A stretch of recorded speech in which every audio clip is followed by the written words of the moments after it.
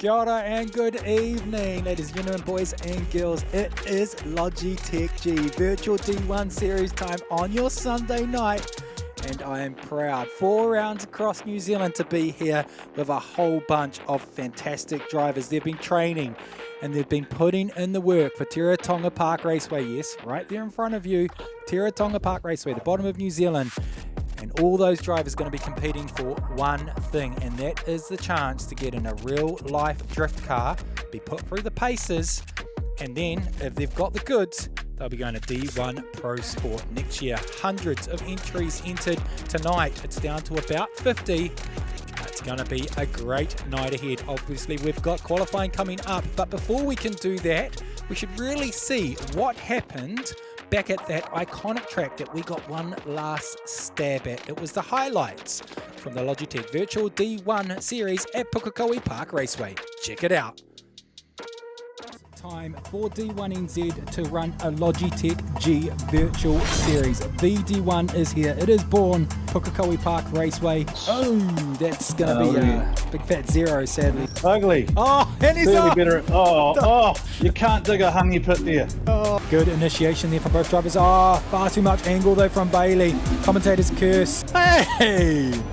Donnie's got some hacks in this game, eh? Donnie's got all the secret mods, Whoa. so I think I would.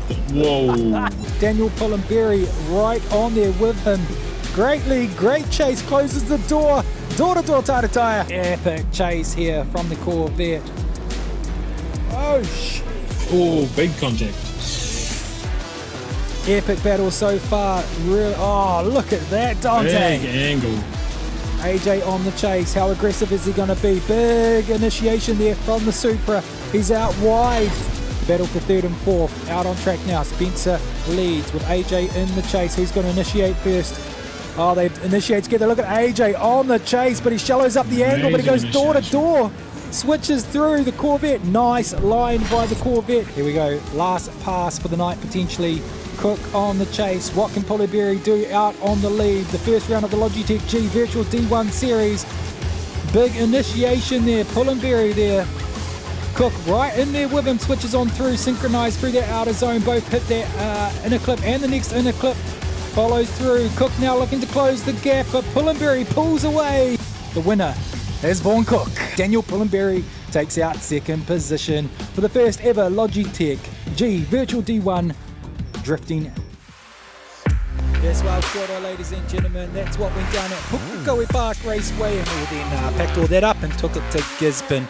A bit of a low-res quality rerun there, but it's all about high-res here. And look at that, drivers waiting, the first 5 good to go, but they're just going to have to wait a bit longer because we've got some housekeeping to get through and our guest commentators to introduce. That was right though, the man, Vaughan Cook, 106 championship points coming out of Pukekohe Park Raceway. But tonight we're at Teretonga. We rebuilt the track thanks to the guys at Bodie Motorsport. Donnie, we have a splendid track. You're seeing it right now. So what are the drivers going to be looking for? What are the judges going to be looking for? Well, my man, Kenny Rudell, Kenneth the Menif, up in Whangarei, made the track rundown. He's actually going to be competing tonight, so I don't get him in commentary. But right now, let's have a look at the track rundown. Welcome to round 2 of the 2026 D1NZ Logitech G VD1 Virtual Drift Series, where we head to Teretonga Park to tackle the standard direction layout, the same layout and criteria used for the opening round of the recent D1NZ season. How will it translate into the virtual realm? Teretonga Park in Invercargill is home to the Southland Sports Car Club, who operate on this FIA Grade 3 circuit, just over 2.6 kilometres long, with our VD1 round 2 drift section starting from the end of turn 1 through to turn 5. Initiation will be into turn 1 for the first outside zone lead car in the left lane, and it'll be a Scandi flick, an on-power initiation that scores well on entry here, and this is a very fast flowing circuit for round 2 this weekend. 5 outside scoring zones to look out for, with a wide line goal set out by the judges for this event. On board now for a virtual lap thanks to Logitech G, a standing start out of the Monster Energy start gate, plucking through to the higher gears with plenty of acceleration into the first outside zone. A lot of the teams drivers will be running 3rd or 4th gear on entry. Some drivers will be plucking gears mid-drift through to 5th or 6th, depending on the diff ratio they choose to run. This is a fast-flowing, narrow circuit that needs plenty of power and the correct line to make it work well in the tandem eliminations. Keep an eye on outside zone 5 on the right-hand side of the track. This will be a decel zone with a difficult return to throttle, a very tricky part of the course during the tandem battles. Now, judging officials this weekend will see Drift South competitor and D1NZ Pro Sport driver Tiger White in the judge's seat alongside former D1NZ race controller Joe Mulder, who knows a thing or two about drifting, serving as a judge for many years with the MSC Challenge, and grassroots driver Leighton Fivey also joins us, keeping an eye on competition this weekend. Our penalties for this event have all the usual suspects. Wheels off track, always one to watch out for. Straight lining the car will be a crucial one here on the fast, narrow layout, especially during the transitions. Excessive left foot braking will be another big one. You can use the left foot to settle the car with little dabs, but using too much of it and slowing the car up will hand you a much bigger penalty over the guys who can stick it to the section at full throttle.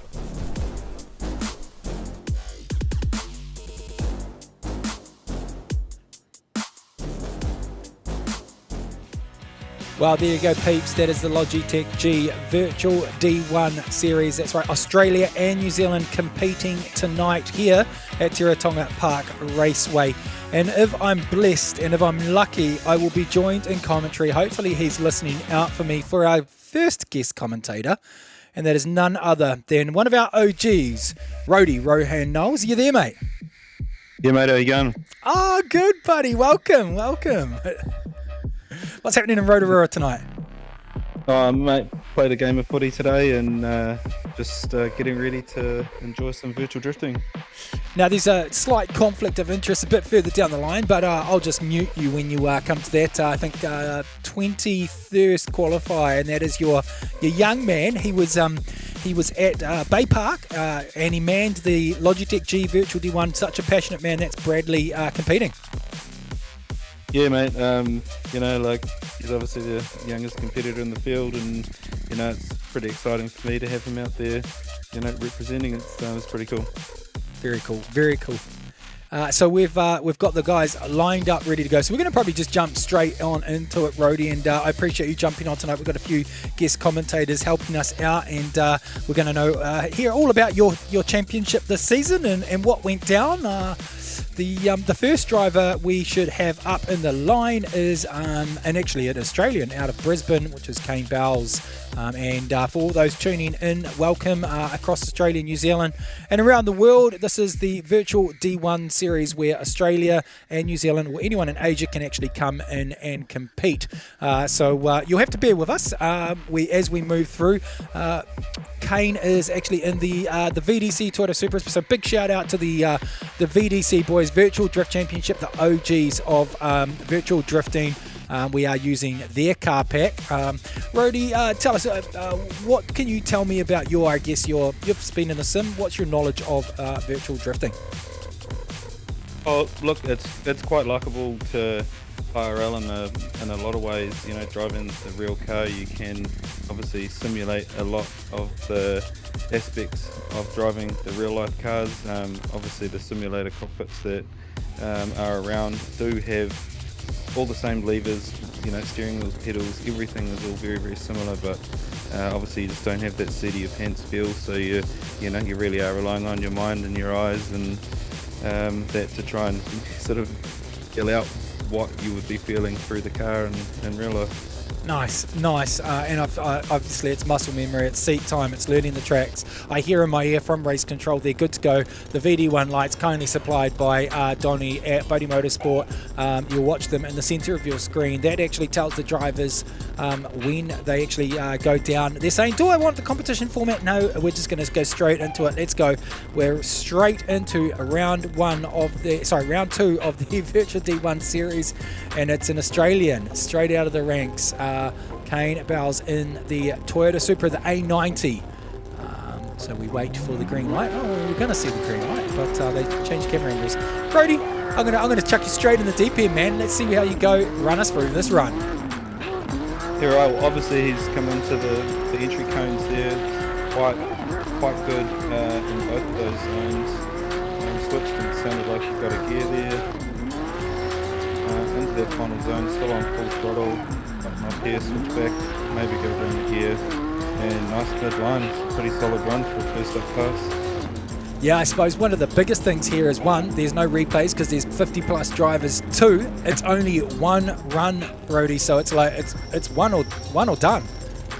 So yeah, 100%. You got to throw it down and make it count.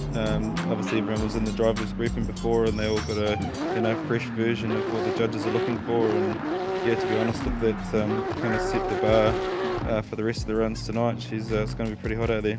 Right, so we wait for the judges to punch in their scores. Big thanks to Tiger White jumping in for line from Christchurch, Joe Mulder, DK Fabrication, and our race control extraordinaire now pit reporter, and Leighton Fife. Oh, we're straight into the next run. The judges haven't even scored it, and he chucks it in. Big angle there, Rody, into the first initiation. Yeah, well, that was epic. Missing that out. Just missed that zone there, yeah. And that when you get the line wrong here, it does throw you off. Next zone, right the way to the end. So you have to nail that entry and that touch and go there in order to flick to the next outer to make it all smooth.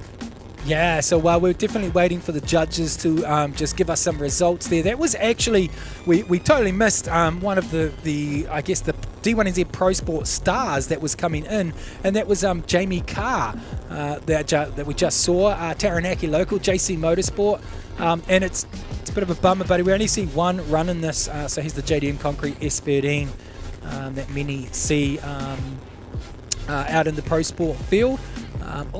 So Leighton punches his score, 91 for angle, 75 for style, but I'd say Tiger's probably going to crucify him on that line because you saw him missing those zones, Rody.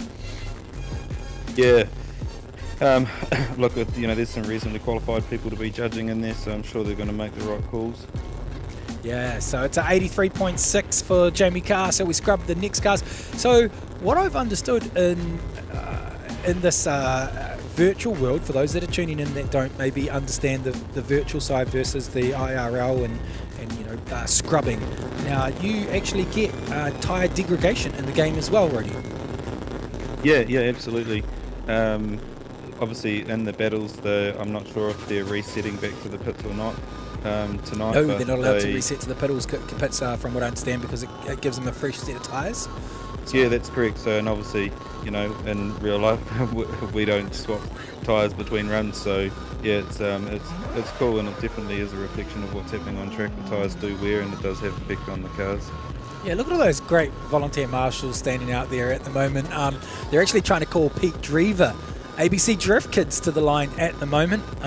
So, Pete Drever, Taranaki. You've obviously been around the traps. You know the ABC Drift crew, Brody. yeah, I do. Sorry, I've just got a couple of conflicting sound things in the background there, so just have to wait for one to stop before I can answer. But definitely no Pete. He's actually a master on four wheels on the Tarsdale, and to be honest, he's no different on the simulator. He's very smooth. We don't call him Peter Perfect for nothing. Peter Perfect, yeah. So we wait for the start line. We're going to stay with this shot over the Logitech G virtual D1 bonnet there. There you go. The driver sees it. How cool is that we've actually got the start line in the lights? Pete Drever from the Taranaki, big switch in there. Is he going to be on the line? He's just off the line. The judges want to see comes through the GT radio section. Rear wheel's not quite there. It's a mid-line here to coming out to this outside clipping point. Hits it.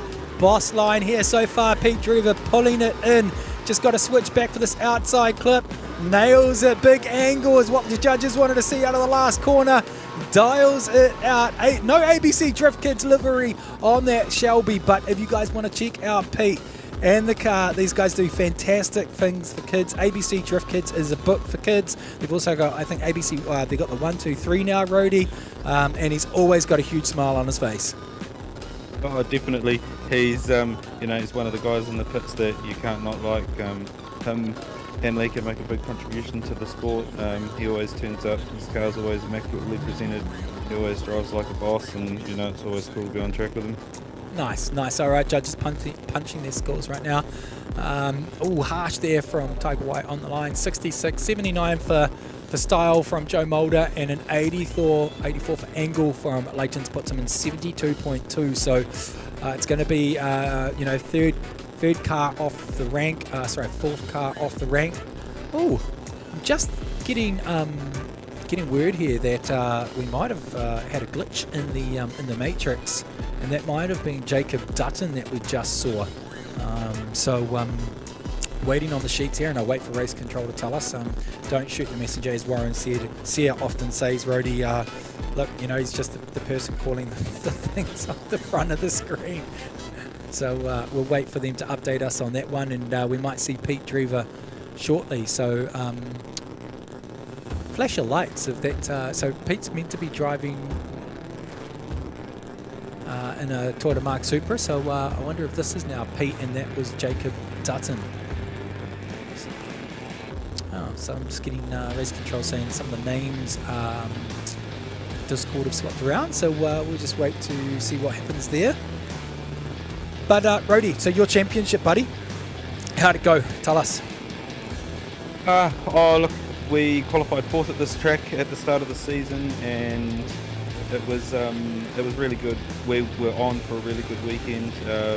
We had just dry sumped our motor, and we had thrown power steering belts, so we did have to pull out in our top 8 battle, which was unfortunate against Ben Jenkins. But obviously with the nature of the 2 rounds over one weekend down there, we had a bye run for our top 16, and unfortunately we had an engine failure, and that was kind of our South Island trip all over in a nutshell. Big way to go, buddy. Big way to go and that motorsport can sometimes be grueling on that front. Yeah, it's brutal like that, but I guess it just makes you hungrier to come back bigger and better. But hey, look, we obviously battled on, and we got to Koei, car and everything sort of felt really good. The boys had battled hard to get the car back together, and yeah, we got knocked out unfortunately by Luke Fink in the 16 there, and that was one that I'll have to try and get back this season coming. What else? Oh yes, obviously went to Gisborne, and we got definitely tested there with a couple of fires and some pretty serious contact with the wall. Bending a whole lot of stuff, but we still managed to produce one of the runs of the season against Dave Steedman, unfortunately losing that, and yeah, ended up at the finale, Bay Park.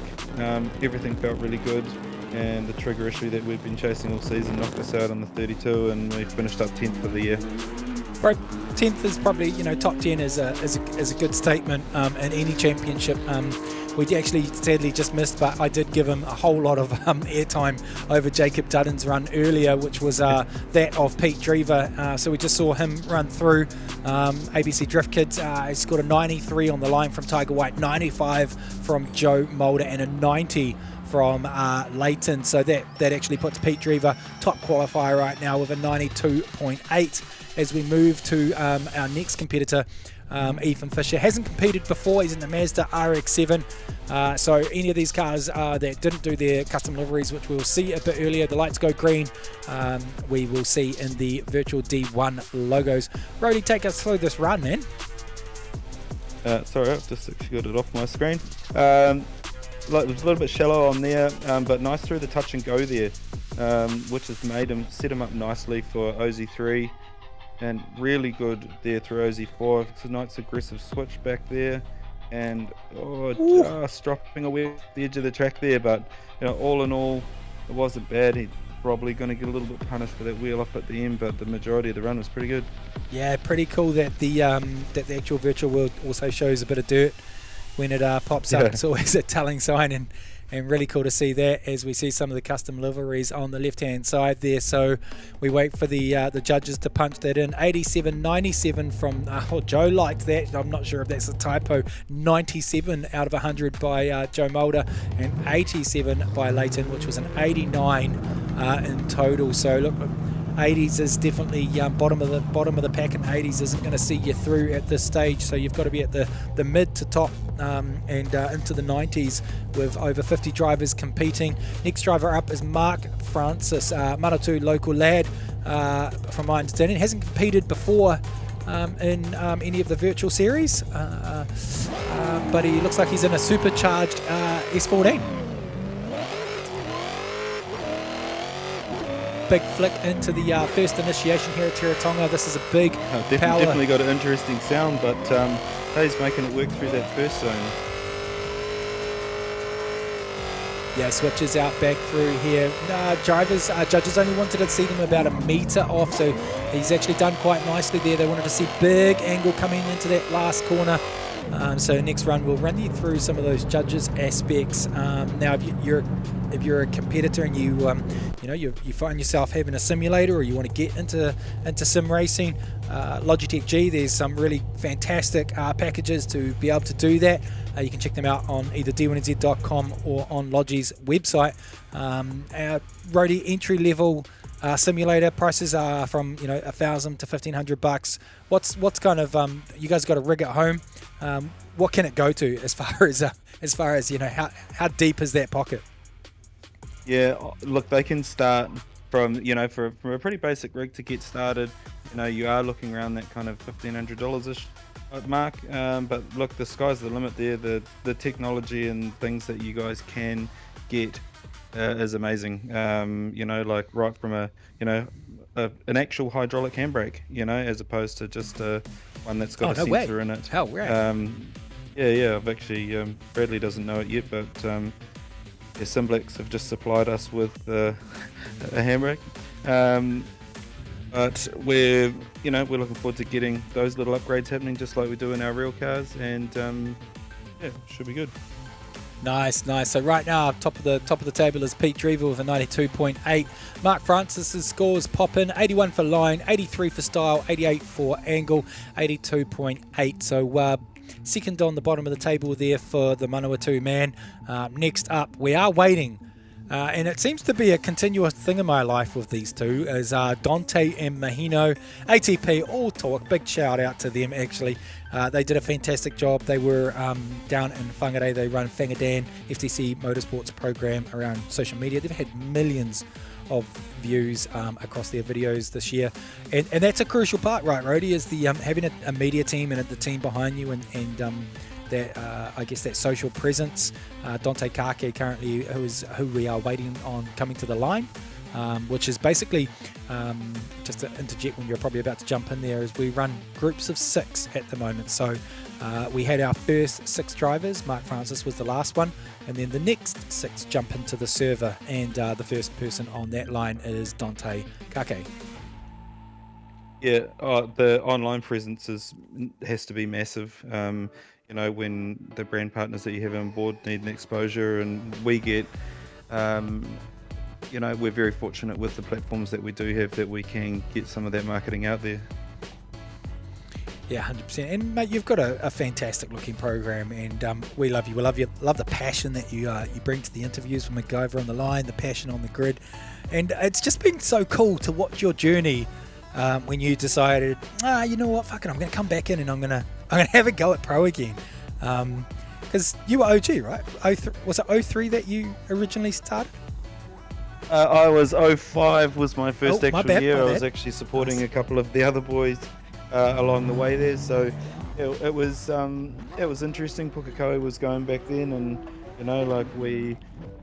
it was a hard place to go and try and learn from a circuit background, trying to convert into drifting, because nothing that you ever learned before you could kind of utilized in the drifting world. But it's been a long time, and I've been in and out of the game driving, but also having the ability to get back into the sport and keep growing from 2020 when we got back in. It's been awesome, and looking forward to what 27 is going to bring.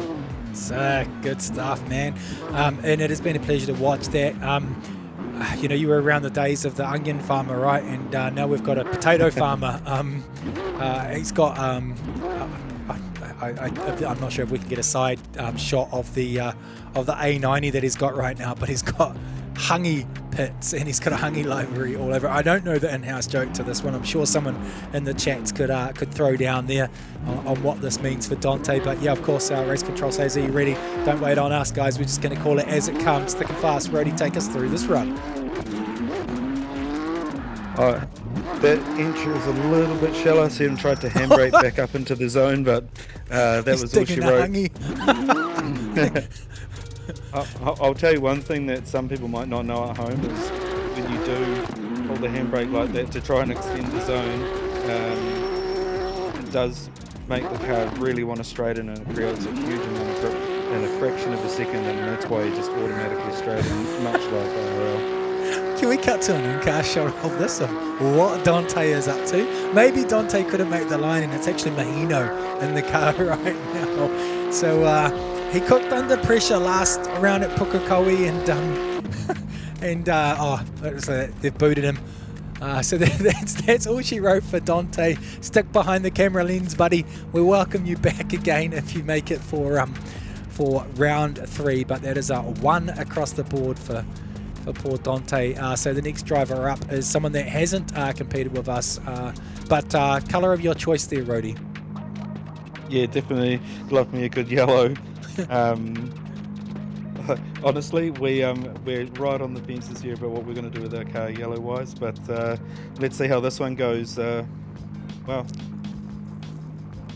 it wasn't actually too bad on the entry there. If we can pick up that touch and go, it's a little bit deep there, and it will affect his line through here. It makes it really tricky to get back online, but he's actually done pretty well there. You can see the wheels going through the box there. A little bit slow in the transition, but a nice midline to finish. Yeah, for a driver that we have very little knowledge of. Oh, hang on, which our sheets have just completely refreshed, and we've totally botched this for this young man. And it is none other than Johnny Latham. Now that makes a whole lot of sense on why that run was so killer the way it was. You know, Johnny, fantastic D1NZ competitor. Sorry, Johnny, if you're watching the live stream there, I should have let Rody know that was you. And it makes a lot of sense that he was in an E82 as well. If you guys don't know, Johnny has that Unicontrol fluoro orange black BMW and the NASCAR powered, and it is absolutely sick. Yeah, that car is something else. It sounds incredible. You know, we're very fortunate to have Connor O'Sullivan come over and drive that car at D1 GP this year. You know, Johnny's a super nice guy, you know, incredible piece of kit. He turns out a really beautiful race car. Yeah, I think we've got to thank Johnny and the team, because for a team to actually say, hey, we're going to, you know, help you guys out with the Drift GP front and bring a driver over, and he actually, you know, sacrificed his own championship almost there to host, was a really noble thing. Our drone operator all over the place here, our camera operators, not really sure what they're doing there, but we'll get back to that. But Connor O'Sullivan coming through, you know, massive American ambassador and driver in the Formula Drift Series. Was watching him in Atlanta in the weekend, and then yeah, you know, just for Johnny to be able to do that, he came back, had a bit of a misdemeanor round at Gisborne, and then flipped it into Bay Park, and had a bit of a solid finish in qualifying at Bay Park for Johnny Latham, and I think he went out, don't quote me, in 32. So technical difficulties for one of the newcomers there, their info not plugged in, so we move on to the next one, which is Brooke Mason in the Toyota Supra as well.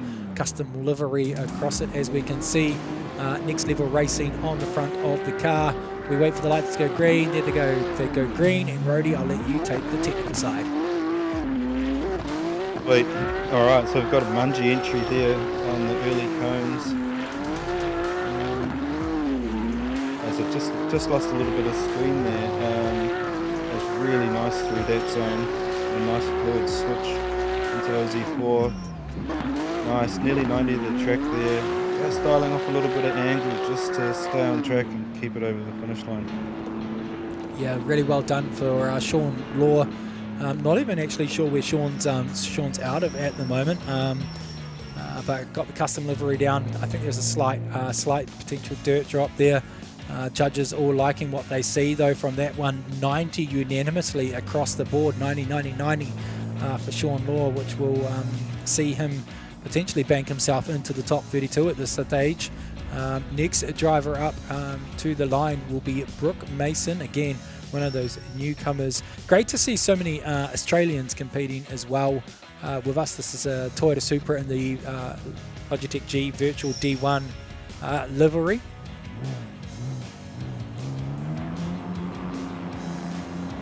Actually sure of the jack in here, actually the engine noise at home of these cars, but everything down to the detail, the track detail, the car detail. It's amazing how much work goes into this from the guys at Bodie Motorsport and everybody that creates these cars. So far, bit of a shallow angle there, way off the line. The judges want to see their big angle there. That's going to hurt him. He's going to scrub off way too much speed, and that will be all she wrote, unfortunately, for Brooke Mason coming into this. Yeah, it's a bit unfortunate there, eh? First round of the Logitech. Sorry, just a little bit of technical difficulties at my end too. Nah, you're all good. You're all good. The next driver up, Gandhi May out of Australia, has competed in VDC before and VD1. This guy should be a Goku Nissan S40 coming up next. So for the boy roadie, has he been on the sim? Has he been chucking in the hours as far as Teretonga? Definitely. There's hours and hours, and all the boys in the field all dig it in. Like obviously I get in and get on the sim as well, and you know a lot of the same people are always in the chats, always on the tracks, putting in the hours, just like we have to do practicing in real life. And you know it's a reflection of when we get to the pointy end of the field today, you see some quality driving coming. Yeah, so just obviously on the earlier run, we're sort of looking at the qualifying at the moment. We missed his run. He wasn't actually in the service, so then we had a bit of a chop and change. But Pete Drever comes out. He's kind of like Case, you know, comes out often and just has some, you know, they sit there for maybe 6 months not competing or a year, and then they come out and they just have barn burners of events. So Pete Drever sitting at pole position right now with a 92.8. Yeah. All right, so we wait for a bit quick shout out as well to Warren Sear, who's tuning in. Didn't want to commentate this one. He says he's too old and doesn't understand technology. Probably a fair statement. He's a grumpy dude at the best of times. Hence the name MGN, Mr. Grumpy Ninja. Don't worry, it's not a stab. He knows it. But shout out to Billy as well. His birthday today. He's running our server and our grid. Along with our judges, shout out to Joe Mulder, Leighton Fife, and Tiger White, and all the D1 teams sitting in behind the actual scenes, having a go at running our first ever virtual D1 series. All right, so guys, switches on in. He's on the outside line. Bit of a check up there, but he's on the line the judges want to see at the moment. Bit shallow here, pushes out wide. Gets it done. Will he be able to get out to 04? He does. The judges only want to see them about a metre off the track edge there. Big angle in that section, which he does. Nice aggressive switch. Not sure if there's any braking coming up through there. All done on the drone. And then brakes on in there.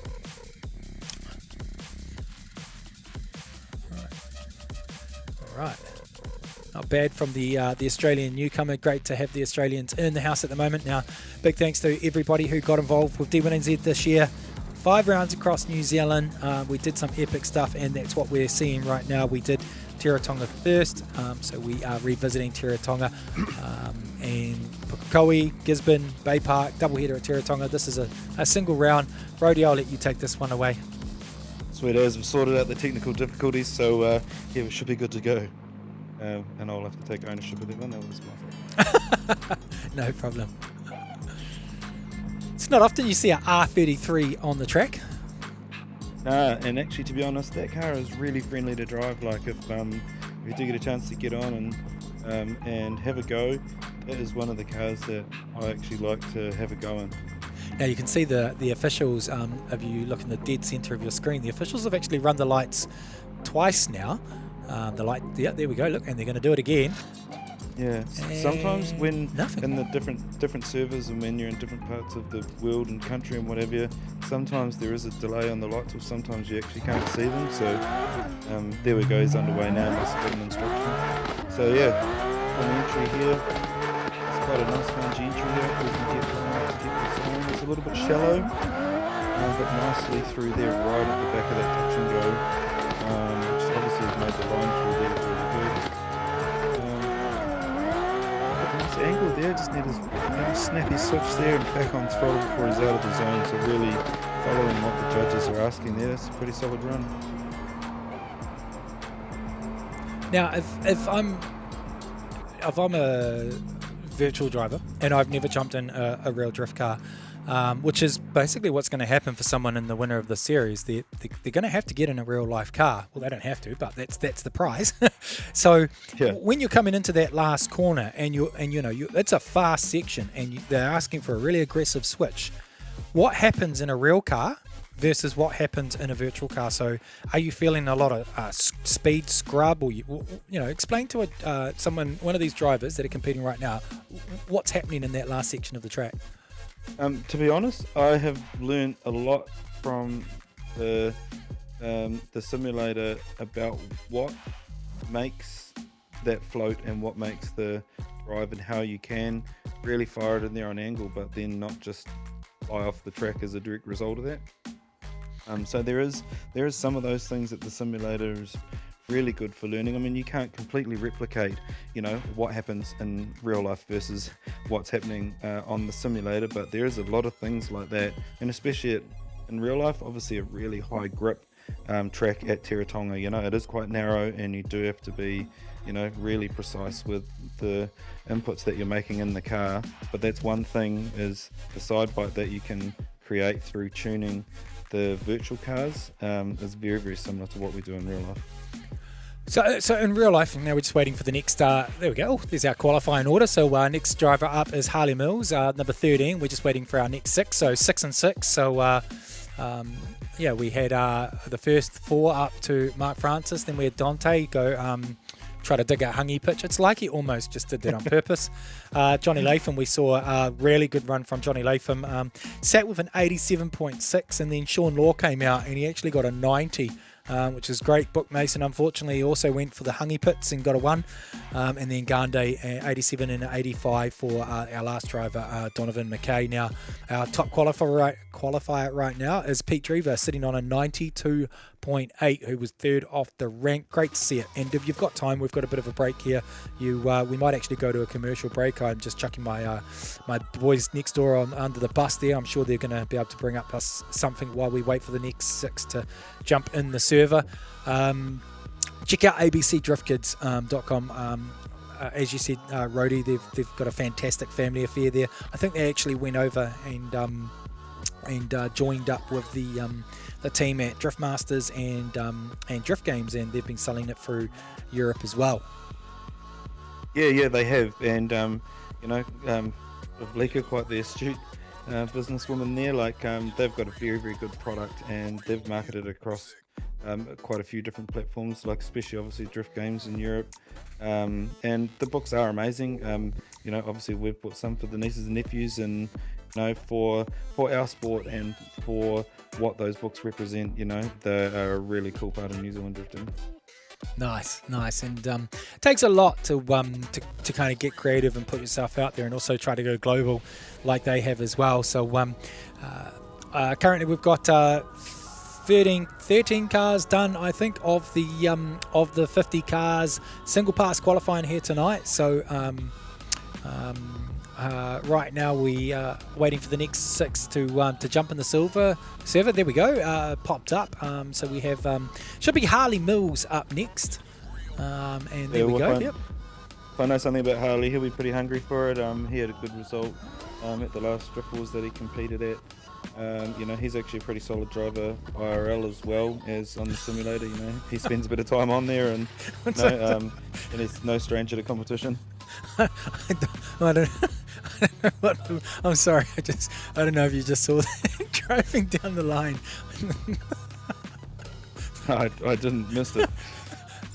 Like all right, here we go. Can't take that seriously when the start lights are a car as well. Zoom down the lane. Here we go. I'll let you take this one away, Rody, since I'm in the giggles. Say no more. All right. I can see it's accelerated away from the car there.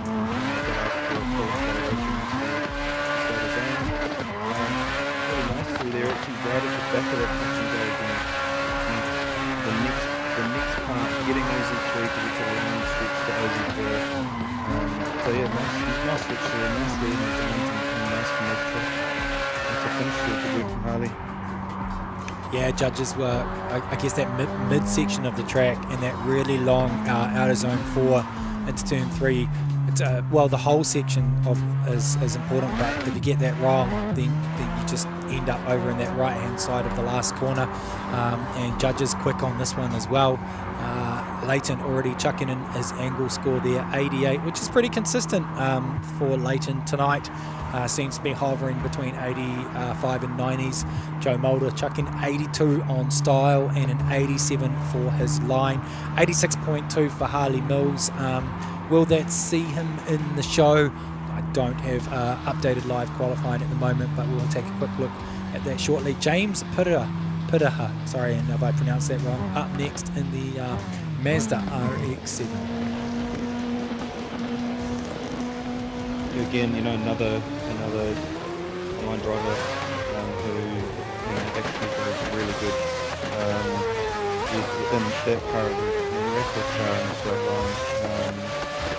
He was in that last week, and obviously just showing his wares here on this run nicely in that outer zone. A little bit shallow there. It was a bit unfortunate, but he'll snap it in there and fire it over the finish line. And hopefully that will be enough to get him in the show, but I'm not sure, to leave that one up to the judges. Yeah, man, great to see some of the guys that are out there doing grassroots days and entering some of their new competitions, jumping in for the Logitech Virtual D1 side of things as well. Great to see so much drifting, just both in New Zealand and around the world. Grassroots is strong with drifting. Every weekend there's now something going on at different tracks. Earlier I was obviously watching Drift Masters, which is the top echelon of the sport, but all over New Zealand we see track days happening, so it's a testament to the sport. Right now we've got Michael Roach sitting on the line in what looks like a Bodie Motorsport livery, Mazda RX-8 there, Rody. Yeah, the RX chassis are super grippy, so there's just a little wheel drop there. But the entry was pretty good, it's only going to be a small deduction. He's on angle, he's filling the box as well, a little shallow there. There were big flicker here from him. And again, a nice mid-track, you can see him following the previous set of lines there over the finish. Yeah, it's interesting to look at the RX-7 previously and how gripped up and it looked just way faster than the RX-8. Is that actually a thing for those at home? The speed and the variations you can have. Obviously tyre pressures isn't a thing, or is it? Oh no, it absolutely is. The guys, even the guys that are helping me out at Team OCD, they spend a lot of time, making small changes. These tracks, they can set, each server can set the heat of the track, they can set the weather, they can set the grip levels, and then you have to make your changes to make your car drive how you want it to accordingly. All right, well, we're just going to play with him and not let him off the line right now. This is none other than Kenny Rudell, the man behind Oversteer TV in the E46 BMW, hails from the far north. He put it in the wall last round. What's he got this round? Big switch there, bit of a cross mungie. Oh, one wheel down on the line, two wheels down on the line. Oh. No hungy pit this time. Does he manage to get it back out on the track? He's just doing a James Dean there, trying to keep it going. This is a bit unfortunate for Kenny. I'd like to have seen him in the competition, but unfortunately that'll throw him in the trailer. Mr. Rudell, I'm interested to know if everybody is actually on a rig, or if some people are not using rigs, and whether they're using hand controllers. You know, I would seem it would be near impossible not to be on a wheel in some sort of hydro handbrake. But you know, chuck us in the chat if you guys are actually out there having a go at you know, virtual drifting and what your setups are. Bummer for Kenny Ruddle. It was really, hey look, I did have the privilege of Bradley being able to operate the Logi station at Bay Park, and you know, like, they have got some great components, and the gear that was there, it was awesome to see everyone getting on there and having a go too.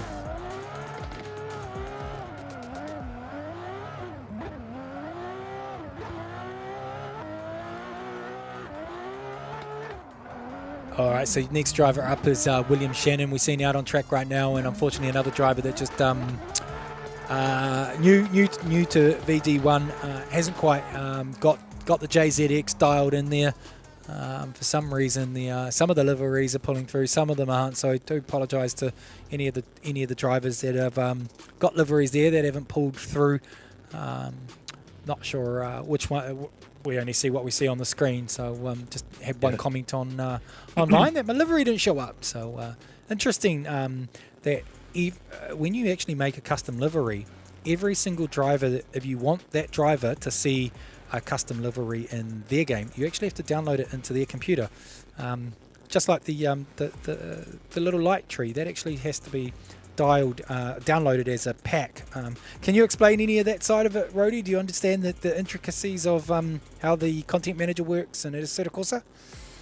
Yeah, most of it. I was just checking, can you hear me? Yeah, man, can hear you loud and clear. Yeah, oh sweet. So yeah, basically, I won't lie, actually Bradley's probably the expert on that. But yeah, essentially you download the car into your computer, and then that will allow you to put it into the tracks that you want to go and practice on, and the servers that you want to be in. Right, and anything as far as like a livery, you've got to download that as well into the content manager? It depends on where they come from, or if you're building it yourself, but generally the car builder will have the car set with that livery on it, and then you can go to, you know, Tree or Gumroad or whatever it's called, and you download it into your computer, and then you can go and use it.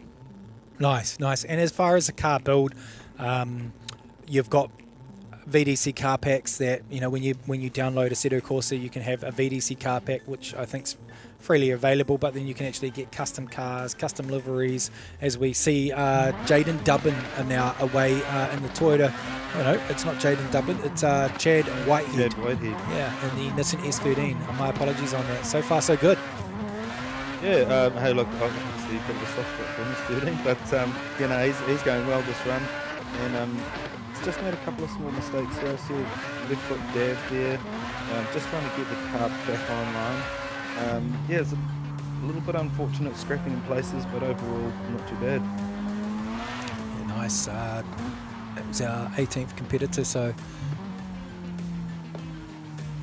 we will. Yeah, it's pretty hectic having you know, a big field of cars. You know, obviously I think there's 18 wild cards in for tonight, and you know, there's some big names in the wild card field, IRL and online, so it's good to see them all in there and having a crack. Nice. Well, while Race Control gets the next lot of drivers up for lines, that was a 78 by Chad Whitehead, a 72 and an 84, so total for 78 on that one. So probably not going to be enough for Chad at this stage to jump on, and the next driver up will be Jaden, followed by Ben van der Linden. However, for now, we're just going to pay the bills, jump into a quick advert break. Yes, we are Race Control, so we will leave you there and be back with you in a couple of minutes.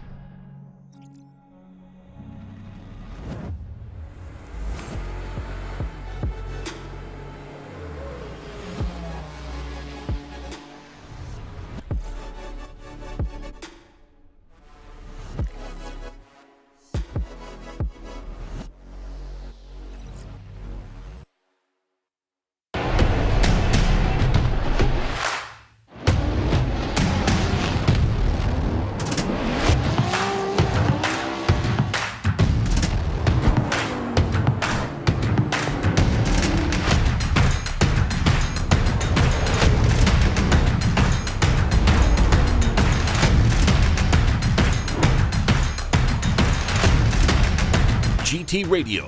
Experience ultra high performance. Link ECU, let's get it! We got the spiciest K Series built. Supercharged Ford Eliminator engine. Oh, good old SR20. So rowdy. Naturally aspirated, 1,000 horsepower, LS-based engine. And then we're going to add nitrous on top of it. Running an S54 controlled by Link ECU. Link direct injection EcoBoost Fox body. I actually put an FA24 in it. B58, E46, Link ECU. No matter what engine you have, it's stock K24 or it's a 1,000 wheel 2J. Link ECU all day.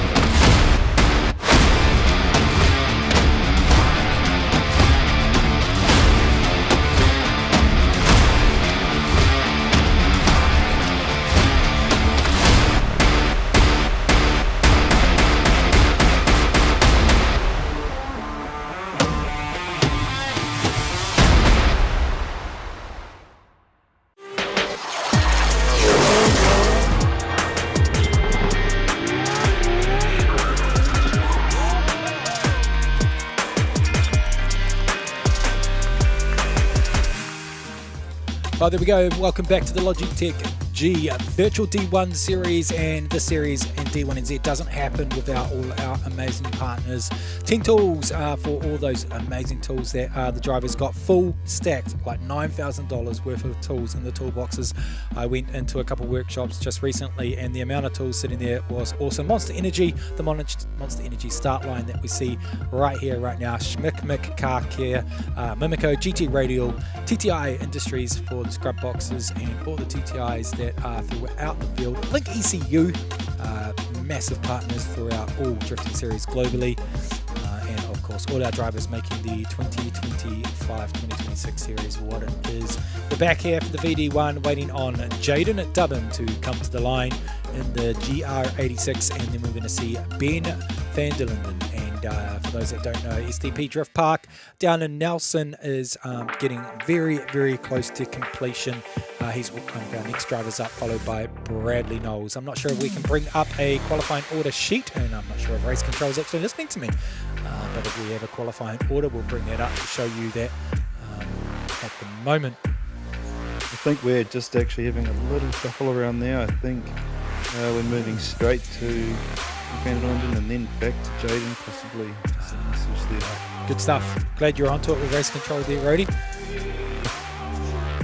So it's good to see Ben jumping on. You know, he actually does a lot for the sport as well, and you know, in the Bodie Motorsport server, you know, he's always in there having fun with the guys and you know, making a contribution. Yeah, SDP Drift Park in Kohatu Park in Nelson. You'll see them doing all the concrete barriers as we speak. If you want to get involved with Ben and his projects, just hit him up either on his personal page or on Kohatu Drift Park's page. Great line there from Ben. He's a regular on the sim racing world. He's right where the judges want to see. Does he get out to that outside box just a bit off here? He's only going to be a metre off the line on this one. That's where the judges want to see. Bit of a left foot brake there. Big, little bit of a dirt drop there. We wanted to see big angle from the judges, but manages to keep it on the track and finishes the run out there, Rody. No technical analysis, but how do you think he went? I think it probably just is a reflection of how important the entry is, really. You know, like he just kind of had it was just a little bit diagonal through that first box instead of a nice arc, and it just upset the rest of the zones for the rest of the run, unfortunately for Ben. Yeah, I don't know if it'll quite be enough to get there. Yeah, as we said, Ben does some he's committed really a lifetime of passion now with what he's built down there in Nelson. So if you're anywhere sort of the Wellington region or the Upper South Island and you want to get involved, hit the guys up on their Drift Park page, SDP Drift Park. Next driver up will be the man, you're a young man. What is he? Is he in the next room at the moment, Dad? Yeah, 100%. I'm actually not in the same room as him. Do you so want to he can't commentate hear this me. one? Oh, yeah, absolutely. Yeah. Can't take it away from Brad. He's put in the effort, and I guess like any of the competitors here today, he's got a chance to show his wares, and whatever happens, I'll be proud as, and yeah, send it, boy. Nicely done. So this is Bradley Knowles out of Rotorua in the Nissan S15. Dad commentating with us at the moment. He was on the Logitech G stand at Bay Park, and he's super passionate. Such a good kid you've raised, dude. Just really in there. So switch us out. I'll let you take this one away, Rody. Yeah, good as he's actually spent a lot of time on the simulator of late, and just missing that zone there. He will be firing. I was going to say under his helmet, but he seems to have tidied up the rest of the run here. A little bit shallow, needs a big flick in here and be back on throttle. Not bad. Mate, there's 50 guys fighting for this spot. We'll have to see what the judges say about that one. Yeah, good. I guess a consistent run, kept it on the track there and kept the angle where the judges want to see. OZ, probably OZ3 and OZ4, maybe just a weenie bit off on those ones, which the judges may crucify him on, sadly, but nonetheless, really cool to see your boy and the passion. You know, I owe him a debt of gratitude, because man, he would have had probably 500 to 1,000 people through those simulators at Bay Park. Yeah, no, he did a great job. I think now we're swapping to Ethan while they're still waiting on Jaden's car to be available, I think. Yeah, I don't know if that would have to check back on the rules. Much like normal D1NZ, there's rules and regulations. Big Mungie there, big aggressive flick as they come through here for Ethan. He's on the inner line. Is he going to get out to that box? He does. Switches on through mid-track here. Scrubs off the angle to make the box. Stacks the angle back out here for OZ3. Is he going to get the big aggressive switch coming into OZ5? Not as aggressive in 90 as we want, but he finishes the run out with angle. Doesn't drop wheels either. Punches the scores. We see the scores for Bradley come through. 72 for Bradley on line. 85 from Joe on style, and 83 for Leighton on angle. So 76 for Brad. And we now wait for the judges to go through for Ethan. Ethan's score. So we have them punched now. 76 for his line for Tiger, 88 for Joe on style, and 86 for angle from Leighton. So 80.4 for Ethan Hayek. As we see the boys scrub. So I'm not sure if it's enough for the young lad just yet there, Rody, but hey, tricky piece of real estate everyone's on this afternoon. Obviously having done it and knowing what it's like IRL as well as what it's like on the simulator. It's not easy. We did just see in that last run the first true little bit of understeer coming off that touch and go after the entry there. It's a real tricky place to navigate. So let's see what this run's like. Yeah, nice big acceleration there right from the start, but he manages to unfortunately scrub off a bit of speed as he switches on through there from Aaron. He's going to want to push out wide here, and he's now going to put the loud pedal down.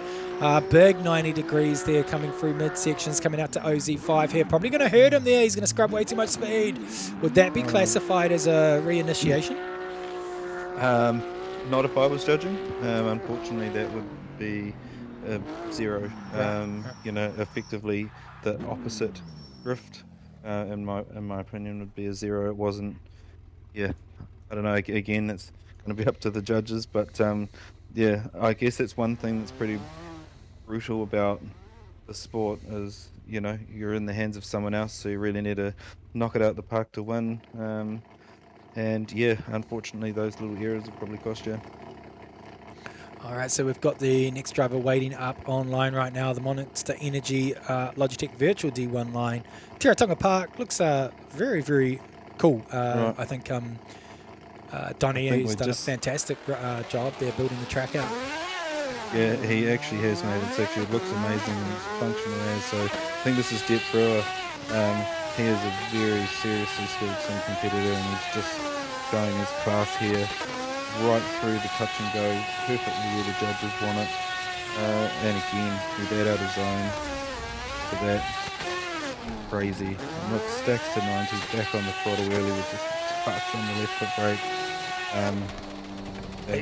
that's pretty awesome. Yeah, that was an exceptional run from Jet Brewer there. I'm sure the judge is going to score him high. But was it a bit of a wheel drop on OZ4 coming out there? It was a very regular occurrence for D1NZ when we were there in real life.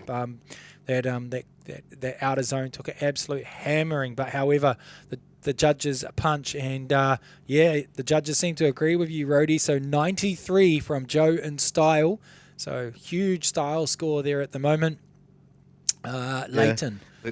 Sorry, go ahead. No, just the consistency and the kind of lack of wheel work, so to speak. You know, once he was set to angle, it was super consistent. Not a lot of corrections. You know, Jet's a young guy from Australia. Very, very clued up with what he does on the simulator. I won't lie. He's a teammate of mine, and you know, has taught me a lot of stuff. Is that part of Team OCD? Is it? Yeah, that's right. Nice, nice. So scores punched, and it's a 93 from Joe Style. Tiger White loves what he saw. It's a 90 on the line. Is that the highest? So equal with Sean Law on the highest. Oh no, Pete Drever still sits higher. So 90.2 for Jet Brewer. So that sits him provisionally second position behind Pete Drever. So yeah, perfect. You know, it's the first real threat that he's had tonight. He obviously looked really good in his run, and yeah, it's probably going to be tricky to beat. So it looks like the boys are just getting the next 6 into the server. So I wonder if we have a little Logitech memo while we wait for the next 6 drivers to come in, and there it's a stacked next 6. So while we wait for the next 6 to go in, we'll just pay some bills. Let's go. And hello.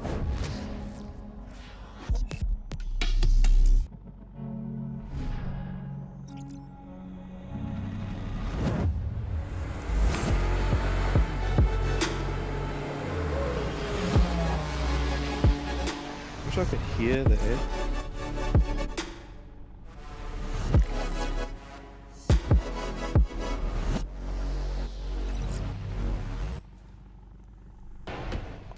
all right, so if you guys want to get into virtual drifting like all these lads do, it's the way to go. Logitech G.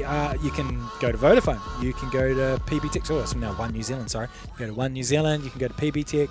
Stockers throughout New Zealand. Great way to get in. And there's our next competitor. It is our start line.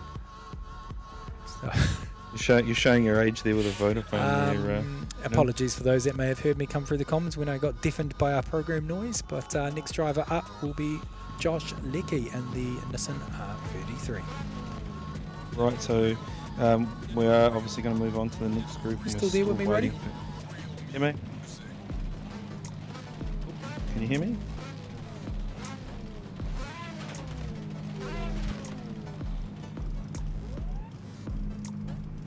You there, mate? All right. So, Rhodey, if you were to go to and drift any part of New Zealand, whether it was one of our racetracks or somewhere else, where would it be, buddy? If you could drift anywhere, just anywhere in New Zealand, and you could do an event or maybe a video, what would be your pick? To be honest, certainly for this season just gone by, my favourite was Gisborne. You know, we had a great time down there. The people of Gisborne were, you know, they received us really well being there, and I really enjoyed what D1NZ and the Black Beast put on there. It was a cool track, cool layout. You know, it was tricky and challenging at times, but yeah, once we sort of got through practice and got our car fixed, after the contact with the concrete, yeah, really made for some good battles and, you know, a good spectacle for the crowd. Sick. All right, we've got our next driver on the line, Josh Leckie. I'll let you take this one away. It's a custom livery, obviously, into it. It's a STP drift park. Yeah, and on an R33, you know, like classic old school drift chassis. That was great through the entry. Again, right out there. There's a little bit of a moment there between before OZ3, but looking really good. Could have been a bit deeper in 4. Just missed that on the switchback there. Just looking at our YouTube chat. And shout out to Cody from Choice Files as well. Cody Lineham, Chandler Pano and Paint, and Dan and the family. The judges punch the scores. 82 already in there from Tiger White. Tiger getting the intro to the drivers and drivers briefing a bit earlier. He's actually really enjoyed coming straight back into drifting. He was back in the day of Mystery Creek and those events, and he's just loving the team vibe. Yeah, hey, look, obviously, you know, for myself coming back and seeing some of the other drivers, you know, from a little further back in D1 history coming back and having an impact on the field like he did this year, obviously, you know, with some fantastic qualifying performances, and you know, he's a welcome addition back to the field, and you know, great guy for the sport. So the boys just waiting online for race control to let them go. So Josh Leckie got a 82 from Tiger White, a 71 from Joe Mulder, and a 83, being an 80 in the R33. So wait for the next car on the line. So. All right. Oh, I've just been told I'm not allowed to read the scores out. That's weird. I'm pretty sure everybody in the chat wants us to read the scores out.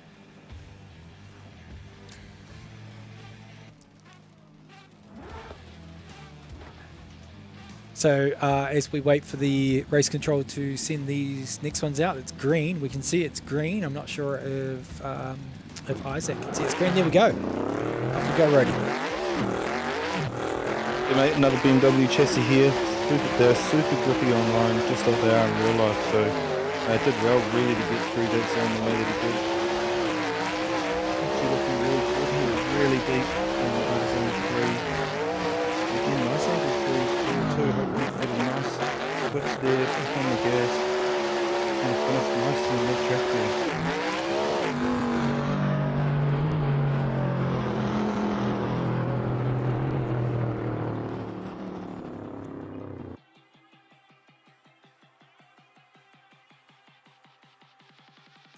It was almost like it was Isaac Ulrich out on track just then. Sorry, Rody, I couldn't quite hear you.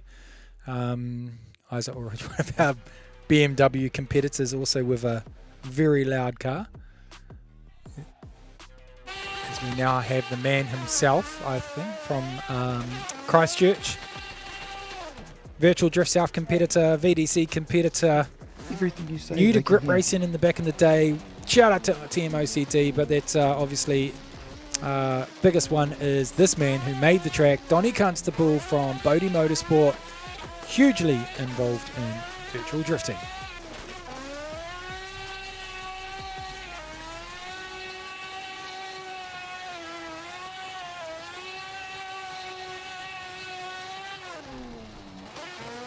Oh, that was. Can you hear me, Brendan?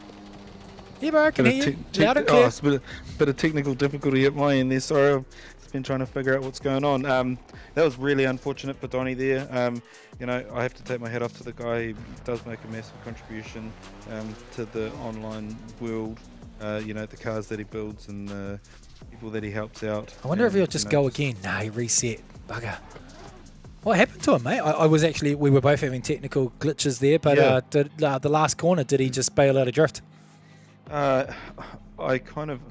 only popped into it halfway through it as well, but I think it was a mistake in OZ3, and it just ended up with the straighten. I can't be too sure either, to be fair. Really bummer for Donnie. Hopefully it was it's not driver error, because we've seen this dude drive and he's an exceptional driver out on the course. So we move on to Angelo now from in the JZX 100. Oh, not on the line. The judges want to see. Pushes out to the outer box though. He's got to bring it in. He's got to make it all up on this last section of the track here. OZ4 really nicely done. Now he's got to switch, stack on that angle, stacks it on. Oh, a bit of a slight bobble there, but it was okay. He's just got to finish this run out here, out to the edge of the track. Doesn't need to do a mungie there. It's not judged. Judges would have preferred rolling burnout, but I think it was the first half of that run that unfortunately would have hurt him. Yeah, but you can see when you come off OZ4, if you hold it for too long, don't get that snappy transition done quickly enough, it does end up, you know, causing you to be either unstable or not being able to be back on throttle in the right place, and it does tend to upset the line and change the, you know, the actual ideal line coming out of there. Now we got old Hawkeys from Australia up on the line right now. He's in the Nissan S14. He's a bit of a regular around the old internet and the esports side, competing in Australia, Swarm, VD1Z, lots of different ones. Expect big things here. He's on the line. The judges want to see. Hits that box, nicely done. Switches on through. Great shot here from the drone.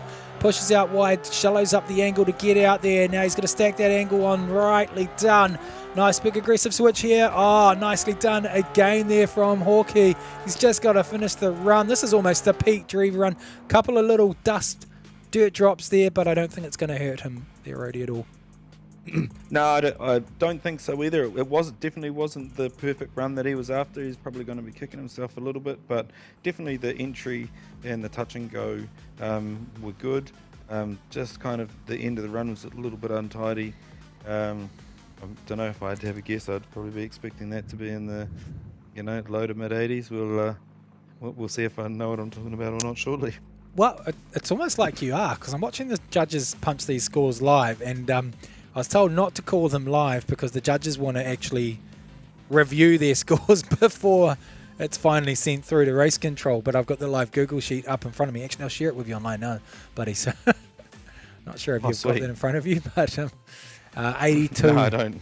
At this preliminary, let's say preliminary, 82 from Tiger White at the moment, 88 for style from Joe Mulder, and 87 from Leighton in regards to angle. So that'll be a 84.2. So yeah, definitely not what he was after. It wasn't in the 90s. Not a bad guess. No, I think we're going to get. I think we're going to get Jaden Dubbin. Will be up amongst the next group of 6 as well. So I've obviously managed to get his car sorted, which is great. Who have we got up next, Brendan? Next up should be Jaden in the Toyota GR86, but if we see a BMW E92, then it would be Cameron Bonham, and again, excuse the pronunciation of the names. G'day, Waka Productions. Saw you out there at Proving Grounds the other week taking some photos. Good to see. Bodie said got lagged out, and can I do a rerun?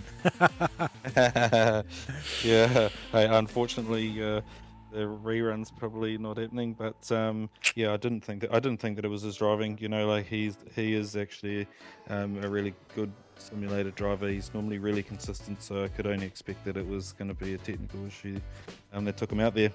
Yeah, blame the old Starlink, eh? That's it. The old uplink there, but in all due respect, Donny, awesome effort with this track and everything you've done to get the VD1 Series up and running. We're just what are they, commentators tonight, so we can't call the old reruns there, buddy. Well, definitely not. But I can't say I haven't been there. You know, we all expect things from ourselves. As competitors, and you know, when you have technical issues, no different from when we're at Bay Park and had a trigger issue and the car shut down in the 32, and that's all she wrote. You know, it's frustrating, but you know, you just got to reset, keep focused, and get to the next one. 100%, mate. 100%. VD1Z has also got their series pumping. Loving what the boys are doing over there as well. It's a privilege to be able to actually even do a virtual series for you guys.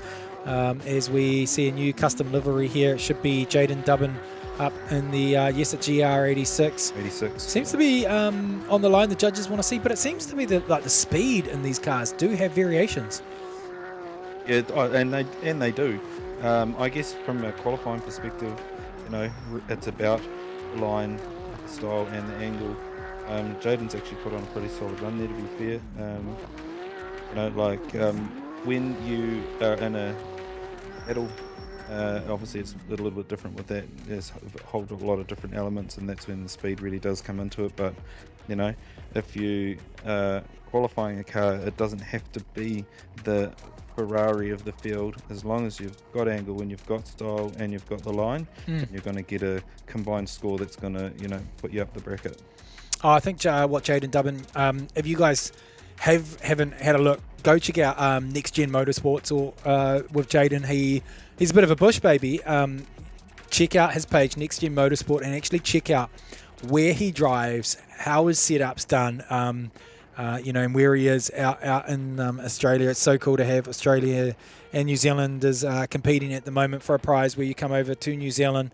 But you'll absolutely love Jaden's just passion for motorsport and what he's got going on, and we really appreciate you, Jaden, jumping on in. So scores across the board for Jaden at the moment, 85, 85 and 86, which we'll see 85.2.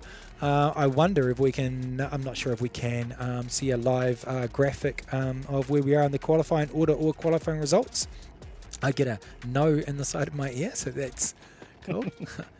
It's always worth asking, right? So, yeah, absolutely. I see they've just had a bit of a shake-up in the list there, so potentially our next driver is going to be Assetto. Now, we had a pop-up comp the other night, and he won that. So definitely. Is that Keanu from Brisbane? Yeah. Yeah, nice. Yeah, cool. So yeah, he definitely knows what he's doing, and let's have a look at this one.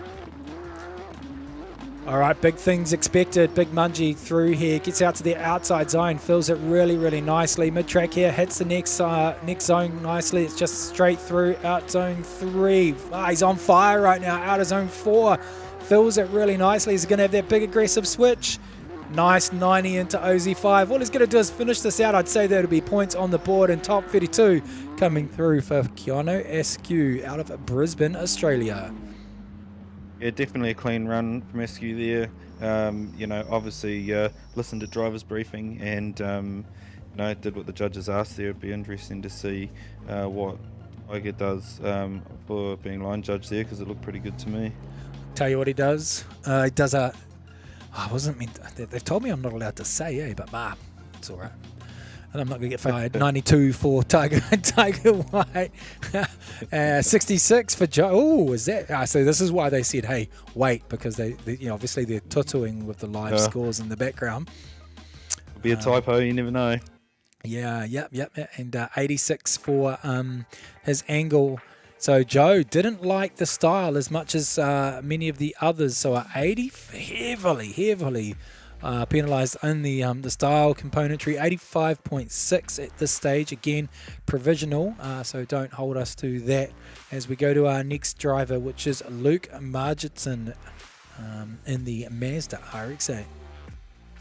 Yeah, this has got obviously custom livery on this car. To be honest, they look amazing. Like an RX-8 isn't my personal cup of tea, but the effort that goes in and how, the OCD cars are presented amazing. And obviously with the team livery, all the cars are on the same. They look great. But an RX-8, I've battled him in this car. It's incredibly fast, incredibly gripped up. I just see him miss that zone there, which is a bit unfortunate. It's going to end up being a 0 there for Luke. But again, a guy that spends a lot of time practicing and being better, and that certainly wasn't his best work there. Yeah, no, went onion farming for that one. We can introduce him to the Chapmans. Yeah. or actually, let's replace the onion farmer with the potato farmer, and we'll get him to go hang out with Dante. The Mount Maunganui local, good to see Luke getting into it, and he's just stoked to be involved. Next driver up is none other than the rowdy menace from Pukekohe or Tuakau. It's Bailey Hanada.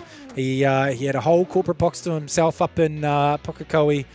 He's crewed for the likes of Blake Miles, and there's something in the water, as we say, in Tuakau and Waiuku and Pukekohe. Let's see what Bailey's got. Yeah, they definitely produce some really good drifters up there in Waiuku, that's for sure. Having a look at this run so far, he's actually doing really well. Hoping he gets the angle through here. just jumped out of that box a little bit early, but it's not going to, end the run. He was back on gas before he got out of the zone, which is what the judges were asking. So it was pretty solid. I'd say he'll get into the 32. Yeah, bro, lots of loud pedal there from Bailey. Definitely was in the I guess the zones the judges wanted to see, or the line, sorry, but was at the right angle at the right time. So Tiger White punching his scores really fast tonight. Great to have Tiger involved in judging Virtual D1. Definitely cool to see him come through and starting to feel comfortable again in the seat. Bay Park was cool to watch. Yeah, definitely. I mean, I take my hats off to that whole VIP team as being part of D1NZ. They make a great contribution. 3 cars out of the South Island. They're all rods. The boys put in a lot of time and effort supporting the series, and it's great to see the South Island competitors up there throwing it on the door. 100% Sheldon, Johnny, the VIP boys, Sam and Dan. I think Sam and Dan, there's big things to come from those boys. They're not scared to win it or bin it, and they've found the limits, and now they're really starting to come into their own. Like yourself, I think next year we're going to see some placements from those boys. There we go. He's yeah, I'm not quite sure what happened there. Yeah, honestly, for every probably 10 laps I do of the entry there, I end up in the same place on the sim. It is really tricky, and it only takes a small mistake, or if you're not aggressive enough on the mungie, and for it to straighten up there, and it's very easy to get fired off in that corner. So hey, look, potentially could have been a technical error, but it also looked to me like it just wasn't fighting there quite hard enough. Yeah, just getting race control that actually jumped the lights and went on his own. So unfortunate for him on that one. That will be a box on scenario. Yeah, roger that. So we've got Justin Lockerbie here in the 180. Yeah, see, that's a little bit more aggressive. He's have to make sure you don't over angle there too. So he did well to get through that box, nicely through the touch and go. That's a good drone shot there. You get to see him going right through that out of zone 3, nicely through 4. Oh, that was really unfortunate, and it's really easy to do, because sometimes when you come off 4 like that, if you do hold it for too long and aren't able to switch it back soon enough, you're actually going really fast there, and it's super hard to try and get the car to hook up to drive forward around the corner. Yeah, real shame for Justin there. It's another that'll be a 1, not a 0, but a 1, pretty much a 0. That corner, it's grabbed a few over the years, both in real life and now. Yeah, actually, I've seen. I think it might have actually been Justin, Adam Davies. There's a couple of guys. Adam Davies had a big one with Dean Young one year. Dean Young, yeah. That was this year. Yeah, it was. It's a crazy place to be firing in there. Like, we are absolutely flat out. Top of 5th gear. Well, it wasn't my car, top gear, and you're seconds from disaster at any given time. But it only takes a very small error there can turn into a big off. Yeah, we had the double header down there, so we switched, and you guys did a fantastic job to adapt. And for a track that I can't even remember. I think it would have been 3-4 years ago now that we visited Teretonga Park Raceway, and you went the normal direction, and then we flipped you, and the next day you went the other way. Adam Whitehead, unfortunately, also having one of those moments through the midsection. It's gut-wrenching to see. We saw that again with Connor Halligan at Bay Park, where we just... Yeah. Some big moments through the championship season for D1NZ, and obviously the fans at home, they love to see checkers and wreckers and people, but at the end of the day it costs, and it's part of what attracts everyone to the sport, but at the same time, man, it hurts. It just rips your guts. It does, and even from a driver's perspective, unfortunately that crash with Adam was actually against me. He was chasing and he'd Oh, done bro, I actually didn't mean pretty actually. I didn't even know, so I didn't mean to bring that up in a bad way. but like it was just unfortunate. I don't actually know if it was a technical thing or if he had a breakage there, or if he just caught out in the smoke. But because it had been raining pretty heavily, the outfield was really slippery, and it probably actually accelerated the car, you know, as it left the tar seal, which was unfortunate. And yeah, obviously there's only tyres there, so tyres and dirt, there's no safer barrier there. Yeah, so Right, I guess we'll just put we're into the next 6 now. Cameron Bonham, the BMW should be out on track. Yes, it is. Again, these liveries as a team OCD, they're ready. I'm not actually. Oh, yes, so they have shifted him to this one. Yeah, so it's another team OCD car, and he's doing actually a really good job.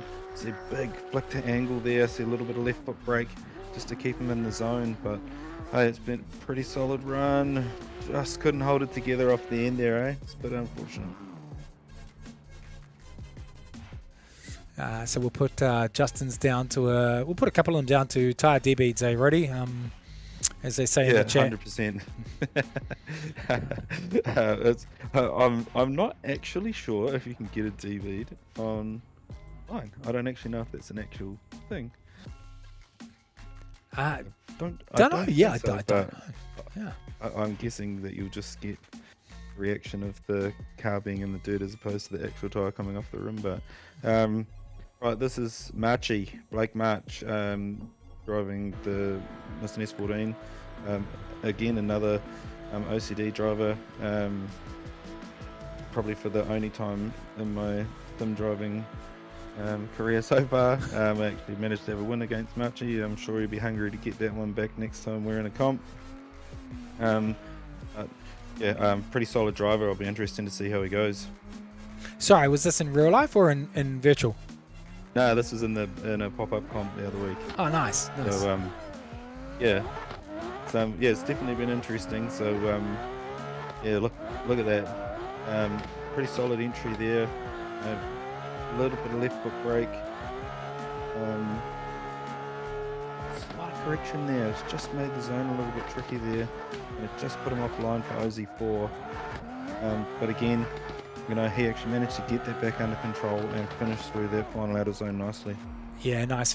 A few dabs on the brake there. One thing that I have seen come through the judges chat is they're actually re-watching on a separate feed a lot of the left foot braking and a lot of the braking in the game, in the comp. So quite a few people have been heavily marked down for that at the moment. So just a good note from the judges in the back end there.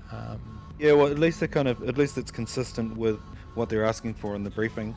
And to be honest, much like real life in that respect, I tend to drive with my foot not hovered over, just resting on the brake pedal, so that if I need it, I can use it, but it does tend to bring the light strip on. So it's one thing personally that I've had to be mindful of this year. When they're saying we don't want to see left foot braking, we don't want to see it affecting the speed. If the light's on, effectively you're in a position where what the judges can see and how they're trying to score you. I've had to learn to have my foot completely off it, and sort of use it when it's necessary rather than just having it resting on it. And in those instances, if you're using it to hold the car there, it does make things a little bit tricky. So really that's the idea of a dab. So the light will come on and off, and it will help you set the position rather than kind of doing a rolling burnout.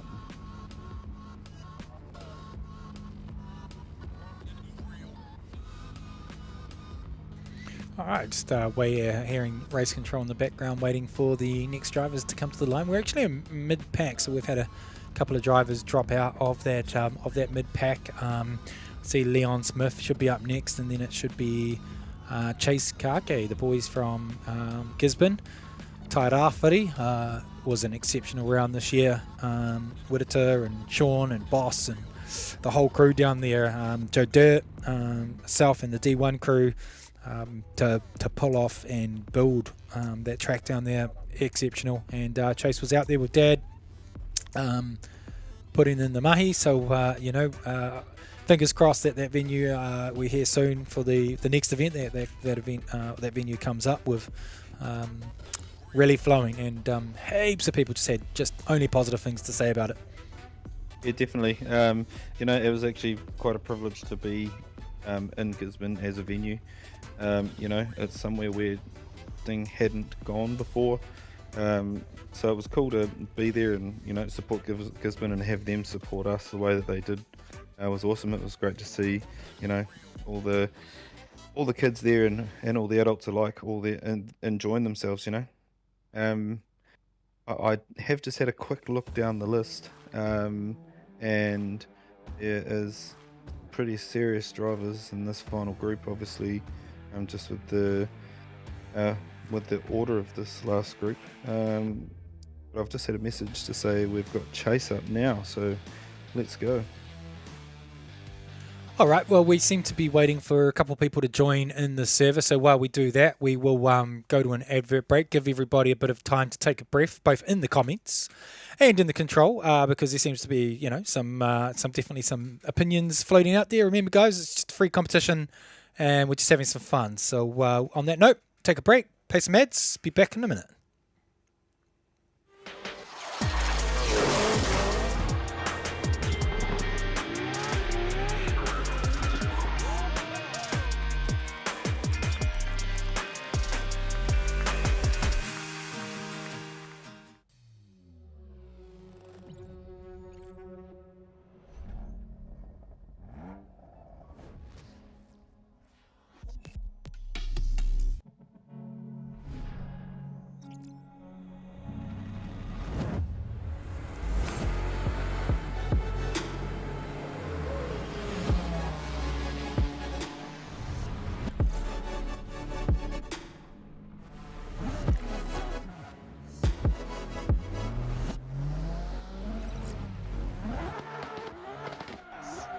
Finally tonight, drifting doesn't often make the sports news, but the latest national title fight is worthy of a bit of attention.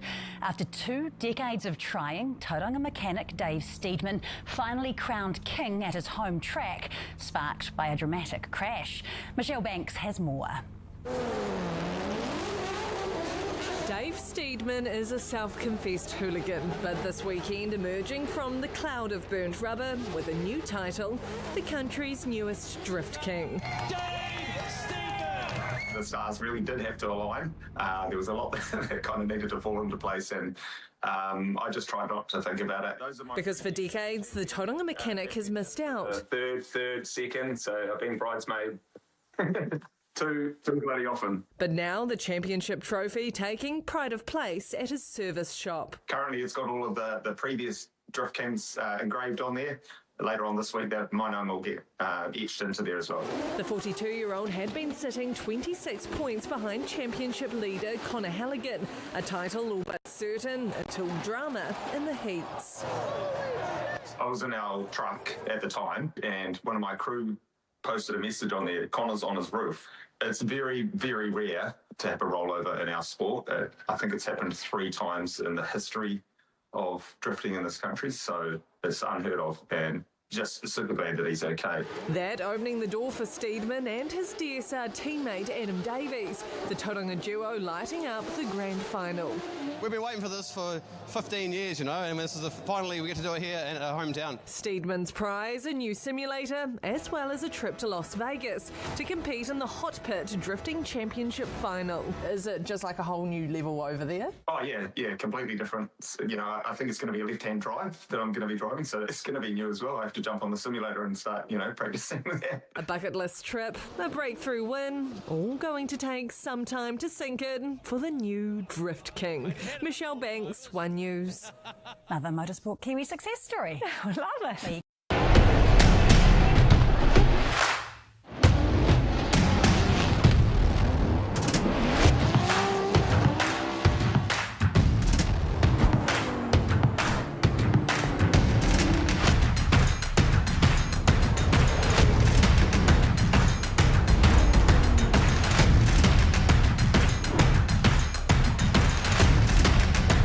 GT Radio. Experience ultra high performance.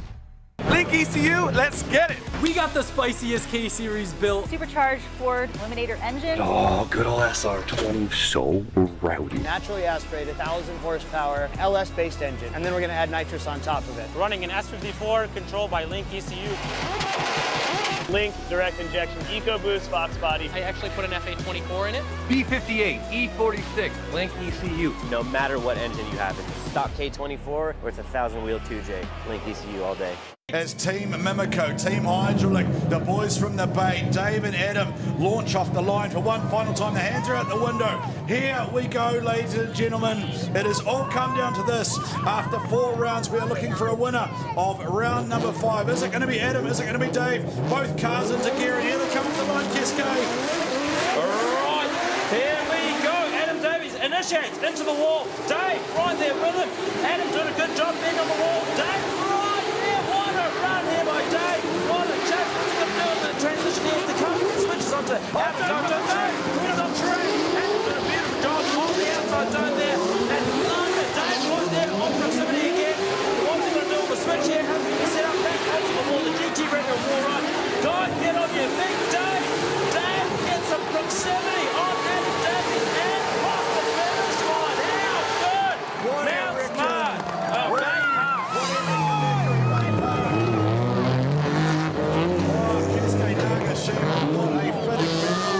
Are we going to get a result? Are we going to lock in? Was that enough for either Dave? Was it enough for Adam? They're going to put on a show. Ladies and gentlemen, stand and applaud for Team DSR. The boys are absolutely pumped. Your winner of round 5, the 5th and final round in the D1NZ National Drifting Championship. He's going to love this. Adam Davies.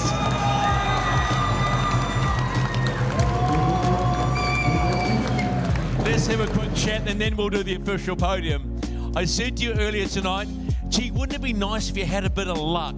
Mate, congratulations. A little luck's come your way. And pretty bloody good driving too. Yeah, thank you. Yeah, like I got a bit lucky in a couple of the battles, to be honest. David Hunter obviously having a bit of a biffo and Ben obviously making a little bit of a mistake in front of me. Would have been good to have a nice run all the way up, you know, but hey, the icing on the cake here is Dave and I getting to do it at home, just in front of everyone, you know. We've been waiting for this for 15 years, you know, and finally we get to do it here in our hometown.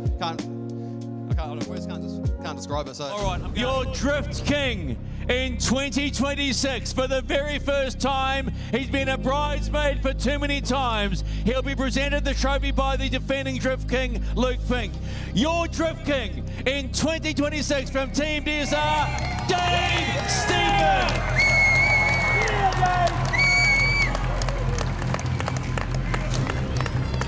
Hold those trophies high, boys. Congratulations, you are the Drift King for 2026.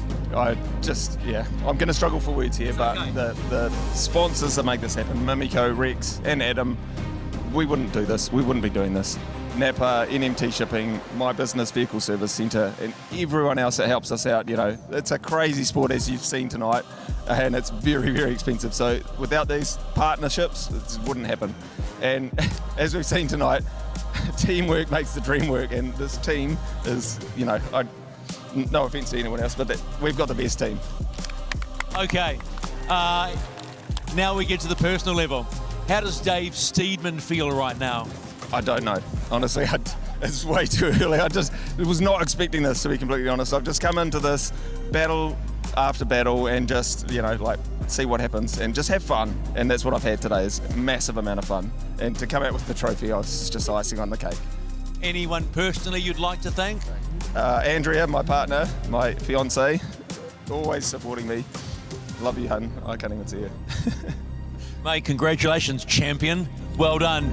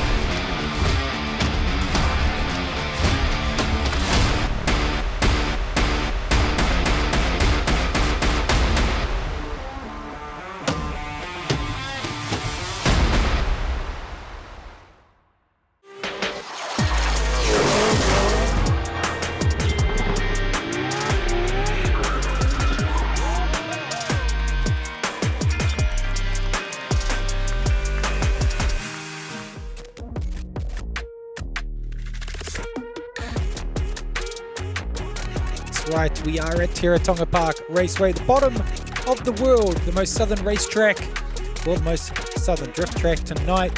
And we are making our way through qualifying right now with the drivers. Currently, we are down to Logan Redford and then Chase Kake. But from my understanding, I just get in my ear that Logan has been moved.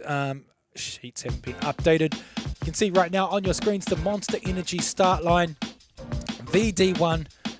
And we're just wondering, have we still got the king in the house, the Prez from Rotorua? Yeah, mate, definitely still here. Hey, like just with the brand partners of D1NZ, how good has Monster been right from our drivers' opening packs to supporting the series this year? Has been awesome. Yeah, 100%, dude. I was stoked that Monster dipped their toes in the water a year ago with us, and the team at Monster Energy just loved drifting across the globe, and they loved what we did at Mount Smart. And then the first thing they said was, this year we just want to look after the drivers, and that they did, man. Each driver got like this full pack just of all sorts of Monster goodies. So appreciate you acknowledging that, because they want to go on in a bigger and stronger way for next year. You know, that's awesome. You know, like we can't have a series without partners like that, you know, much like us as individual drivers, you know, like our brand partners are what keeps us on track, keeps us ticking, and, you know, that's the reason why we get out there and represent, you know? All right, we're back on the start line now. These lights are being a weeny bit problematic with the day or the time of day that we were currently set here at Teretonga Park Raceway. So everything from rain to the time of day, night, day, morning can be set, mist. So right now the brightness of the rain is actually, the brightness of the day it's mid-afternoon, is making it hard for the drivers to see the start line lights. So that's why you might have seen in a few of the runs why the boys actually are sitting in their cockpits, not being able to see the start lights going down. Well, that's what I'm told anyway, so we'll roll with that one. I know a few people are saying that they might have lagged out in the servers as well, and hey, as far as a virtual D1 series goes, we really can't go back because that opens up a whole another can of worms. So we just have to box on right now with the man from Gisborne in the Nissan S14, Chase Kake, straight out of the gate into the line the judges want to see, hits that box, nicely done, comes through. He's just got to go midline here. Nice, gets the outer zone. He's going to go to outer zone 4 here. Oh, a bit wide, unfortunately, for Chase. 2 wheels off there. He's really going to somehow redeem himself here. Switches out the last part of the track. Nice mungie. Yeah, that was a bit of a yeah, it was a bit unfortunate. He was going really well there until he just dipped those 2 tyres off the back there, and you know, simulator and IRL the same. Once those wheels are off the back there, it's really hard to drive forward back onto the tar seal. So yeah, hopefully the judges don't punish him too badly there. I think there was a little puff of dirt on the exit before the finish line as well. So we'll see what they come up with.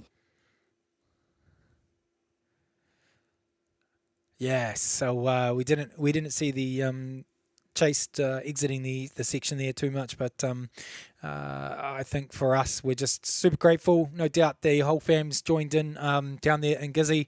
So shout out to Widita and the whole crew from H Black B and Chase. We look at the scores as they populate through. He was on a good run there, unfortunately, till the 2 wheels come off. Remember there's some guys here that are younger age, and it's great to see that we've got 40 or 50-year-old competitors, and we've got 15-year-old competitors in the mix. Cody Lineham being a great example of taking the virtual world. Obviously had a background with Speedway, had lots to do with the virtual world, and then he's jumped in with the D1 Scholarship last year, and look at the results he got at Pukekohe. The little dude, which is you really shouldn't say, because he's an absolute giant, is a machine out on track. Yeah, hey look, and you know, showed a little bit of what's to come at Pukekohe. And really put the field on notice. You know, if he's got the equipment under him, then he's going to be a real force to be reckoned with. Yeah, so just waiting for the scores to pop in there. 56, 55 and 70, so 58.6 for Chase. Sadly, it's just not going to be enough probably to make that top 32 chase. But, we look forward to seeing you at the next round of Virtual sure. D1. And so I think we've got Leon Smith to the line here in the Toyota Supra again. Nice, and it's a very cool looking round. And the next round will be, of course, H Blackby Drift Park for the Virtual D1. So, Brody, take it away on this run. All right. Entry right on the cones there. That's probably one of the better lines through that first outer zone there that I've seen tonight. And then touch and go, and then nicely through OZ3. Great drone shots here. Could have been a little bit deeper in 4, but very smooth and very consistent. Not a lot of wheel work. Be interesting to see what the judges think of that, Brendan. Yeah, and as he exits out of the server, I guess the biggest thing that the judge is going to be looking for is from what I can see in the judges chat is the left foot braking or the using the brakes. But so far, just looking at Tiger White, he's already scored this one. He's very happy about that run from Leon Smith. So they said for me not to score the live results, but there was a 94 for Tiger White. So that's a massive score. Probably it is the highest score so far for line. So Tiger White with a 94, 79 for 94. Joe Mulder on style. And it did look very good line wise. The entry, the arc on the entry box in OZ1 was very good. Which again, like I said earlier, it sets up the rest of the run. If you can really knock that first box out of the park, it really sets you up to get that touch and go nicely, make 3 and 4 work, and then it can set you up for a nice switch into the finish. Yeah, so we've what do we got? We've got the last of the competitors coming through now. 1, 2, 3, 4, 5, 6. There's about 10 competitors left on qualifying, and then we will be into the top 32 for Teretonga Park Raceway. Next driver on the line should be Nelson Allen. Let's go. All right, so I got the roof view. Oh, I thought they were carried into the section. So a little bit on that inner ripple there, just didn't quite hold the speed for long enough. See, it's just made him shallow on OZ3. Nicely through 4. Kind of fired it in there like really hard, which is quite cool. But yeah, it's just a bit of a pity. I think the first part of the run's going to let him down. Just really cool to see. Hear even the brakes in the virtual world. All the little idiosyncrasies that you can hear. Even the gear changes, or the drone flying through Teretonga Park Raceway. It's funny, like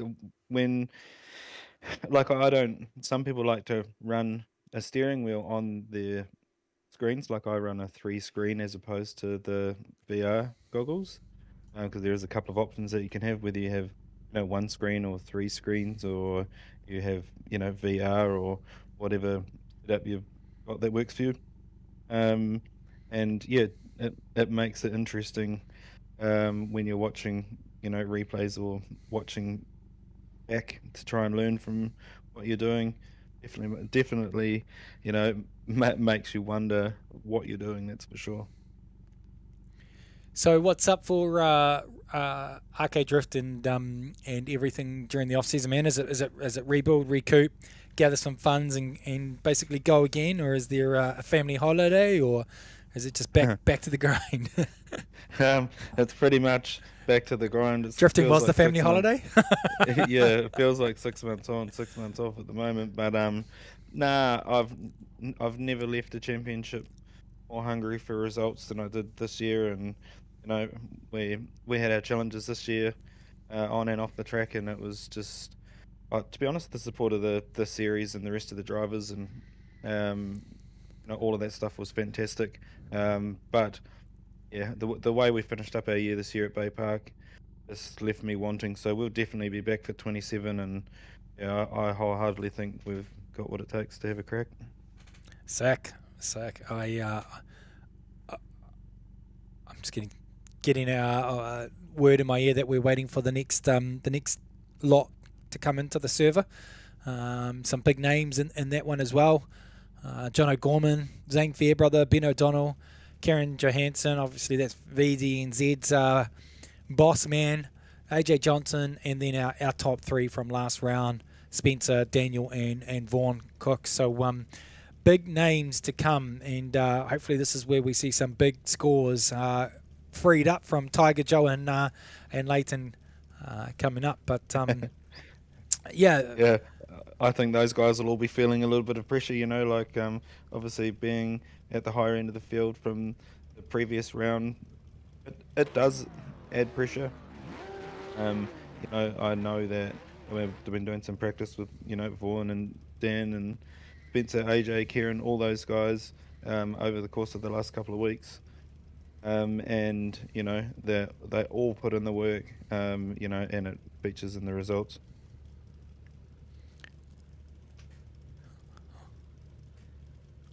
So we will also be joined a bit later on from Bay Park. We had some pretty special guests, and one of them was Debbie Rice, Deputy Principal of Omokoro No. 1 School, and she went for a ride with Cody in the police car, and we had the guest burnout cars out there as well, which was pretty cool to see. So Cody will be joining us a bit later on for battles. If you don't know who I'm talking about, Cody Bothamley is based out of, I think, Melbourne, Australia. Chipped his very cool police car over. The lights are on to it was really cool to have him here. He's a really good personality. It's always good to have international drivers, coming in and like, to be fair, it was a bit of a different track for a Commodore, but hey, look, it's great to have him here, and always cool to put some international flair into our competition. Yeah. So we'll be joined by Cody. I think we're also going to have a little bit of a guest chat with Purahi from Smart Steel Building Solutions. He was the man out on track who dealt with all of our first response. So he was dealing with obviously the flip with Connor Halligan, all the different fires, the different crashes, and volunteers a ridiculous amount of time and effort into the sport. He's there for our full lock Saturdays. Stay tuned for announcements on that coming soon.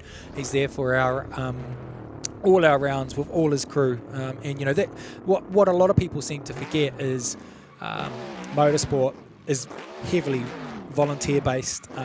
D1NZ, while it might look like this big organisation that's got potentially a billionaire backer, majority of it is volunteer based, and we do it all because we love the sport, and the passion from someone like Purahi is what carries it on. So we get on to the next one. Bit of babble there. Logan Rutherford in the Eurofighter, bit of a blast out from the Eurofighters over the last couple of years, Rody. Yeah, definitely. A few of them popped up, and to be honest, some good pilots driving them, like Jerry Zoo overseas. He's been kicking ass. But here goes Logan. I don't know what happened on his entry there, but he's managed to, looks like he's put it right through OZ2, but he's just a bit shallow on that ripple there. He's on the track, backed it in there, a couple of wheels off. Commentator's curse. Yeah. Scrapes a bit of speed there. I'm blaming you. Yeah. Ooh.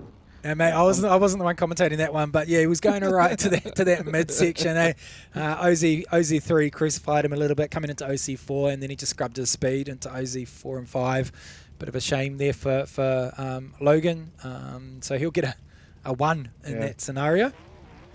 Yeah, I would say that will be scored a 0 because he didn't get out past the end of the actual drift section there before it straightened. So pretty straightforward there in the end. But unfortunate for Logan, but driving a really grippy car in that BMW chassis. So for those joining in on our YouTube chat, really appreciate all the fantastic comments that you guys are making. Banter galore. Someone who's had a bit of banter over the years is this man. He's John OG. Yeah, man. He's been involved in the sport for many years. Loves the loud pedal. it's great to see him still actively involved. Rody, I'll let you take this one away. Righto, John OG. Yeah, it's good to see him back in a car. Mungie on the entry and a nice arc there. Just left the zone a little bit early, but see just a little bit left with brake, putting him back out there through the touch and go. So that's actually put him back online, and he did actually make OZ3 and then nicely through 4. So big 90-degree switch there, almost backed it in. I don't know if the judges will penalise him or not, but you know, if you ask me, a nice big back end there into the last zone is all good. Yeah, that was a pretty fluid run from John OG. Great to coming into out of OZ4 to 5 there. That big back end, just a weeny bit of a slight correction to bring him back out of that back end, Yeah. but loud. I guess and from a qualifying perspective, you know, there's no chase car there, but if there was a chase car there and you went over 90, you're likely to be pretty heavily penalised because it does make it tricky to chase. Yeah, that's what we're going to see coming up very shortly. We're in the last of the qualifying. Then we'll take a bit of a break and we'll jump back on as the judges punch their scores for John OG. Hello, how you going? Oh, hello. Oh, hello, Marco. We're joined by someone. I'm not sure who's jumping on the line just now. Arctic. Arctic. Oh, is it Arctic? Yeah. Hello, how you doing? Yeah, really well. I think race control / production just accidentally punched you through to us. So, Cody, what's up, man? Welcome. Legends, g'day. How are you? Yeah, really good, mate. Fantastic. I feel like I'm not supposed to be at the party just yet. I'm a little bit early, as everyone would say, unfortunately. But happy to be here nonetheless. You're that guy, right? That you show up early and you're the last to leave, first and last out. Yeah, usually. Look, one and done sort of scenario. So I'm just happy to be here. Oh, awesome. Well, I'm just going to tag out for a second, and you and Rody can take over this one, which is Zane Fairbrother. I love that. So I'm currently watching on a TV at the moment, and I think I'm a couple seconds behind you guys. Yeah, you might have to mute the TV. Oh yeah, hang on 1 second. Let's just turn this off. How do we? Yeah, awesome. We've got some technical difficulties over here in Australia. Not only are we 2 hours behind, we're a bit technologically behind as well, apparently. I had to figure that out this afternoon as well because I had YouTube playing in the background and it sounded like big echo in my ear. Awesome.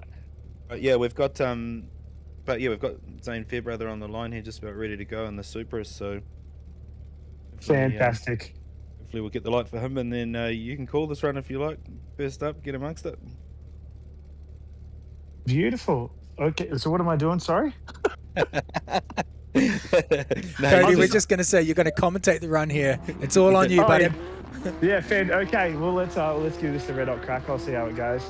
And he's on his way. He's missing some couple of cones in here. Fantastic. Oh, a little bit of a mungie. Fantastic. A little bit shallow. Yeah, okay. He still made it. He's doing good. Fantastic. Another box in the works. Oh, fantastic. Look at that. Oh, we've got a drone shot here too. He's looking real good. Nice and smoky. Almost not quite a backwards entry, but he's still hitting that. Exciting. This is probably one of my favourite runs I've seen so far out of the 2 runs that I've seen. Love your work.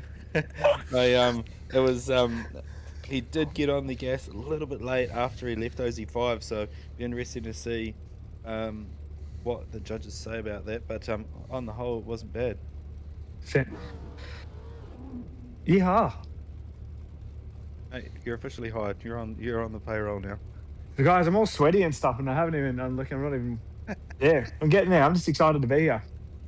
Oh, it's good to have you here, mate. I was just saying it was good to actually have you in New Zealand, being a part of our grand finale at Bay Park too, mate. It was cool that you made the effort to come over and get amongst it. It was definitely a beautiful experience, something that I probably won't forget, and I'm excited to come back next year and see how we go. So it'd be good to hopefully even see some of these virtual drifters down to bring, get a car organised and come down and check it out, and hopefully, like they've got some pretty good skills out here on the sims. It'd be good to see them on the actual tracks and doing some cool stuff, making that step forward into the, into the life of drifting.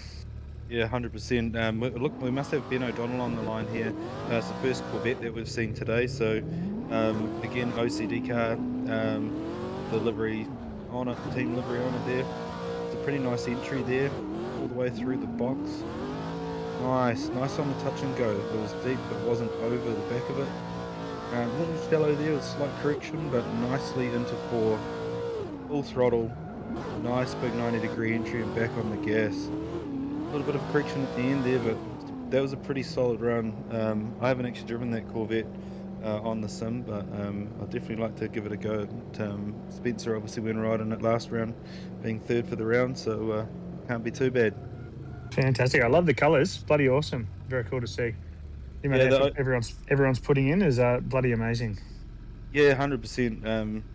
The liveries that the OCD team's running are very cool. Obviously got their supporters' names on there, obviously choice files. And that's all done in-house. OCD Banger does all the design and livery work, and yeah, they work as a pretty solid team there to put that together. Right, it's the man himself, Aaron Johansson, to the line. So he's driving the 180. Obviously, Aaron is a VD1 guy. He's a well-established driver. Got a real good handle on sim driving. Learned a lot from him over the last 12 months. I'm just getting used to it. So see him get into it. Just wild. Look at him take that. Well done. It's beautiful driving. He's on throttle. He's making the zones, to be honest. Like for Kieran, it's a little scrappy for him. I think there might have been a bit of nerves showing through there, because he is actually a phenomenal driver. But look, a solid run. I think that'll see him well into the 32, and yeah, it should be sweet.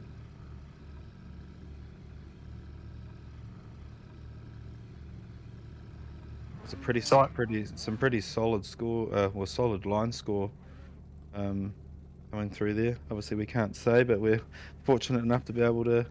You can say there, Rody. It's all good. So Cody, slight delay on your comms, but on your feed, but we're gonna have a good yarn with you in a minute. We've got 4 drivers to go, with AJ coming to the line at the moment. We've got Australians competing tonight as well as Kiwi, so it's fitting to have you along here.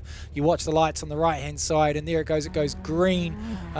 Kieran Johnson 91 on the line, but Rody, take us away on AJ's run. Well, AJ here looking pretty sharp. It was a little shallow for OZ1 and on the ripple, but he's managed to get it through the touch and go and back to mid-track, which is where the judges want it. I know AJ will have this car extremely hooked up, so it's probably not quite as deep in the zone as he wanted it there, but a very, very solid run otherwise. Not a lot of wheel work, not a lot of corrections, and not a lot of left foot brakes, so it'll be interesting. It'll be a tricky one for the judges to actually judge. In terms of, like, obviously line-wise, it was pretty good. Just a little bit shallow in places, but very fast. Like, I bet you if you measured the pass time-wise back to back with another slower car, it would probably be a couple of seconds different. Right, this man is out of Wellington, New Zealand, 29 years of age, sitting in 3rd position in the championship at the moment, and that is Spencer, 72 points. So these are the top 3 from last round. Spencer, Daniel Pullenberry, then Vaughan Cook. And he's chosen a chassis that's definitely not a Nissan or an A90 Supra. And take it away, Rody. Yeah, Spencer in the Corvette. He obviously showed last round that he's got the skills to do it in this car. And there's a reasonably solid start. See a little bit of left foot brake there to get out and get all of OZ3. And now he's full throttle through 4. That's nice through there. Could have got on the gas a little bit sooner, but it was pretty solid. Bro, that was a sick run. and shows why he finished up 3rd in round 1. What did you reckon, Cody? I love it, mate. I'm all here for the drifting. I'm just trying to sit there and figure out if I can get on my laptop and get it sorted, and I can get back in this get back into the conversation, because I feel like a limp biscuit right now. Been about 20 seconds behind, so. If you just give me another minute or 2, I'll try and find a laptop and see if I can watch it on. Nah, all good, dude. All good. We've got a good top 32-16-8 ahead of us, mate. So plenty of opportunity here to jump back on. So we have Spencer's done. Judges are actually deliberating on that one a little bit on what the scores are coming through there, Rody. Lots of loud pedal coming from Spencer. So Tiger White locks in. 90 on the line.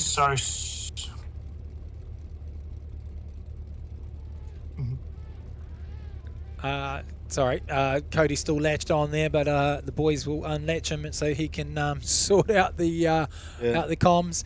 A 90 for his line from Tiger White. Joe scores him an 89 and an 88 for his angle. 89.4. So the judges haven't been, they've been around that top 80s and lower 90s. But here we go, out on the track right now. The guy from Waiuku, Daniel Pullenberry, all over it with a loud pedal. Switches on through middle track. Does he get out to OZ4? He does. Sorry, OZ3. Here's OZ4. Nicely done from Pullenberry. Switches on through. Yeah, on the 90 degrees. Stacks it on. Does it nice and fluid as well. Finishes the section out. Brody, that's why he's second. 100% and run of the night so far for me. That was outstanding. And just take note of the entry into the first outer zone that set up the whole run. It was probably, like, in terms of my assessment of the line, for what the judges wanted, that was as close as we've seen to a 100-point run tonight. Nice. And sadly, apologies to those that want to see a replay. You can always wind back when you're on your YouTube with the run. Scandies are okay coming into the initiation as well, but really well executed from Daniel Pullenberry there. He's got a bit of a rap sheet as well around VDNZ and other events. Always wants to shout out the Jamieson Civil boys, the PB Drift boys, Darren Murray, and holy crap! Look at that. There you go. So Tiger White scores him a 95 for line. Joe Mulder scores him a 98 for style, and for angle 91. So Leighton scores a 91, 94.8, and Daniel Pullenberry goes P1 ahead of Pete Drever.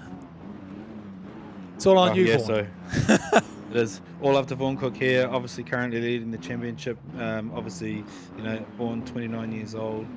He also has, a bit of a rap sheet of driving accolades, and obviously just want to shout out to Cook Roofing for him. But yeah, let's go Vaughan. What do we got here? There's a little bit of a diagonal on that, but he made the whole zone, so looking good so far for Vaughan. It's a bit shallow in 3. Looking nice through there. Get this nicely switched back. This will put him right up the pointy end of the field. So it's a pretty solid run from Vaughan there. I'm sure he won't be too unhappy with that, and it'll put him in the show. 100%. Definitely wasn't a Pullenberry run. Bit of angle taken out of that run, and often what you'd see is the boys. They've been sitting either in lobbies or they're waiting for their turn, and usually pass 2 would be where you chuck it all on the line if you've banked a good first pass, and next round we're actually going to be splitting qualifying and the battles up, so we'll be doing 2 passes next round, but this round just wasn't enough for Cook to get up on the top of the P1 position. 90 for line, 90 for style, 89 for angle, with 89.8 for the final mark on Vaughan Cook. So he's the one that's actually leading the VD1NZ. He's taking the VD1NZ and he's leading. Get it right, Brendan? The Logitech G Virtual D1 Series. So on 106 championship points. So we wait now. I'm not sure if we'll see a provisional table up on the screen or on my screen to actually give us the overall qualifying points. We still got you, Cody, or you disappeared for a moment there? No, we've I am definitely here, guys. I'm definitely here. I'm just trying to download Discord on my laptop, where I'm getting there slowly. I should only be another minute or 2 more, and then I'll be ready to party. That's all you need, mate? Quick party, we're done.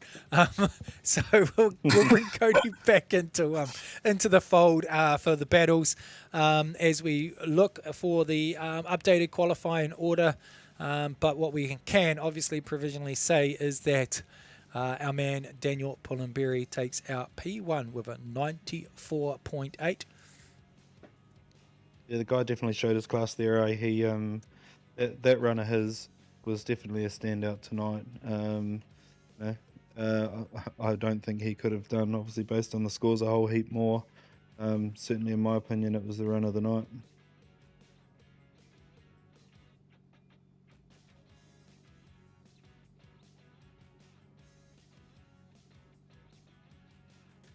All right, so we while the judges calculate, and this is why they were saying to me, don't allow you to say the results out loud because they've still got to go back through and fact check as such. But you know, I will say that our top three, we obviously know that Daniel Pullenberry sits in P1, Pete Drever sits in P2. Do we have any other 90s there?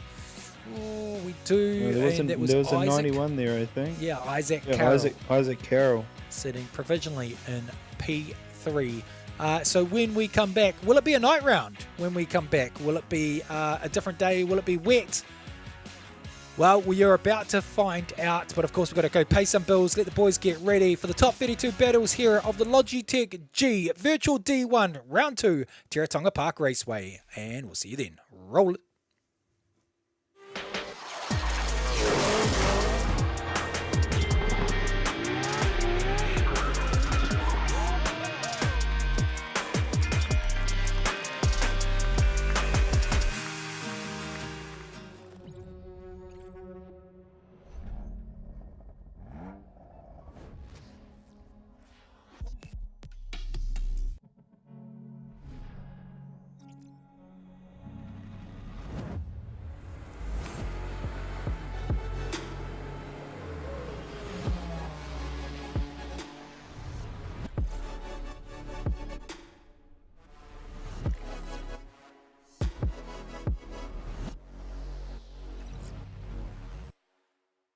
As Team Mimico, Team Hydraulic, the boys from the Bay, Dave and Adam launch off the line for one final time. The hands are out the window.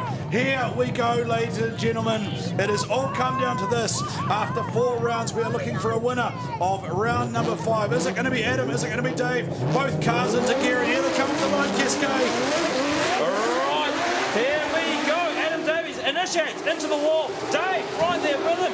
Adam doing a good job being on the wall. Dave right there. What a run here by Dave. What a chance. What's he going to do with the transition here to come? Switches onto Adam. Dave. Wins on track. Adam's doing a beautiful job on the outside zone there. And look at Dave right there on proximity again. What's he going to do with the switch here? How's he going to set up back onto the wall? The GT record wall right. Guys, get on your feet. Dave. Dave gets some proximity on Adam Davies and off the finish line. How good? Now smart. Oh,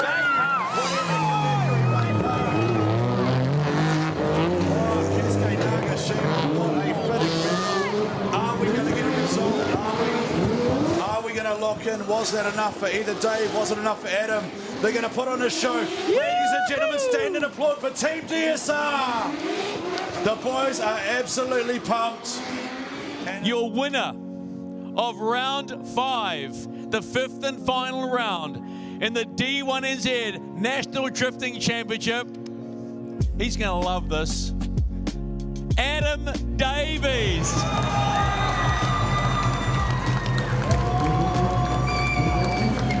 Let's have a quick chat and then we'll do the official podium. I said to you earlier tonight, gee, wouldn't it be nice if you had a bit of luck?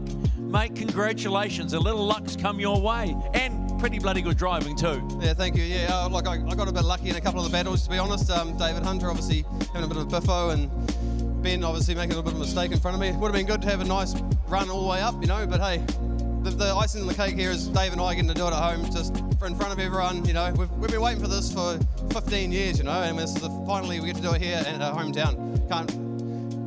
Words can't describe it. So. Yo, Jay. Hey, so do you want me to stay on? In 2026, for the very first time, he's been a bridesmaid for too many times. He'll be presented the trophy by the defending Drift King, Luke Fink. Yeah, bro, I can Your hear. Drift King in 2026 from Team DSR, No, Dave Steedman.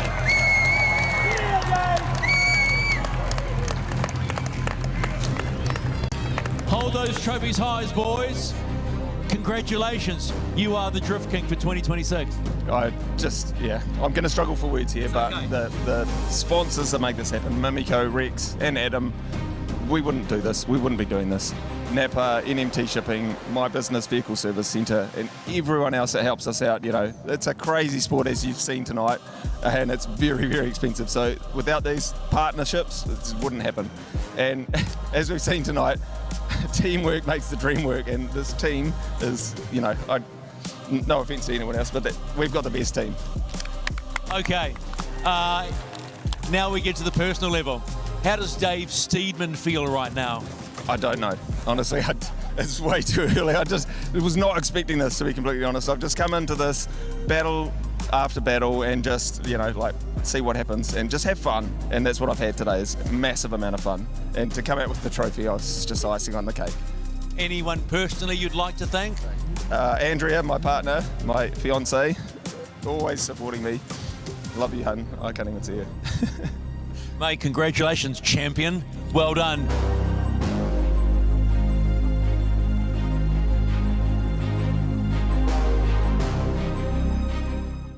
See how Debbie from Omok Ross, #1 school feels. Okay, let me just double check the cockpit. No chunder. Absolutely good. Okay, so a reaction? Oh my God, that was so much fun. It was so much fun. That was amazing. How safe did you feel? Very, very safe. Wait, did you get butterflies at any stage when you're going around the other car? Yes, yes. I wasn't too bad. I was just like, woo, this is awesome. She does scream. Cody, was there much of a scream going on? Let's be honest. I've been asked not to tell anyone, but a little bit. Hey, thanks for being part of it. I love the fact the schools embraced D1NZ this weekend, but thanks for embracing D1NZ yourself. That was great. So I'm going to come back. That's what we want, kids. There you go. Mrs. Price says you can come back and do wheelies on. No, she didn't. Cody, would you settle down?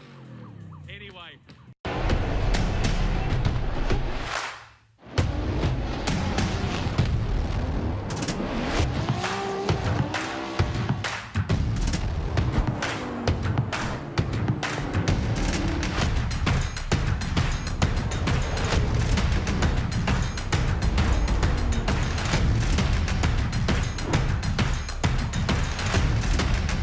GT Radio.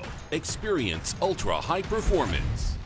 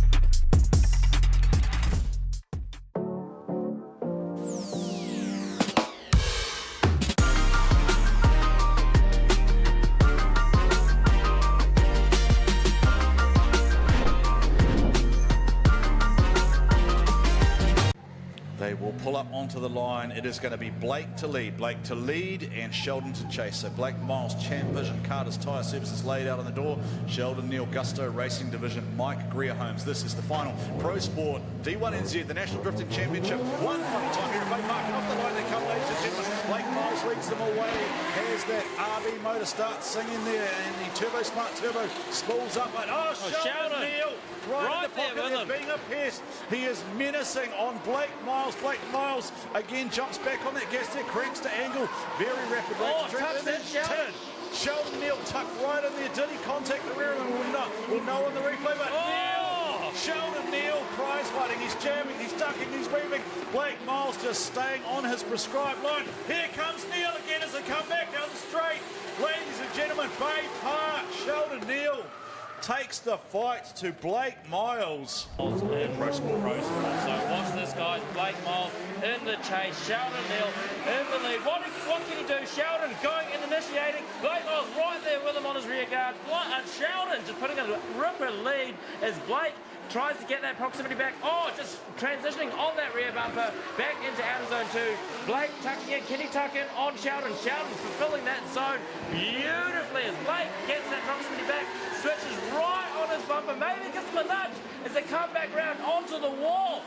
Sheldon and Blake putting on an absolute show as they come back around onto the finish line, and wow! Get up, Bay Park, get up, stand on your feet and put your hands together for a hell of a final. Sheldon Neal, he has the hand out the window. Kia ora, my name's Wereta Kaki. I am a father of 2, soon to be 3, and I drive a Nissan Silvia 180 SX with a 1.5 JZ. I'm from Gisborne, East Coast.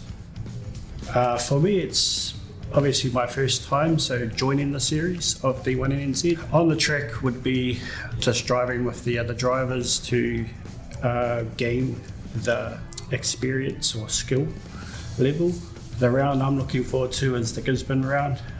Means a lot to me because it's hometown, and we've put a lot of work and effort into starting something there so that we can host a round like this back at our home turf. Most will know me as Gankes 14, but this year we've stepped it up to the old NDT 180 SX, which is our pro level car, so I'd say that's a major upgrade from what we previously drove. I'd say it has the 1.5 JZ power plant, the TDI sequential stuff, Winters, BC 3-ways, which is massive compared to what we normally drive on.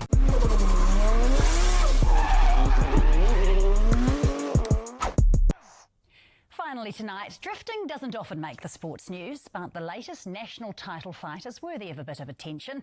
After 2 decades of trying, Tauranga mechanic Dave Steedman finally crowned king at his home track, sparked by a dramatic crash. Michelle Banks has more. Dave Steedman is a self-confessed hooligan, but this weekend emerging from the cloud of burnt rubber with a new title, the country's newest drift king. The stars really did have to align. There was a lot that kind of needed to fall into place, and I just tried not to think about it. Because for decades, the Tauranga mechanic has missed out. Third, second, so I've been bridesmaid. Too bloody often. But now the championship trophy taking pride of place at his service shop. Currently it's got all of the previous Drift Kings engraved on there. Later on this week, that my name will get etched into there as well. The 42-year-old had been sitting 26 points behind championship leader Connor Halligan, a title all but certain until drama in the heats. I was in our truck at the time, and one of my crew posted a message on there. Connor's on his roof. It's very, very rare to have a rollover in our sport. I think it's happened 3 times in the history of drifting in this country, so it's unheard of, and just super glad that he's okay. That opening the door for Steedman and his DSR teammate Adam Davies, the Tauranga duo lighting up the grand final.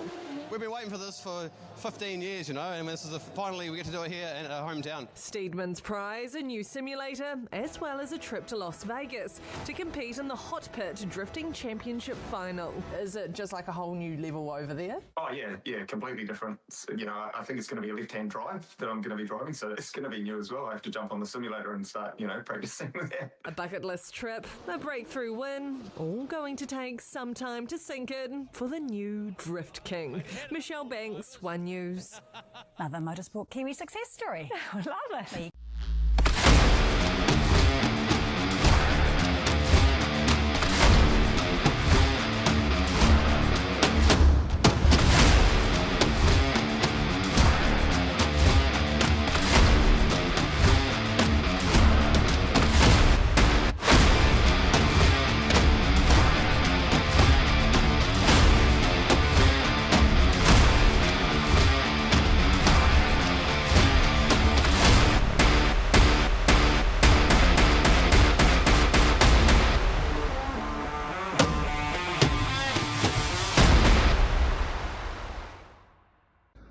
love the smell of tires, smoke, and race fuel in the morning. Ladies and gentlemen, boys and girls, this is Uncle Frank on the mic, and welcome to D1NZ Pukekohe.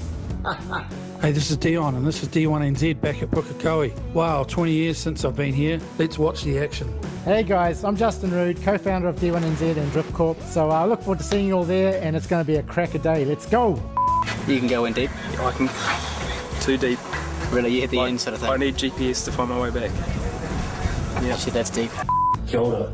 I'm Ned Steele, the professional, and this is D1NZ. Hey everyone, it's Kendall, and it's the place where the love of drifting started for so many. D1NZ Pukekohe. Hey, it's Tony G. Legends are made here. This place has shaped drivers, battles, moments, and entries that we'll never forget. This is Pukekohe, and this is D1NZ. Hey guys, it's SCM Steve the Māori, Pukekohe Park. Wow, it's the final. A place that's created so many legends, and of course household names in New Zealand. Names like Whangadan Woolhouse, and of course, Mad Mike Woodette. Well, you are the best, you'll get the two abreast. A place that is often intimidating, that can never be duplicated. Offering you the greatest show in drift. Pukekohe Park, D1NZ National Drifting Championship, it's the final time.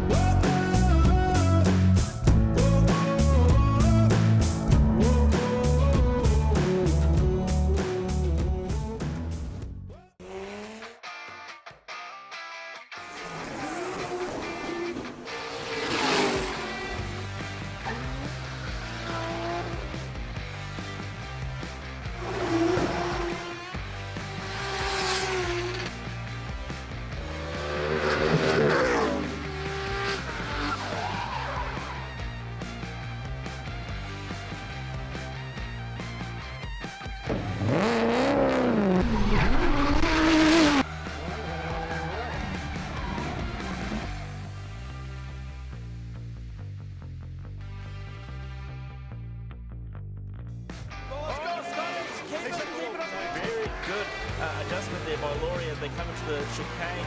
Right on his door, trying to adjust.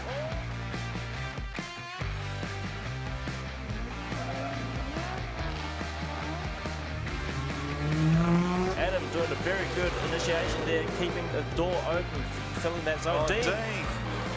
Oh.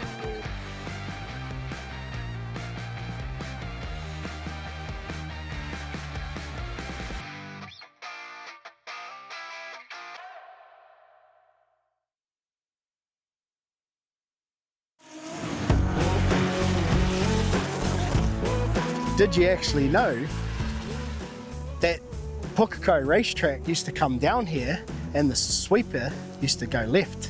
I don't know if it went past where the horse yards are or stables are, but it actually used to go left past the grandstand and go around and actually go down to the main road and do a loop around down there and then come back along the fence line.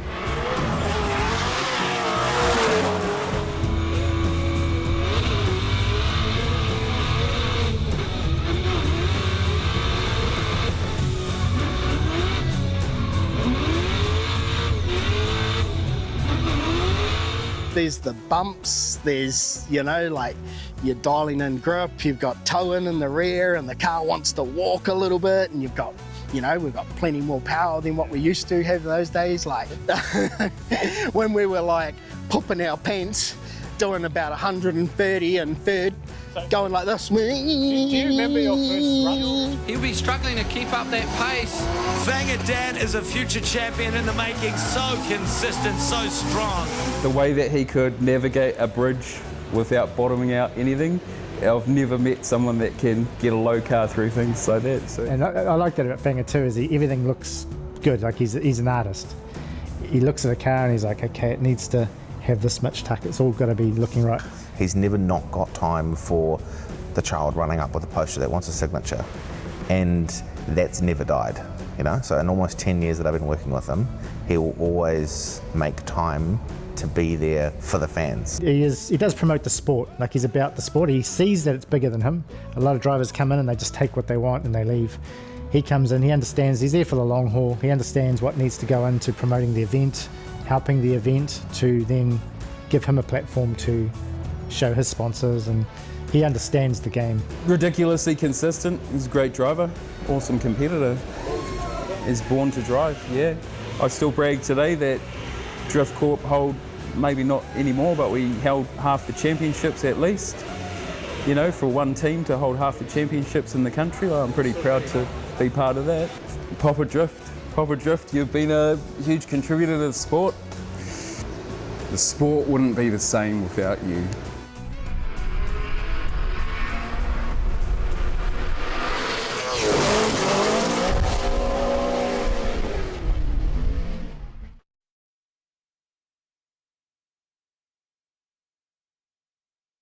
ECU, let's get it! We got the spiciest K Series built. Supercharged Ford Eliminator engine. Oh, good old SR20, so rowdy. Naturally aspirated, 1,000 horsepower, LS-based engine, and then we're gonna add nitrous on top of it. Running an S54 controlled by Link ECU. Link direct injection EcoBoost Fox body. I actually put an FA24 in it. B58, E46, Link ECU. No matter what engine you have, it's a stock K24 or it's a 1,000 wheel 2J. Link ECU all day. My name's Roddy Knowles. I drive the Amalgamated Roofing Electrical Solutions BOP S13 from Rotorua. Been in drifting on and off for quite some time, but I love the sport and the camaraderie and everything that it brings, and yeah, I'm looking forward to what the season's got in store for us. What made me get into drifting? I've been asked this question many times. I had tried various different motorsport disciplines over the years, and from karting, a little bit of rallying, a lot of circuit racing, hill climbing and stuff, and I got the opportunity to jump in and do some drifting in the early 2000s, and it was something that just never left. I tried a few things in between, and yeah, came back to drifting in 2020 as part of the MTF Cambridge drift team, and haven't looked back. The feeling I get from drifting, like, it's such a rush. There's no other comparison being on the edge of control, but being fully in control. You know, going fast, being a foot away from the door of the person beside you, or sometimes in it. Yeah, it's a feeling like no other. What I'm looking forward to this season on the track is, I think that, well, certainly I've noticed that the level of drifting in New Zealand has just climbed and climbed year on year. You know, like last year's champion, I do believe, brought benefit to the series and made everyone lift their game, and you know, from first place to last place, I believe everyone stepped up, and I think there's a few names coming back this season, and yeah, it's going to step up again. It's going to be awesome. My off the track goals this year, I mean, like, we have a very strong team dynamic. Justin Patterson is one of my sponsors at MTF Finance Cambridge. We work, live, race closely together, but we also have, you know, a couple other of my best mates, Jason, Pulsar Turbo Systems New Zealand, my dad. We're all together, we get to travel together, you know, ride or die. Yes, there is a particular round. I said last year, you know, when we all thought Pukekohe was never again, that it's something I did in 2006. And haven't been back since. I've watched the track, you know, evolve over the last, you know, all but 20 years with V8 supercars, and I'm dead keen to get back there and crack it in there again. Pukekohe back then was a 215 size tyre. It was crazy fast, but probably 40 or 50 kilometres an hour slower than what it was the last time D1NZ was there. So it's going to be insane, something else that the world of drifting will never get to potentially experience again, but we will. If you are not there this year, you are going to miss out on a D1NZ spectacle.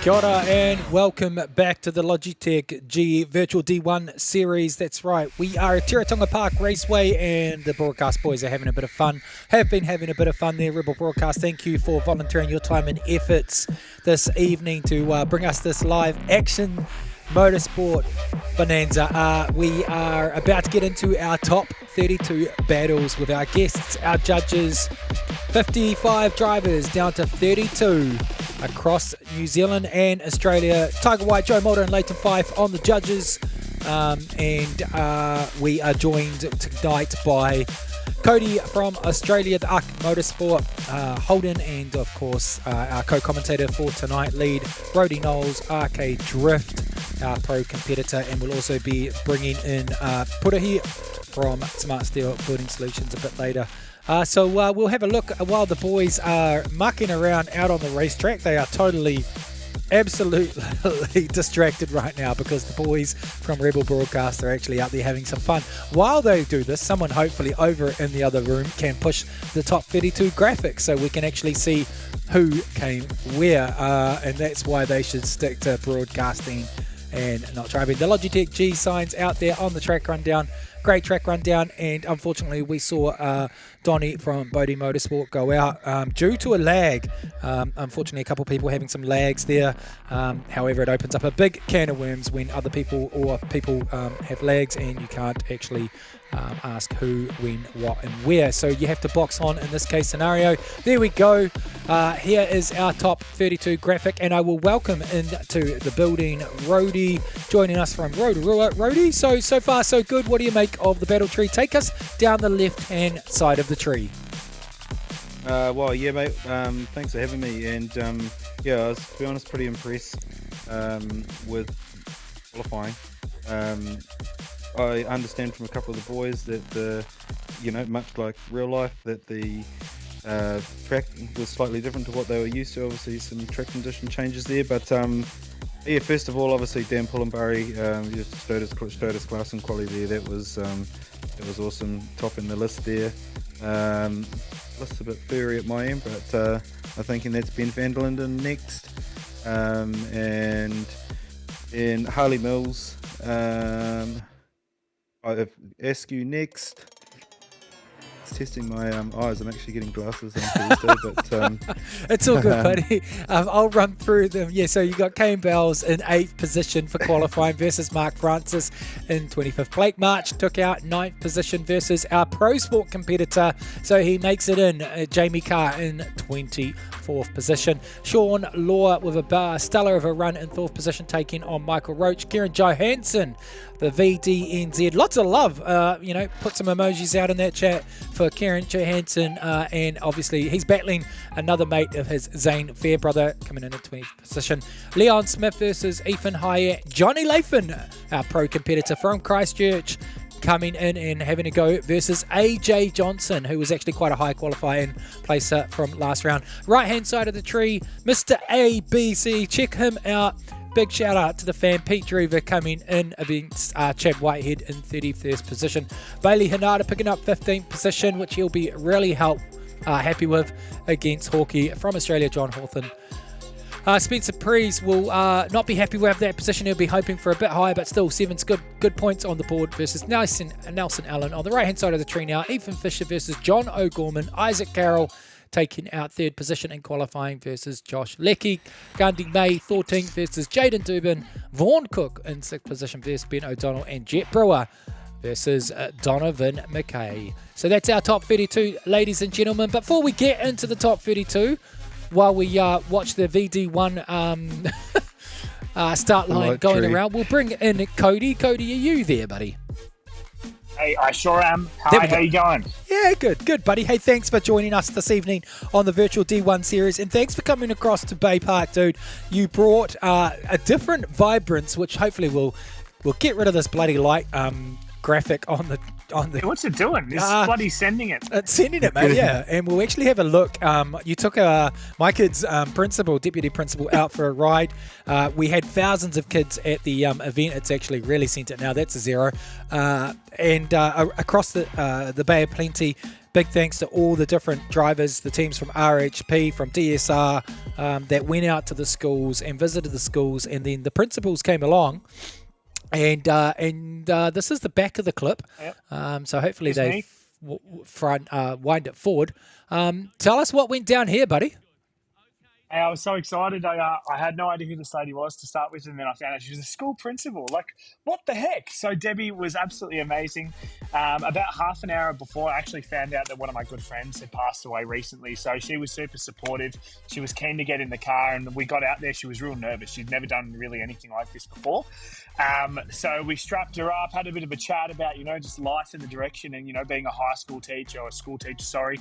And, like how beautiful it is and how much she loves what she's doing for all her kids. They were primary school, not high school. I apologise. And yeah, look, we got her out on track and we just absolutely sent it. So I decided to sit there and do a couple of extra little bits and pieces, some fishtails, and then got the opportunity to do some laps around the E85 boys burnout car. Look, it was pretty sketchy. I was a little bit worried, we're just getting too close to their car to begin with, and Debbie was along for the ride, and she was like, "This is pretty exciting." So I think we've just managed to gain another fan within the drifting community, which is amazing. Yeah. Awesome. Yeah, and look, I think the kids just went absolutely wild. She was definitely the favourite at school, and it was we just delivered that news. Drifting and mental health is such a big thing, and for you to be able to still go out there and do what you did, we're really grateful, obviously, for you coming across, but also at that bloody hard time, getting out there and just letting some of that passion rip. Yeah, 100%. Look, it was one of those sort of things that mental health does play a very big picture in a lot of young males and young adolescents and everything. So it's amazing that we've got such a good scene over here in Australia, as well as that. I've just found out in New Zealand it's just as beautiful, with everyone getting behind you and getting behind your mates. And I think even being able to sit there and come together on the the virtual reality world and within sim racing is just such a beautiful thing. Like, getting out there. So I'm excited to see some cool drifting today, and see get some of these boys get some points up on the board, and get some killer tandems in and get some just have a great time. Nice. Okay, well, we'll be having yourself and Rhodey commentate some of these battles, and I think we've actually got another guest, as you see, for those at home tuning in or on the live stream. On the left-hand side of the tree, that's how it's stacked up in qualifying. But we also have, you'll probably see, hopefully the broadcast boys can bring up the One News clip that we played, and we'll just play that down. I think we have Putahi from Smart Steel Solutions also here tonight joining us. Putahi, are you in the building? Oh, you got to unmute yourself, buddy. Yeah, g'day Brendan, how's it going, mate? Oh, very good, buddy, very good. So for those that don't know, Putahi is this fantastic bearded male specimen. Buddy, give us a bit of a rundown, your role in D1. Yeah, Brendan, mate, my role's basically just getting there and ensuring we've got all our fire safety equipment in place, ready for the drivers out on track, mate. Ready to tow them in if they run out of petrol, or if they catch fire, or if they... DB, basically we're out there, mate, picking up their bumpers, boot lids, Conor Halligan. Yeah, so that was obviously an interesting one for yourself, but you travel the length of New Zealand for the sport. You've been involved in the sport for so long. When you see an accident or a fire, what's the first thing that comes through your mind, and then what's the first thing that you guys say to the drivers? Yeah, basically the first thing that comes to mind is just making sure that the driver's okay, and making sure as soon as we get to it, we're isolating the car and making sure the driver's okay, but also making sure that there's no hazards about to happen. The car's not about to burst into flames or anything while the driver's sitting there undoing his belts. As a prime example in this point here, you're the first on the scene to an accident like this. What's the first thing that's kind of said to you guys? I think the first thing he said was, I'm okay, and having a giggle at the same time. Meanwhile, Ben was trying to grab his feet and pull him out through the window.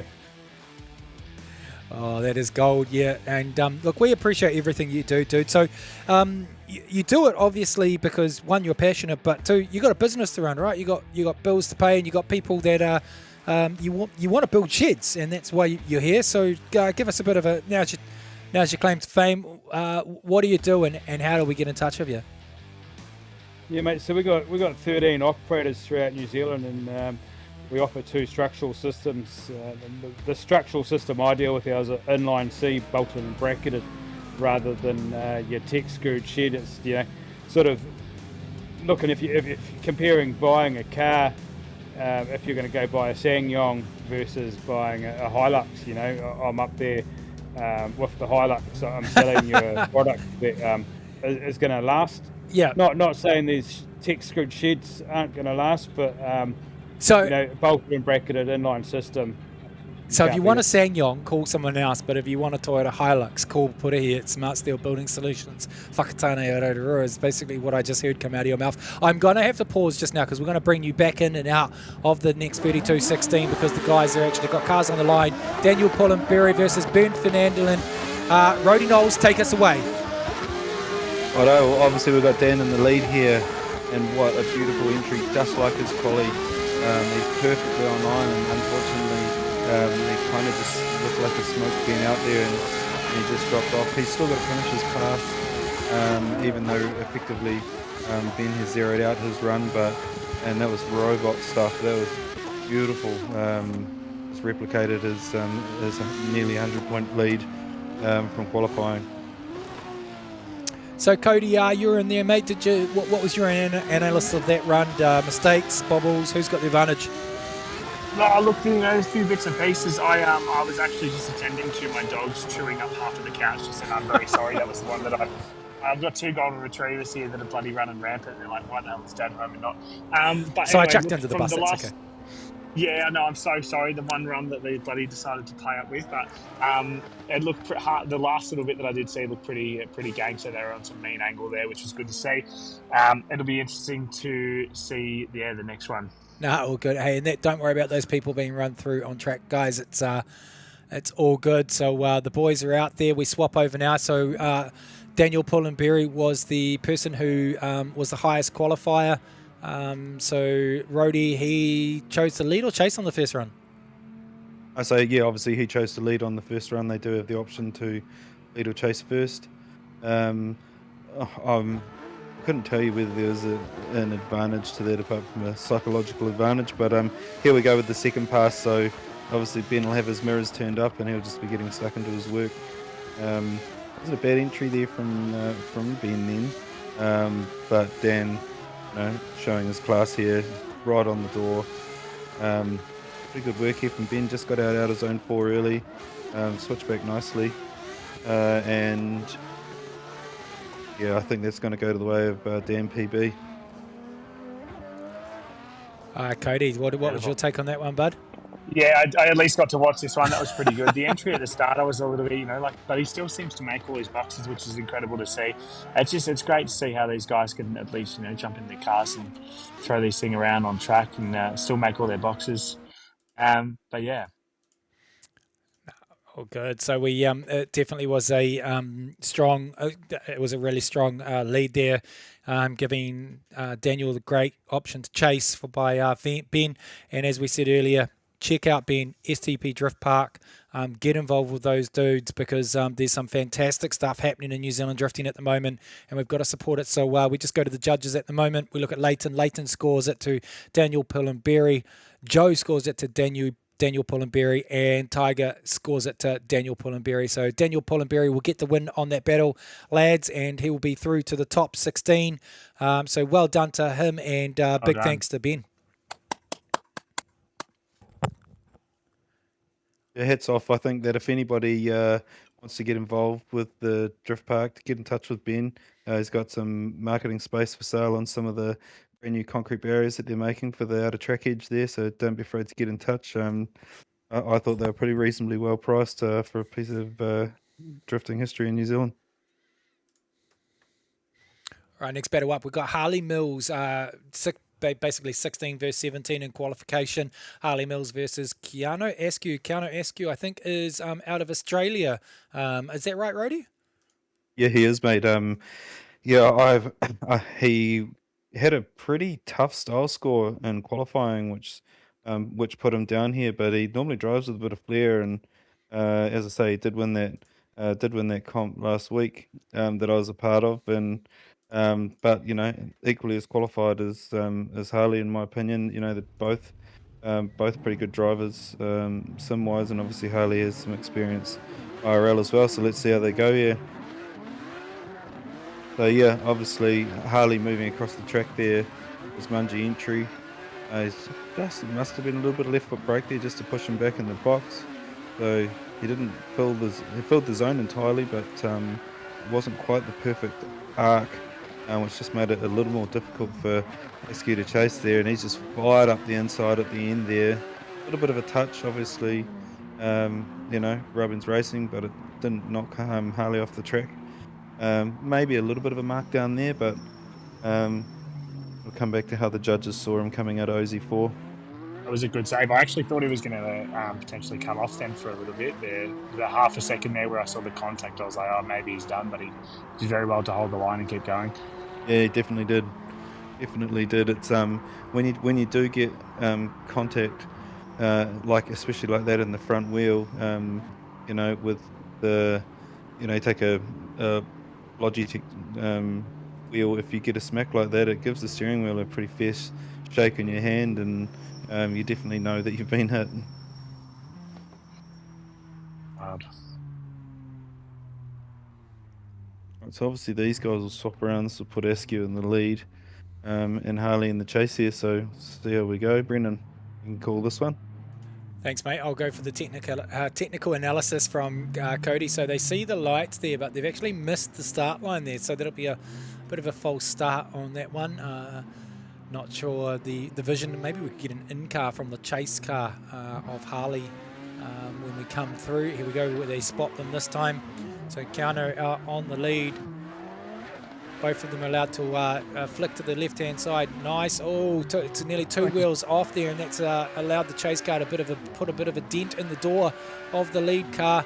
He corrects himself back up now, comes out to out zone 4. Nice and fluid now for the lead car, but there's a huge advantage to the chase car on this one. So depending on what happened in the first round, which I wasn't a part of, Cody, give us a technical analysis. Can we get a replay on that? I thought he was about to go full driving for a minute there. Got his all-terrains on, ready to go. Look, at least the second half of the track, he did an amazing job pulling himself back through. But that first half is definitely going to let him down. So it'll be interesting to see the results here. Yeah, so Harley Mills and the Nissan S13. Unfortunately for Keanu, as you say, a bit of a mistake in the lead there. So I think that's going to really hurt him as far as the results go. If he hadn't made that mistake, I would have probably called it that it was going to go to the 17th qualifier. But we look at the judges' scores coming in. Tiger Waite says Harley Mills, Joe Mulder, Harley Mills, and it doesn't matter what Leighton says because it's 2-1. So Harley Mills will get the win through to, and Haight he calls Harley Mills. So Harley Mills goes through to the top 16. And unfortunately for Keanu, that was all she wrote. And Rody, would you say that lead run of his was what was the killer? Yeah, he would have got pretty heavily penalised for that. Obviously, when you go off an OZ1 like that, you're going to make it really difficult for the chase car to actually stick with you, and it sort of becomes not unchaseable, but it certainly gives you a big disadvantage at that point. So he did well to get it back on track, but yeah, sort of the riding was probably a little bit on the wall there, and I think the judges agreed with that. Yep. Well, the graphics guy also flies the drone. It's a bit of a multitasking here. Big shout out to Reed and to Case and to Thomas and the boys who are putting the production together. It's okay if it's not updated, Thomas. We'll just have a look at what the next battles are coming up. So next battle up we have, Daniel went through in that first battle. Harley goes through in the next battle, and now we've got Kane versus Mark coming up for the next battle. I'm interested to see how Jamie actually does in the virtual world of battle, so we can lose that graphic now, and we'll jump back as the boys scrub. Gonna totally throw Cody under the bus on this one, and we'll see if oh, hang on, what's going on there? So Kane was the highest qualifier, and did he just back off the line? Disappeared and tail and ran. Yeah, so he's chosen, like he's is this I don't know if we can get a drone shot here, but is he basically saying to the driver, hey, swap lanes? They rock, paper, scissors this one out. Come on, guys. Yeah, so where is the Supra? Oh, he's disappeared altogether. Okay. So the beautiful thing about the virtual world is he's already finished the run. Cody, tell us while we wait for that, tell us a bit about what's going on in Arctic Motorsport in the program. I see you've got a GDR that you're very, very busy with at the moment, with some deadlines coming up. Yeah, so we've been lucky enough to be invited to go and to go and drift demo at the Australian GDR Festival. Andrew Hawkins came and stumbled across the car at a Tough Streeters event a couple of months ago, and we pretty much have just been trying to get it fixed. Now, I took the vehicle on a tour around Australia from Melbourne to Adelaide, firstly to do a track day with Mighty Car Mods and Extreme Clutches. And the car caught fire, more or less, is where I'm going with this story. Not accidentally, the car did catch fire. So then we pulled it up and we pulled it apart and fixed it at a garage in Adelaide. And then we road tripped from Adelaide to Brisbane, to up over in Queensland, up north of Australia. And pretty much all through outback Australia on this open thing, we drove through bushfires and floods, and it was definitely a road trip and a half. So we've had to do a full revamp on the car, go through everything, make sure she's all squeaky clean, and we've got we're about to release our new livery. They are a particular body kit and a few other bits, and like little bits of spicy cherries added in. But these guys are lining up and ready to go, it looks. Yeah, so I think they've jumped a couple of battles now. It doesn't look like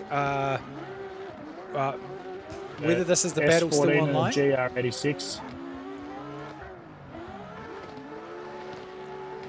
All right, Rody, take us through this battle. Yeah, the entry and the touch and go OZ3 there, all near on perfect. Same with 4. There's a nice all but 90 there and back on the throttle before he got out of 5. So again, a really solid lead there, which was super chaseable. Yeah, but see how the second pass goes. Yeah, so we actually we didn't have the boys come to the line for Kane Bowles and Mark Francis, so we've moved on to the No, so this is battle. Jamie Carr and Marchie. So does that mean so he bailed off the line? Does that mean that Kane Bowles had to take 5 minutes? I'm not entirely sure what what kind of transpired there, to be fair. Just yeah, cool. 5 minutes has started for Kane Bowles. We'll put a clock on there. 7:13. Apparently his PC died, so. Oh. So 5 minutes. We'll just say 5 minutes. Is that the equivalent of a battery or ECU failure in real life? Yeah, or ran out of fuel, hopefully. Yeah. All right, we'll see Jamie pull up to the start line here, so hopefully he can put a good lead together, because he'll have some pressure on him after that lead from Marchie there.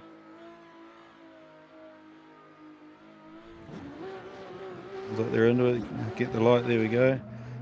Yeah, Marchie jumped out the gate a little bit early there, but I do know that car of Jamie's is quite fast in a straight line, so there's a tip and entry there. It's a bit shallow, both of those zones, but Marchie right there in the chase.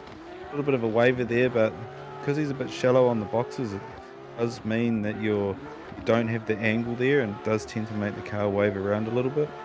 It's a pretty solid pass there from Jamie, but I feel like the real potential is that Marchie might get the win there. Pushing and shoving there as well. Yeah, there's no charge for that. And what a weapon! What's your technical analysis on that one there, Cody? Yeah, look, the cars look amazing. Great driving. It's good to see him out there. I've been told you've actually got to get through the boxes, but hopefully on the next run, maybe it was just a bit of nerves there that sent him sideways in those. But look, it's one of those sort of things. Practice makes perfect, and it's good to see him here either way. Yeah, nice. Really cool to see Jamie Carr coming out of the Pro Sport season, the Taranaki local driver in the JD Concrete S13. Excuse me if I got that wrong. And hopefully we see JDM him Concrete, yep. Yeah. JDM, is it? Yeah, JDM Concrete, yeah. It's Elijah from down in Taranaki supporting Jamie this year. Not to be mistaken with that of Sir McManaway's JDM Racing. Shout out to James and Hannah if they're tuned in. So we look at the judges' results, and sadly for our man from the Pro Sport, it is Blake March, our 9th qualifier, going through for the win. So that'll see Jamie out for this evening. We'll see him back at Gisborne hopefully for H Blackby. Yeah, I can't wait to see that track come to life on the sim. It's been pretty cool. Obviously, it was a highlight round for me this year. I really enjoyed being down there. Yeah, hopefully we can see Cody out there. I did see you went down there, Cody, for a minute. We're going to jump back to the previous battle. Mark Francis got his 5 minutes done. He put fuel in his car, and there he is. We'll bookmark that conversation. Yeah, we'll bookmark. Very good. All right, take it away, Rody. I'll let you lead this one. Yeah, Roger.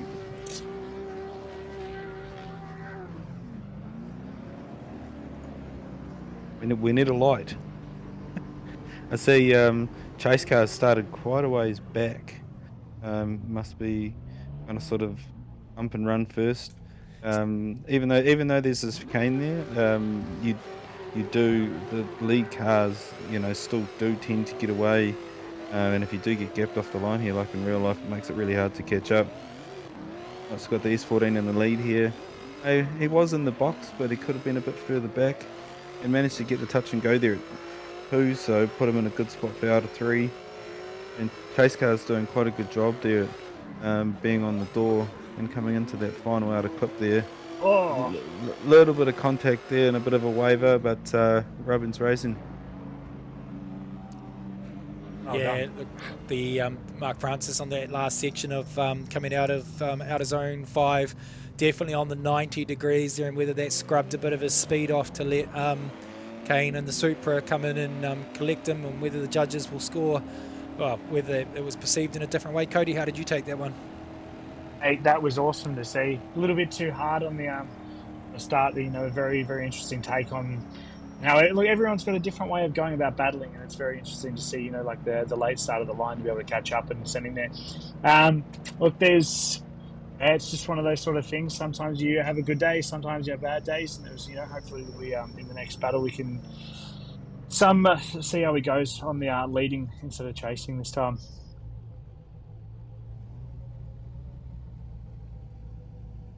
Yep, awesome, good chat. So just listening to race control, so what you see here is actually cars waiting on the line, and why aren't the lights going? Well, just in real life, judges are deliberating, so waiting on the judges.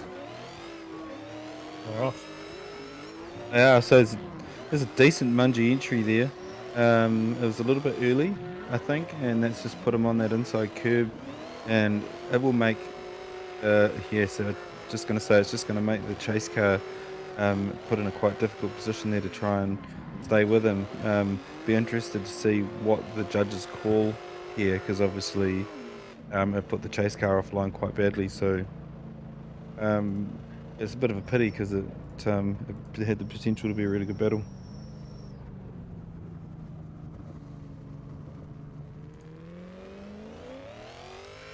Yeah, as we wait for the judges to just deliberate that one through, already seeing results being punched from Tiger White. Joe and Leighton. The amount of time and effort they've spent on these is bloody awesome to see them out on the track. Deliveries are also pretty sick that they've got them on their cars. Is this an S14? Yeah, that's a 14. Yeah, fantastic. You can barely tell other than the tail lights. Very cool. Yeah, there's a lot of hours that go into making the liveries. They're essentially doing the same job as designing for an IRL car. You have to design every individual piece of it and then add it to the car.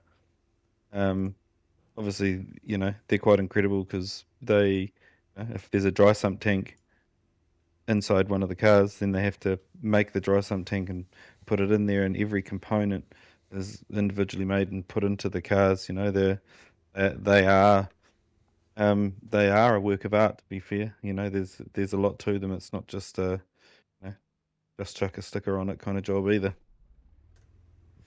So we look at the judges' results. We can't give you live results on this one, but we can tell you. So Leighton scores it to the Super Cane, and Joe calls it to the Super of Cane, and Tiger calls it to the Super of Cane. So all three judges independently, unanimously calling it to the Supra there.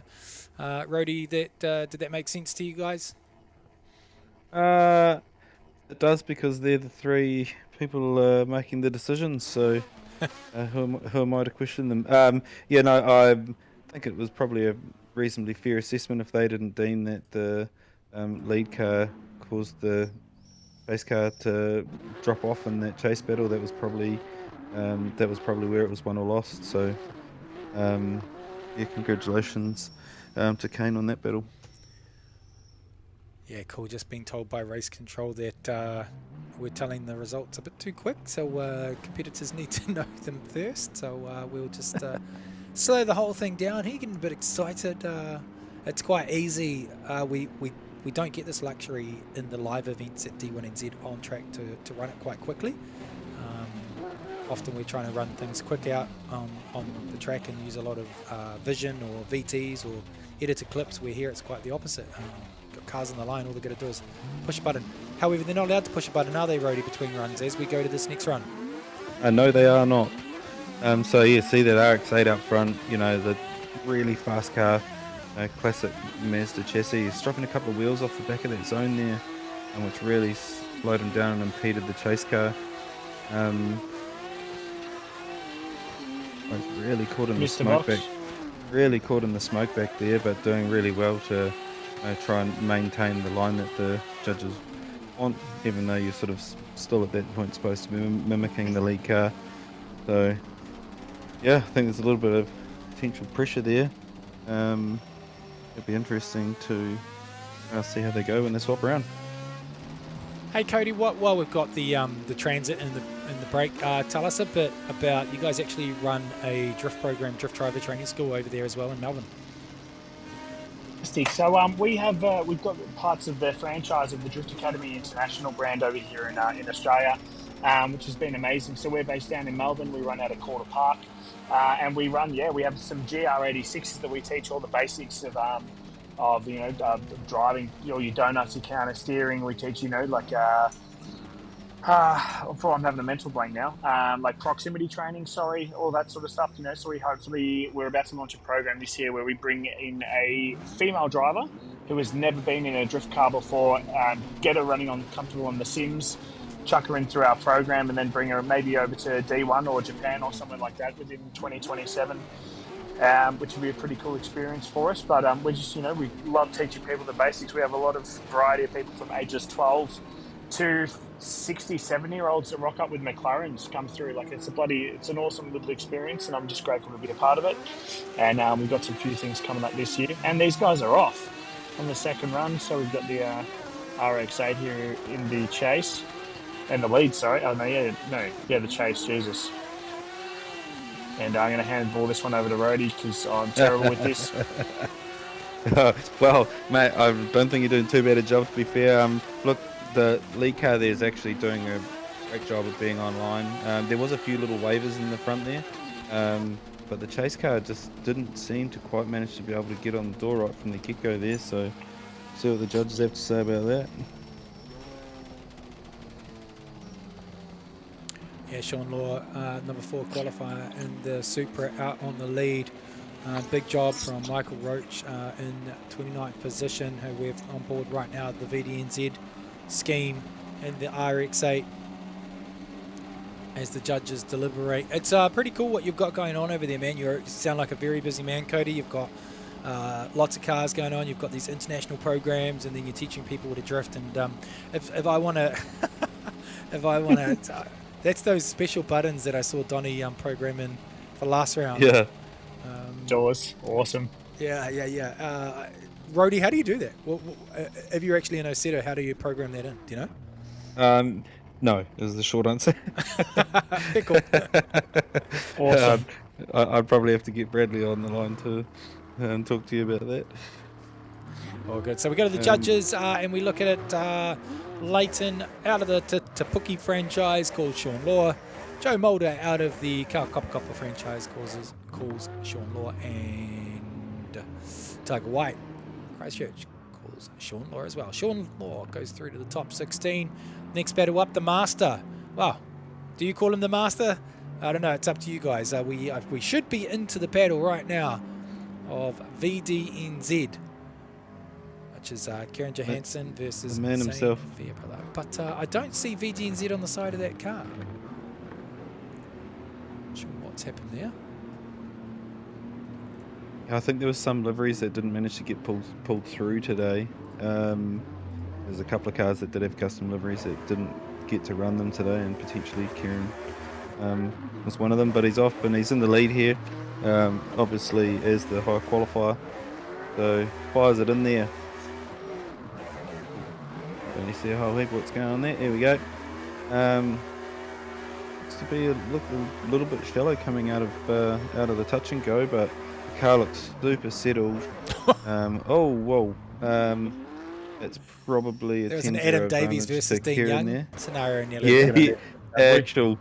That's probably a too soon touchy subject. But in that case, Kieran Johansson was on the lead, and Zane Fairbrother in the chase, and Zane just having a scrappy chase, unfortunately, and gripped up, chased up, punted Kieran off the track. Was probably, I don't know, is that the way that you viewed that one? Pit maneuvered him. Yeah, I'd say something along those lines, or pit maneuver as the police call them. It's yeah, when these cars do start to straighten, they do develop a lot of forward drive, and obviously when you fire up onto someone's door like that, it's really difficult then again to try and scrub that speed off so you don't collect them, and I think that's probably what's happened in this instance.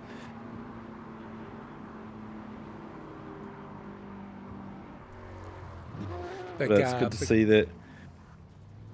Just good to see that when you are doing battles and you are doing a return lap, it's a real natural thing to just push the back to pits button. Interrupt you there for a second, Rody. Did we just see a reset? I don't think so. Yeah, because normally that results in a 0. So. Yeah, exactly. We might just have to look back on the replay there of the live stream. Just we don't have replays for the broadcast tonight, but if you skim back a sec, did you see the car pop up into because you can't reset, right? It's the biggest thing. Not as far as I'm aware, no. So if there has been a reset, that will be a 0. So I'm just having that through, and I'm only repeating what I'm hearing in my ear for race control at the moment. So. Kieran Johansson did have VD1NZ on his car a bit earlier on.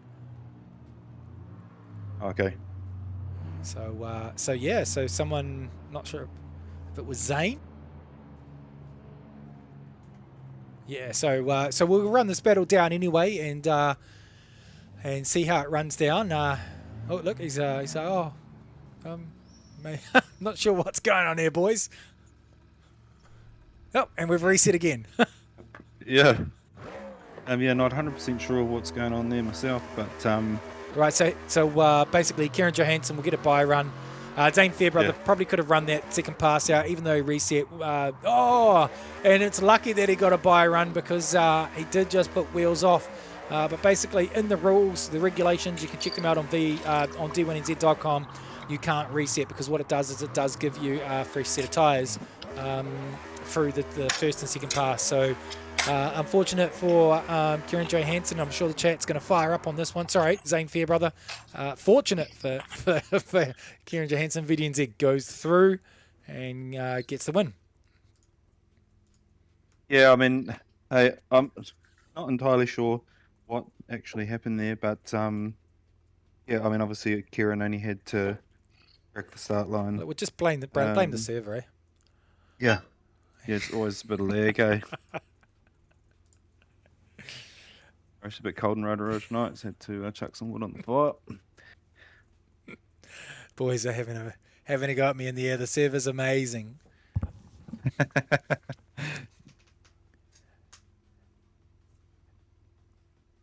All right, next battle up. So that was a really interesting fact. I'm just going to turn the boys down in my ear so that way I don't keep hearing them. What was the next battle up we got there, Roddy? Actually, we'll just need to fire up my other screen. So we will have next to the line, we'll have Leon Smith in the Supra and Ethan Heine in the S13. Oh, sorry.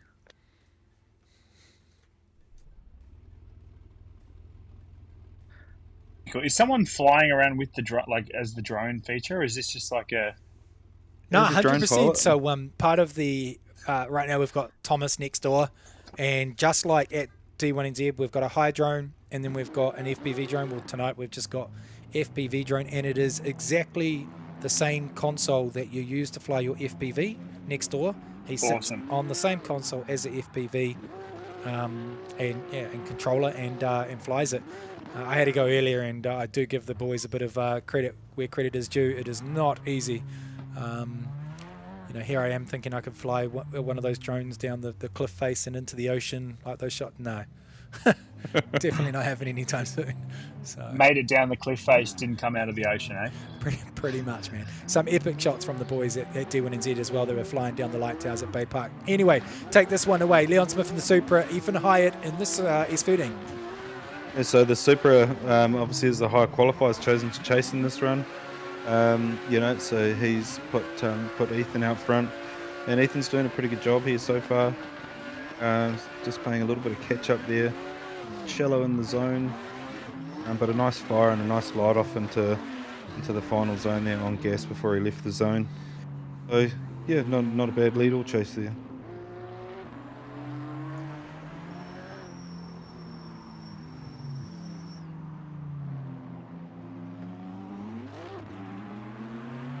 To say that was a very, very clean run. It was, man of many words.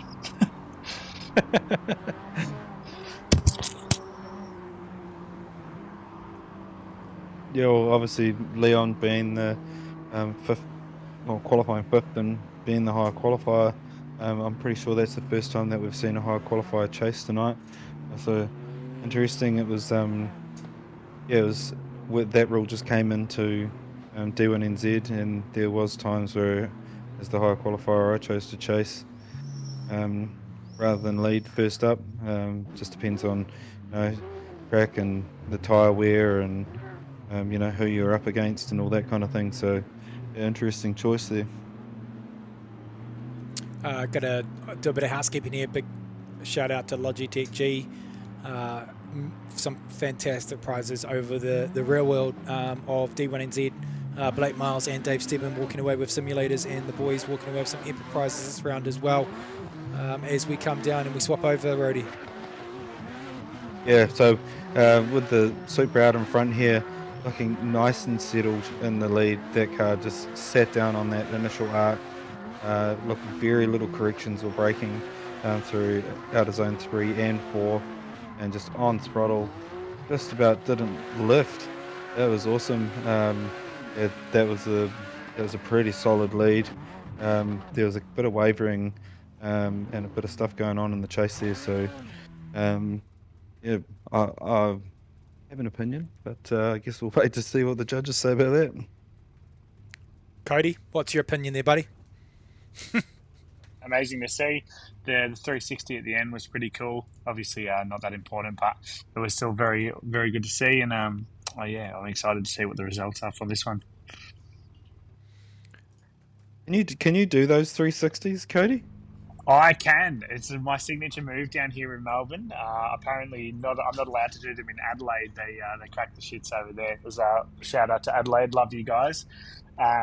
But yeah, so I started doing those in the VE Commodores, and I've done one or two small ones in the GDR. So I'm excited to throw a few of those around at Sydney next weekend. And get the flame show going and everything like that. So how about yourself? Have you mastered the way of the 360?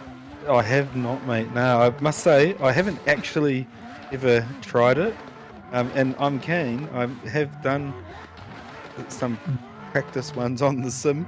You got to be joking, Rody. You've never Super Sixed. Serious, I haven't. Big open spaces when you start, mate. To start with, trust me, Yeah. big open spaces. This is a big one, boys. This is Johnny Latham, Pro D1NZ driver on the left in the E92, and AJ Johnson in the S13 on the right. Johnny Latham choosing to lead because he was a higher qualifier. Here we go. He comes in. He switches on through. He is on the line. The judges want to see. Good lead here from Johnny Latham. The door gets closed up by AJ Johnson now. Epic battle going on between these two. They switch on through. Yeah, Johnny Latham fills the zone. Switches on back through. Johnny Latham, fantastic lead here. AJ Johnson getting the chase. Pushes it wide, leaves it wide so AJ Johnson can close the door. That is why he's a pro. I love that. Well done. Yeah, that was the lead for the ages, really. That was really, really cool from Johnny. He just fired it in there on the entry like a solid mungie, and it set the car. They're a really grippy chassis, and same on the simulator. He would have had to have been right up it to get it to behave like that. So that was really good driving from Johnny there. That's obviously mindset-wise for you guys as drivers a big thing when you know you're coming out on the line and you've got a pro driver in the lead that you can trust in his lead. It just obviously allows you guys to just mindset-wise, right, 110%. Yeah, absolutely. Like when you're driving at a, like Bay Park, for instance, when you're driving at a concrete wall and you're doing well in excess of 100 kilometers an hour, you have to have all faith in the guy in front of you that he's going to send it to, because there's only one net end result. If you don't, and generally it's costs a lot of money. Expensive. Trust in you and your fellow drivers are a huge thing. Yeah, absolutely. This will be excited. I'm keen to see this one. Yeah, well, AJ's got it all to do, I think. It was a great lead from Johnny, but if anybody's up to the task, it's going to be him. He is a quality driver, and he's shown it. And yeah, be interested to see how Johnny sort of chases, and hopefully chases well. Again, just obviously we're not seeing the lights right now because the judges are probably still watching their own replays. There we go. Now they're ready. Race control says send it. I said Johnny's just popped out the box potentially a little bit early there. Yeah, you can see it's made him a little bit shallow there, and obviously AJ, being the skilled driver that he is, he's making the most of that. Yeah, so he has created a pretty decent gap there. Johnny's tried to drive up the inside to try and make that proximity back, but it's just made him a little bit all over the show, just with the fact that he's got to still try and slow the car down to get around the corner as well. So it's going to be a tricky one there for the judges. Yeah, unfortunate for Johnny on that front. I think he had for the first pass of the battle, fantastic. Gave a really good lead, allowed AJ to have a really good chase, and then for that one, whether the judges saw something else in the lead that affected Johnny, or whether it was like you say, too fast out of the box, and that gave him just a bad run. We will wait to see the judges' scores pop into the Google Sheets.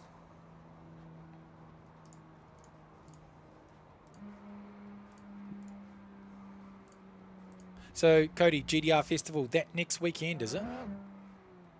Yeah, I'll be leaving on Wednesday. I'll be pretty excited to see how that pans out for us. So Friday and Saturday we'll be demo driving it the entire weekend. If any of you guys are listening and you're in Sydney and want to come down and say hello, I'd be more than happy to give you a tour of the car and hook you up with some mean merch that we've got. So thankfully you guys were very kind to let us put some D1NZ logos on our merchandise to help promote the police car and promote D1 within the Australian scene that we've still got some bits and pieces over here, and they've shown us the same kindness. So we've now doing a little merch collaboration with them as well. which has been awesome. So it should be a great weekend, and I'm just excited to drive the pants off this car and show it off a little bit. So, all right. I am a little bit nervous, though. It's SMP, yes, Sydney Motorsport Park. Sorry, I had someone in my ear. Yeah. Nice. And is full track drifting or what sections? I have no idea. I haven't been yet. I have no idea. I've just kind of been given the invitation. They're like, yeah, just rock up. So I'm like, okay. So we're taking a $160,000 drift car to a track I've never been before, and hopefully we'll just see how we go when we get there. We'll touch a few walls in. It's a bloody cool section, and it's better to ask for forgiveness and do all the corners that you possibly can. I didn't say that in front of all my other drivers because that's not what race control wants to hear. But on that note, we're on the left-hand side of the tree, and AJ Johnson will get the win on that one, ladies and gentlemen. AJ Johnson will get the win. We will go to the right-hand side of the tree for Pete Drever and Chad Whitehead very shortly. But for now, just stay tuned. We're just going to have a quick advert break, reset the server, and we'll be back with you in a moment.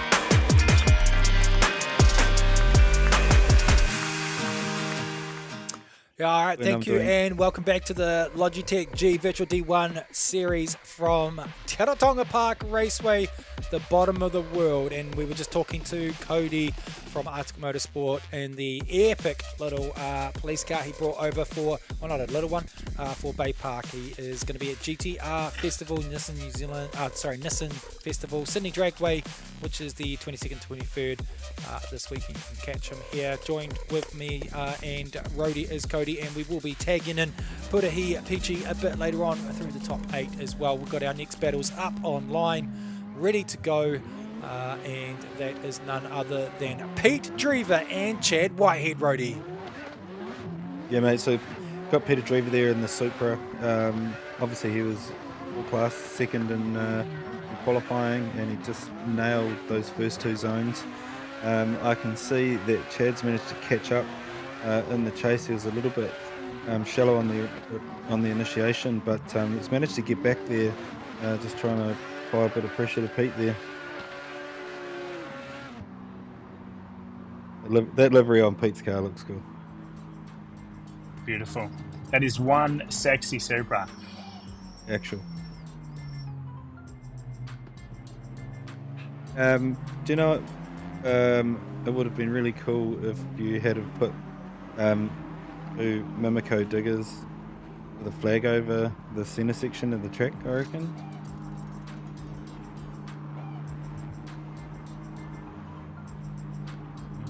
Or not, whatever. Was that for like me or Brendan? No, that was for Brendan. That was just sponsor. That was just a sponsor's plug because Rex and the team at Mimico do so much for the sport, and obviously it was their team that won the Pro Championship this year. So yeah, it was just being nice saying we should have 2 Mimico diggers and a big sign over the centre of the track, but Brendan wasn't listening, so it's okay. No, I wasn't. Sorry, Rody. I was actually chucking my marketing manager under the bus just then, so apologies to Megan and the fantastic, wonderful work that she does. I was just noticing the wrong window banner on a car, but that's okay. That's stuff that we just deal with in the virtual world. As we swap over. I hope that Rex is listening anyway, because he's the man. But anyway, here comes the second pass now. So we've got Chad out in the lead. He's actually created a little bit of a gap there on Pete. Big lungy in the centre. I think he dropped a big wheel off the back of that first outer zone there. It's hard to tell from this view, but Still pedaling on, and Classic Pete, he's there in the chase and mimicking the lead car. So yeah, it was from that wheel drop on the first zone.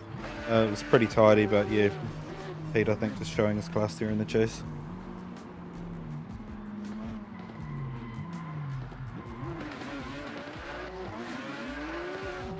Guys giving them all on the sim. Like this is, it's just, oh, and we got some more 360s showing us who's boss. Some big mungies. Yeah, we're actually not allowed to do that in real life because yes, you are. Come on now. You can't drift outside the drift zone, Brendan. It depends if you want to pay the fine and what track you're at, but you know, we've got some fantastic tracks coming into New Zealand. I got to give shout out, like you said, to Rex, the boys at Bad Plenty Drift Park. We've got that one coming, and it is going to be epic. I was out there just recently seeing what Alex Griffin and Aaron Habib and Seaton Daly are cooking up. And they are cooking up a storm out there as far as a drift track. The thing is when you take drifting to pristine circuits, race circuits, they really don't like us drifting outside the drift section. But you take us to a drift track, man, you can drift the drift section. It's the whole thing. So really excited to see that. Yeah, exactly. Hey, some of us have to learn the hard way. And I haven't been exempt from that group at times. But hey, I think these other drift parks that are coming along, you know, like STP and like the Bad Plenty Drift Park, it's going to be fantastic. So, all right, next battle up, we've got Bailey Hanada versus John Hawthorne, Australia versus New Zealand, and it is on proximity here for top 16, the right-hand side of the tree. Bailey out on the lead, John in the chase. Bit of a bobble there from John as he slips on through. Oh, too much angle there from John, but he keeps it on angle, keeps it on dial. That was pretty impressive. Pretty impressive for him to actually keep it on the track at that point. He did fire it in there really hard. Almost would have expected to see him come off the track at that point. So at least it leaves him in the battle, and you know he can go and send it on his lead.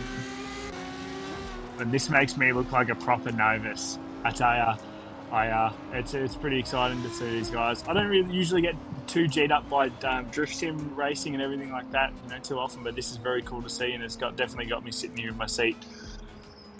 Now, I'd have to ask the chat here because John put he's from Australia in his in his bio. So if anyone's on that live stream and knows, because I see that you know, they're up the mayor of Waitara. So I'm not sure if he's from the Taranaki or not, but we'll carry on. We'll swap over right now. The lights are still on. Thanks, race control. There they go. They reset them now.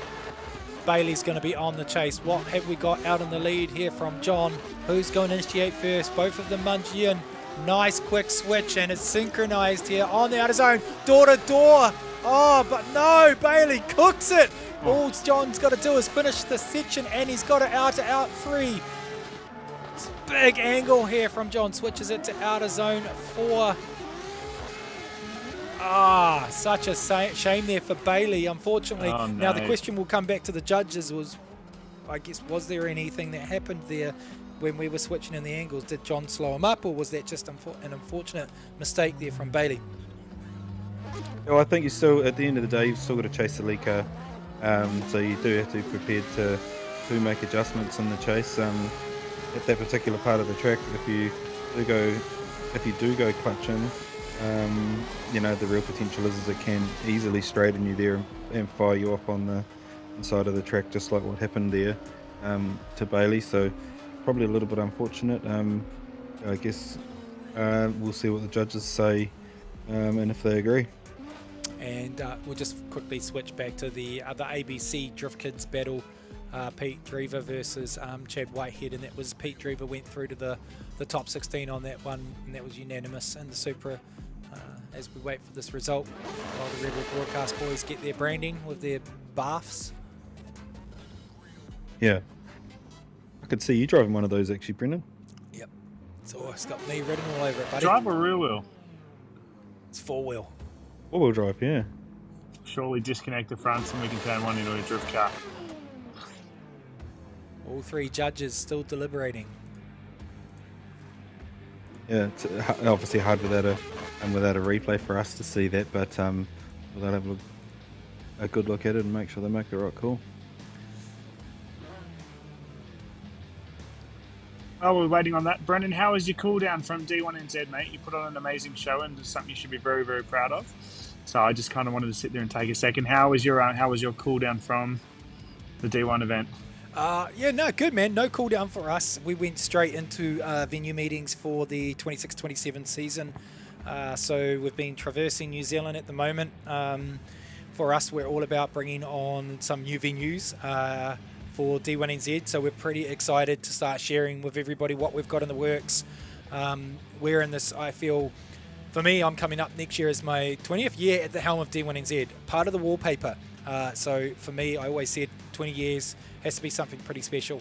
And what we've got planned, James and I have been working on, and the team at D1NZ, you know, if it all pulls off, we're going to be super excited.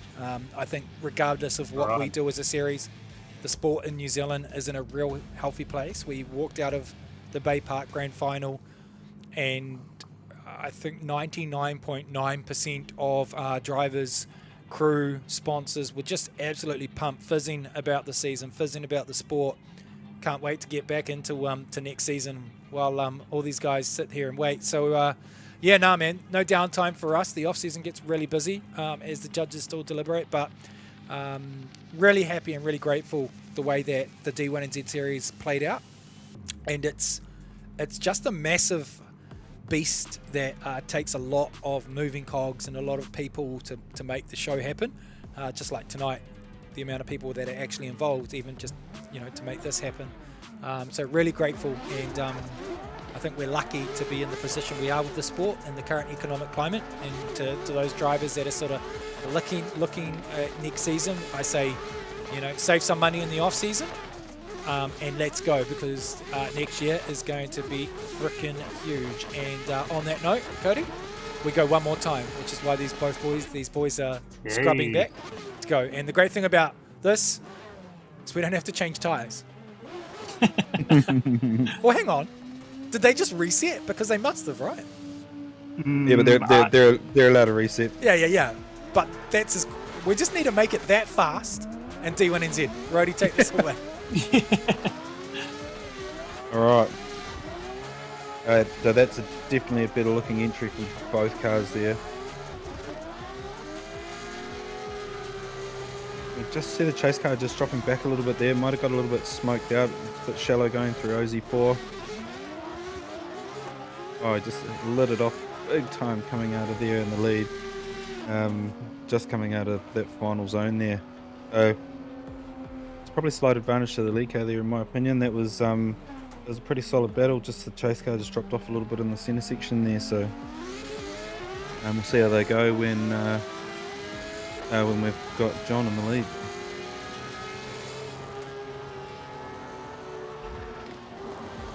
So Cody, have you jumped in a sim before? I had 2 sims. So I went through a bit of a tragedy with my factory back in December that caught fire and burned to the ground. So I had 2 simulators that I had probably spent all of about probably 10 to 20 hours of in total, and I was just like, nah, I can't do this. I was just like, nah, this isn't for me. So I'm currently in talks with a local sim company down here in Dandenong about getting access to their sims to pick myself back up and spend a lot more time in the sims. As these guys are about to go off, we'll hand it back over to you, Brody. Sweet. So we got John in the lead here. I see Bailey's sort of got out of the gate a little bit faster to try and be on the door on the entry there. John is a little bit shallow in OZ1 there, and it has just put him back on that inner ripple again, but he's managed to fill OZ3 and it's just outside of OZ4 there, and that did let Bailey catch up. Did jump back onto the door there. Yeah. Amazing runs, but yeah, honestly, you know, you're talking about hours on your simulator before. You know, like must be coming up close to 300 hours myself, and you know, and some of these guys are upwards of thousands of hours. You know, like there's I actually reckon that the simulator cars are harder to drive than an IRL car because you don't have feel that you get, through the seat of your pants, so to speak. The motion, the gravity, the works. I'm the same. I get sick sitting in the passenger seat as well as sitting in a simulator. I just, I don't want to say you got to have a lot of patience, but also real life things. You've got a lot of I personally work 7 days a week getting bits and pieces. It's hard to find time to sit in the simulator and focus on this when we've got real world things going on. So it's amazing. Spend as much time as you can when you're younger getting in the sim and working towards it before getting into a real car, and the world's your oyster. These are the sort of things, how amazing technology is, and the opportunities it presents to you. I couldn't agree more. And with the simulator stuff, a lot of it's done with your eyes and your brain. So you like I say, you just don't have that seat of your pants feel. So it's a big learning curve. And then when you get into these competition type cars, because they are so heavily gripped up and you're trying to make them, fast and replicate, a semi-slick tyre in real life, it does require a lot of practice to adjust. It's not just a matter of turning Do you have steering a wheels and particular pulling simulator you use? What is your setup? Describe it to us. Logitech G. What are you running? So it's I've got obviously PC, triple screens, a direct drive wheel, and obviously a 3-pedal configuration, and I've just actually in the process of upgrading to a hydraulic handbrake to accompany the sequential shifter on my one. So that they're a pretty serious kind of setup, you can start anywhere. The Logitech have some fantastic options at the entry level, but they also have a lot of very top of the line equipment. So in respect of a brand with a range of quality components, you'd definitely have a look at the Logitech stuff. On my to-do list, as mentioned, I've just lost most of my cars and both of my simulators in a factory fire in December, so I'm now on the hunt for a new simulator. So I think Logitech might be the option for me to go and have a look at. Hopefully there's a Logitech in Australia that can hook us up and sort us out with some discounts, and we can do some promo work for them. That might be a good little avenue. But other than that, I did have a track racer previously, and we'll see how we go with that. Yeah, I've got I've just got a modular style frame that everything is mounted on, and obviously, one of my expired race seats is what's mounted to that. You don't have to. It's all budget relative, really, in terms of where you want to start. So it was a result has come through from the judges on the last battle, and we had Leighton score John, Joe scored John, and Tiger scored John. So John went through on that one.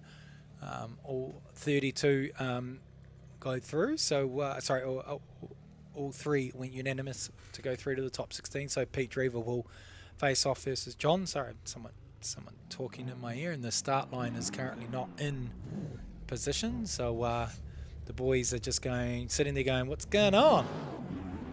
So, what is actually going on here? Someone drove the start lights away. There it goes. Oh, is that not Pete Drever at the start line? Is someone else just driving his car? That's a really good question. Is that Pete Drever at the start line, or is that someone else got his? No, it must be because we've got Spencer in the Corvette, so it must be Nelson Allen driving the Pete Drever Supra.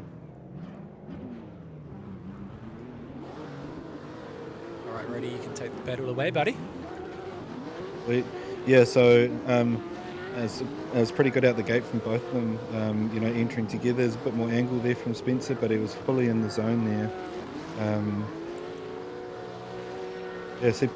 See the Supra right there, a little bit shallower, which is managing to sort of get him back that little bit of proximity, but overall pretty tidy run from both. This is bloody amazing. Awesome to see the level of the builds They've been putting on quite a show for the past little bit, so it's good to see him out there tearing it up. Yeah, that livery of his car on that Supra looks awesome. It might have to come out next year in a Supra, maybe.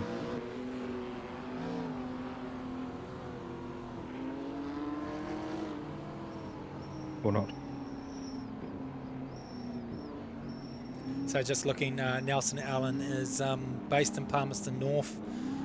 So they've both had pretty solid driving experience. Nelson Allen more obviously on the sim racing front with the Swarm Drift Series, VD1NZ, multiple podiums and third place overall in the championship last year. So then, you know, from that perspective, maybe there's an alignment there with the locals, you know, Taranaki, Palmerston North, which is why he's running maybe the ABC Drift Kids. I don't know. Someone in chat could let us know. Yeah, for sure. I see Spence out of the box there early. Obviously wants to be on the door on the entry. Just know that Supra's fast. So that was a really nice entry there from Nelson. So full throttle, just what the judges are asking for. Oh, sorry about that. Die quietly. On there. Yeah, on turn 3, I think it was.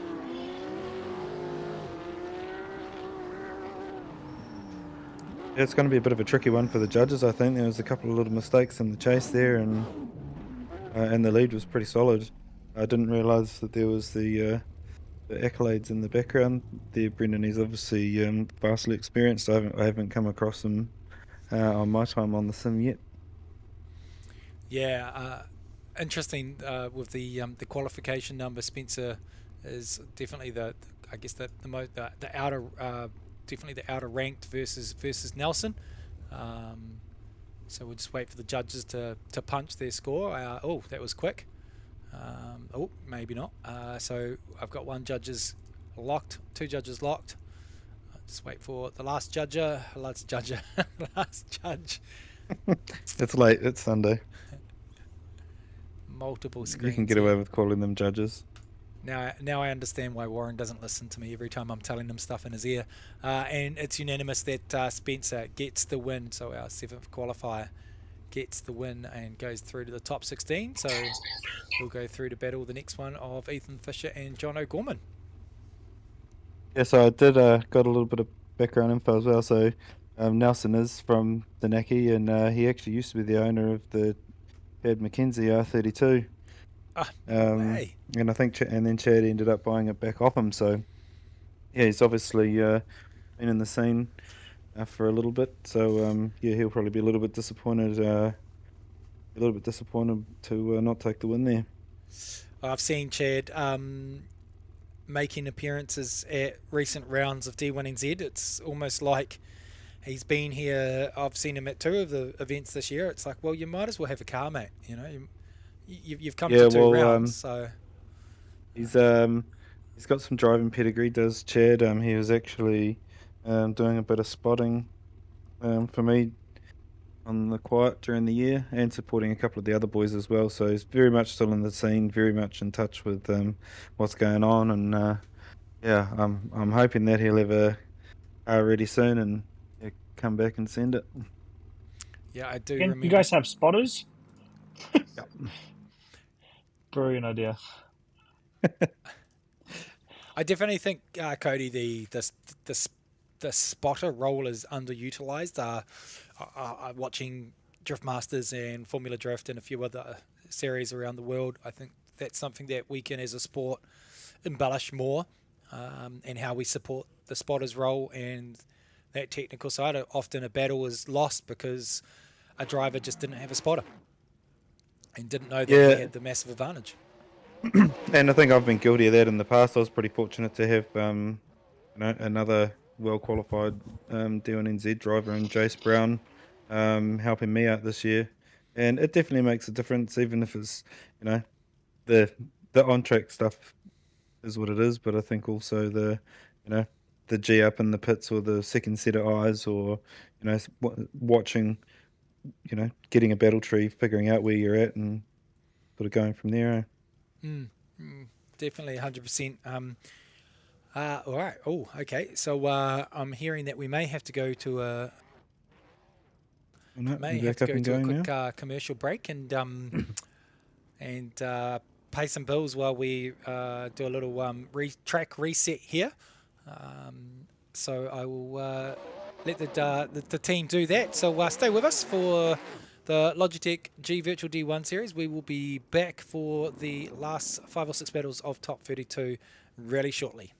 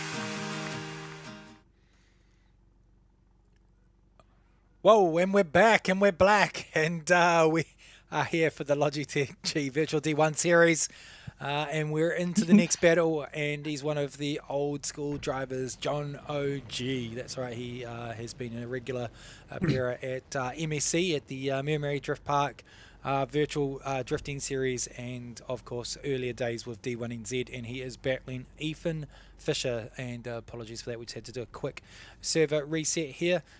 Ethan, I think, will be sitting potentially not on a Corvette. Oh, there goes the start lights. We'll just get them back in position as well. And we're joined by Cody and Rody Knowles. Cody will be with us for another 5 minutes or so, Cody, and then we'll let you go about your day and your business. Thank you so much for having me. It's been an absolute blast. I'm keen to see the next couple of drifts before I need to head off and go feed my dogs.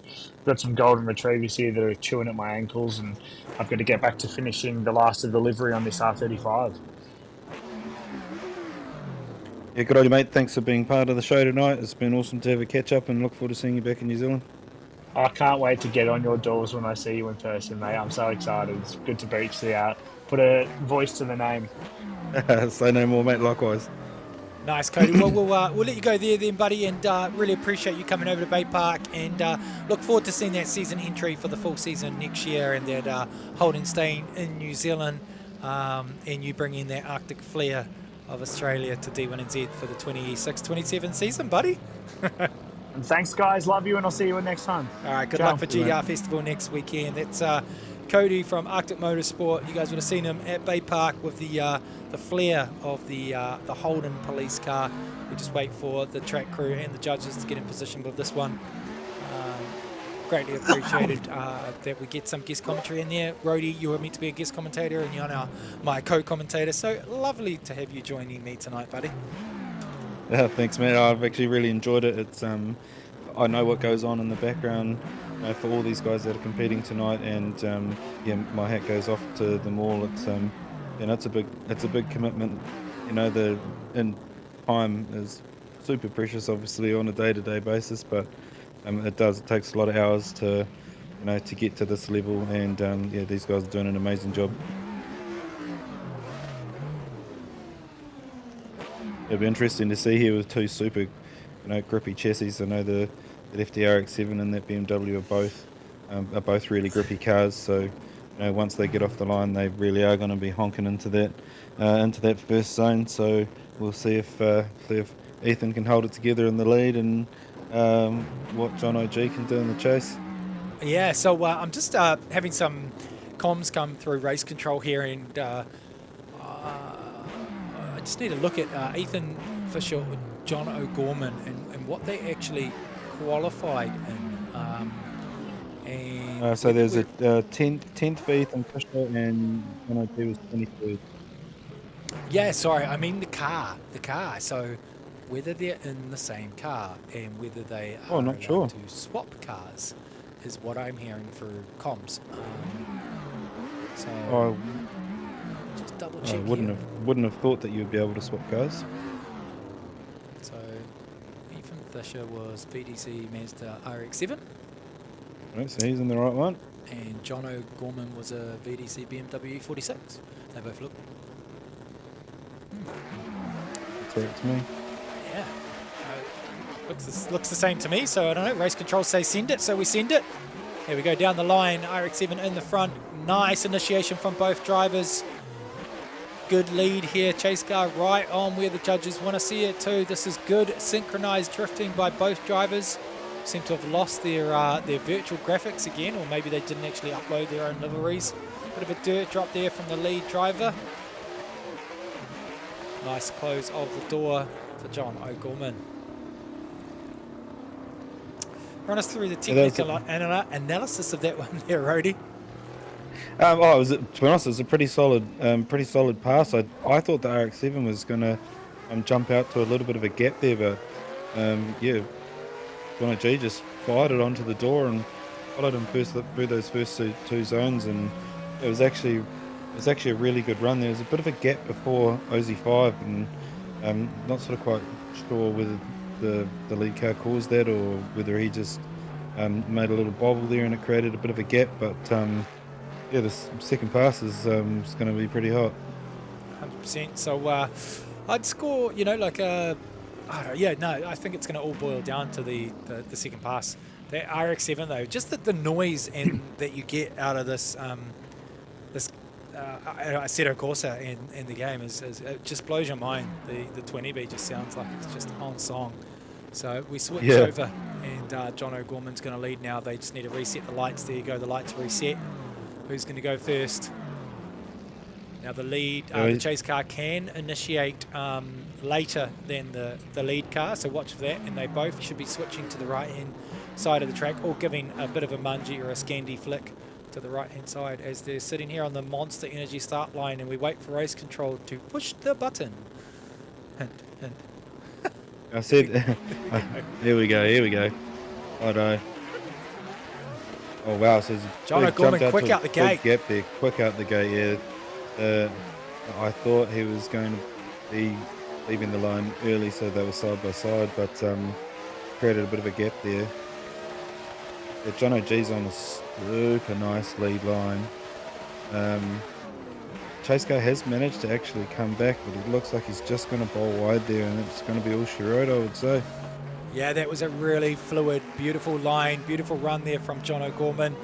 Textbook, came out of the gate really fast. Did he give a chaseable lead? Well, he was. I think the gap was out there, right? So it was all on the RX-7 to try to close that gap, and coming through out of zone 4 to 5, hot, and just couldn't bring it under control as he flies down the front straight of Teretonga Park Raceway. So I think it should be a fairly easy one for the judges on that one, but again, sometimes they just spot things that the commentators don't. So I have one judge locked in already.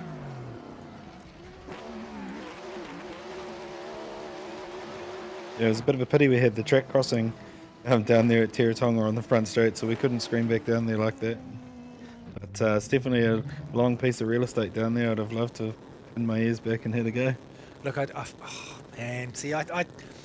we tossed this one up a lot coming into the round of Teretonga at the start of the season. It's one of those unique tracks. It's one of the only tracks, I think. Is it the only track that you've got to cross the racetrack to get into the centre because they don't have a bridge?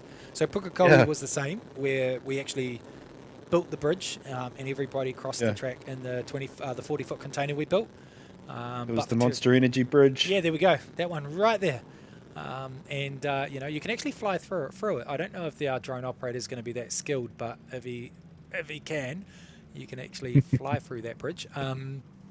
So yeah, we built that one at Pukekohe, but we didn't have the luxury at Teretonga. Sorry, my bad, buddy. All right, we swap over now. We've got Isaac Carroll and Josh Leckie here. So the BMW in the front. Proximities looks pretty good. The chase car looks like it just made a little cut there to gain some proximity back. But to be fair, I'd take a mark down to get back on the door. The proximity is where it's at, so it's a pretty solid pass from both there and get them swapped over. Yeah, the 33 are presenting Bodie Motorsport. Unfortunately, Donny going out a bit earlier due to the lag. Isaac Carroll in qualifying in 3rd position. So we swap over. The 33, I can't remember the last time we saw it. I mean, we had ZP Drift Zach Pole, we had Tully Pucky. Tully Pucky, yeah. Old Pucky. I'm not sure what Pucky's up to these days. He's looking bloody amazing from when he was in D1 to now. He's gone through a fantastic life transformation. But I can't remember. I think those boys would be the last 33s we would have seen in the series, maybe? Yeah. I think that Tully Pucky car made its way down to Rotorua and belonged to Ra, and then a guy, Tori, here for a bit, and has recently gone to a new home. Oh, big jump on the light there. Alright, Leckie on the lead now. He switches on, and big switch from Leckie. Bit of a dirt drop there, and he follows him through. Was it 2 or was it 1? Oh, that's 2 definitely. So it's all for the chase car driver of Isaac to now lose. There he goes, switches on through. Isaac Carroll qualifying in 3rd position. Easy win for him to come through. Out of Christchurch, was originally in the A90 Supra for round 1. Does the Swarm Drift Series in VD1NZ. Yeah, a bit unfortunate for Josh there in the R33. I think just that wheel drop and then a correction, it just was all she wrote. And we still haven't actually had a result punched through for the... Oh, no. I stand corrected. We did. We had John O'Gorman get the win on the Ethan Fisher and John O'Gorman battle. So John O'Gorman went through on that one.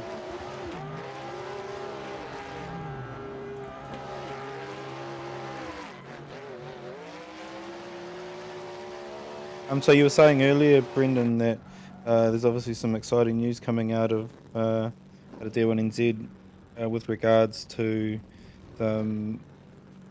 more action at Bay Park in the off season.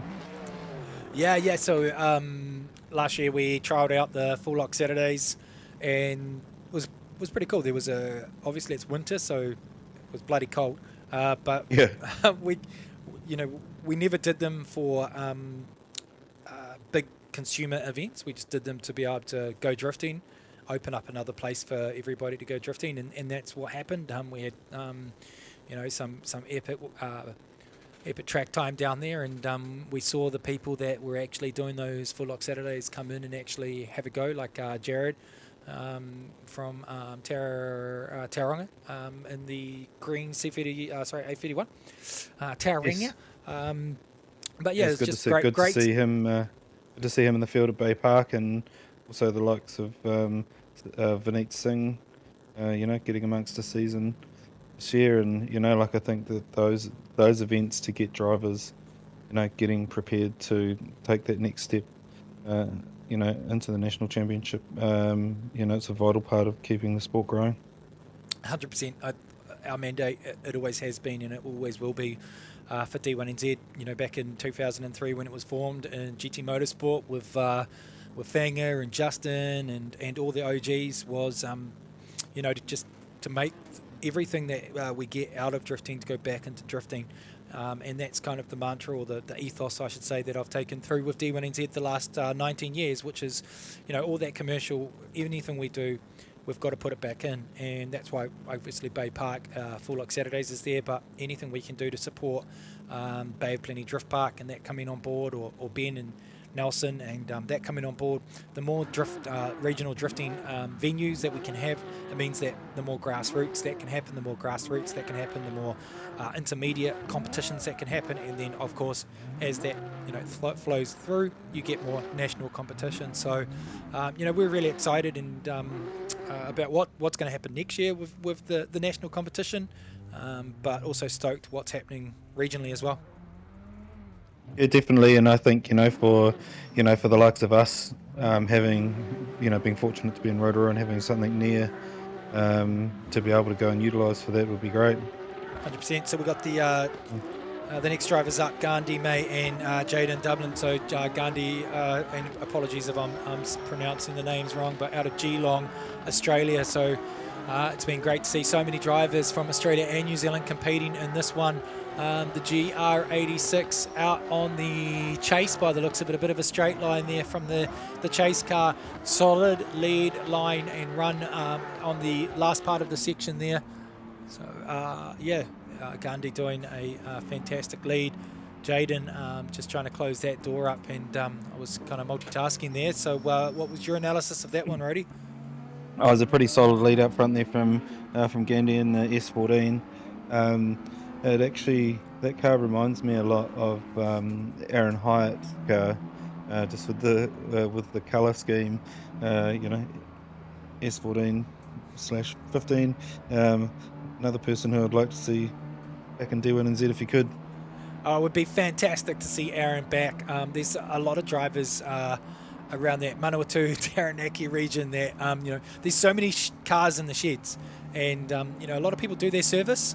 They compete 4 or 5 years and then they have a break, and that's totally good. A lot of people say, oh, why is Gaz not back, or why is Kurt not back? You got to give these guys respect where it's deserved. They've done their service to the sport. Some of these guys like Fanger, absolute legend, inducted into the Hall of Fame at Pukekohe Park. So great to see. Hopefully we see some of those guys that have cars in the shed jump in and have a go for 26 to 27. We swap over now. Jaden in the lead, Gandhi in the chase. It's all for Gandhi's to lose. Yeah, definitely. And Jaden's putting it on in the lead at the moment. That was a really solid entry through the touch and go there. And he's looking really solid up front. But credit to Jaden in the chase. That was a bit unfortunate there, but yeah, that was a solid chase pass. He was putting the pressure on, and yeah, it's just a little bit unfortunate for Jaden out the front there. Just wasn't able to hold it together.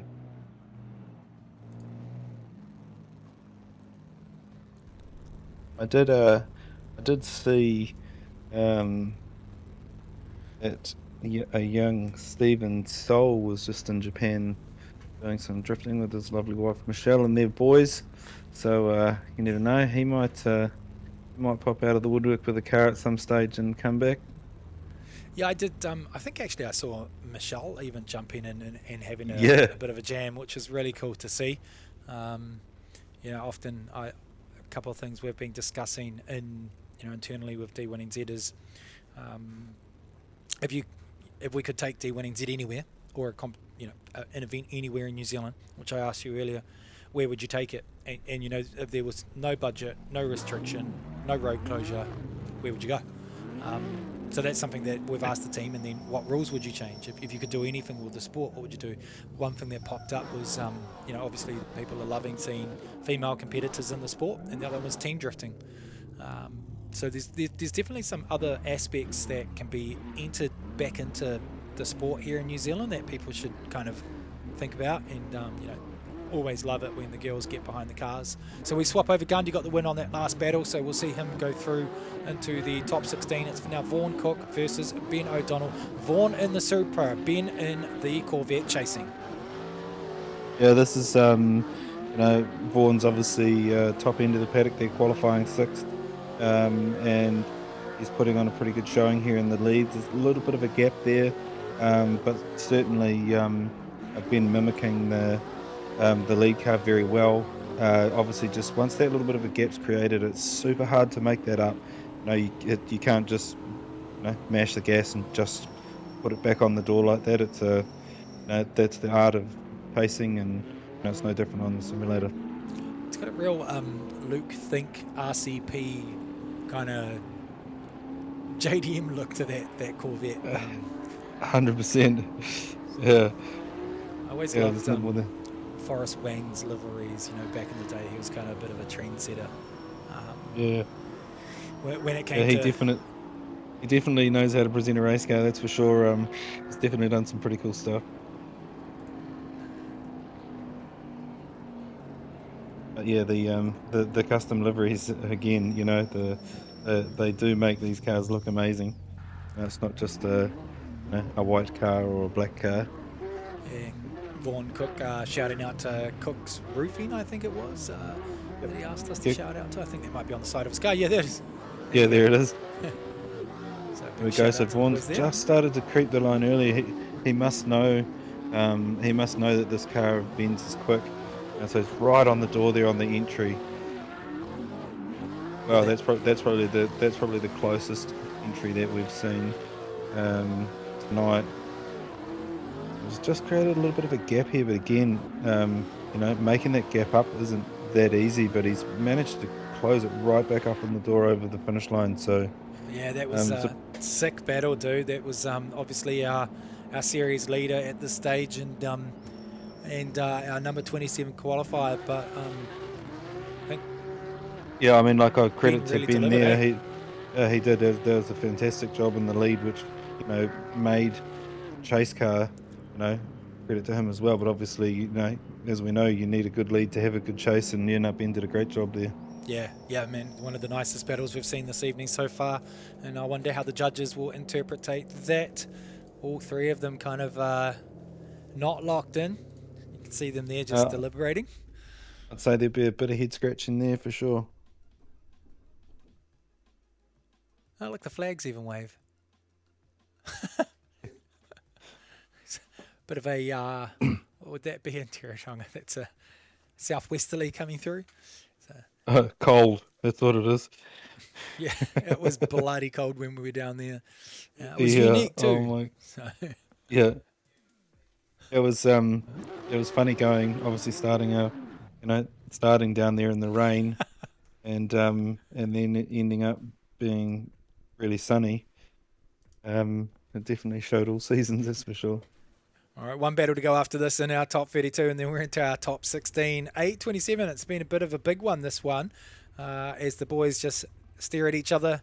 Link ECU, probably a good time to do some housekeeping on our behalf. We won't go producer in the end. No, we're not going to go to an advert break, boys. We're just going to thank our sponsors. Obviously, Link ECU's been on with the series for some time now with D1NZ, and Rob and the team there do a fantastic job at supporting us and our drivers.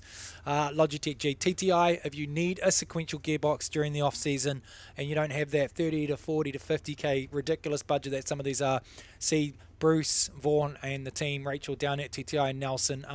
They have some great gearboxes, entry level to intermediate to advanced. GT Radial, Ting Tools with all those epic toolboxes over the season. Judges are still deliberating, which is why I'm yapping on here. Schmick Car Care Products, and Cooper, young Cooper. Many may probably not see Cooper, but he is Lance's son, our series scrutineer.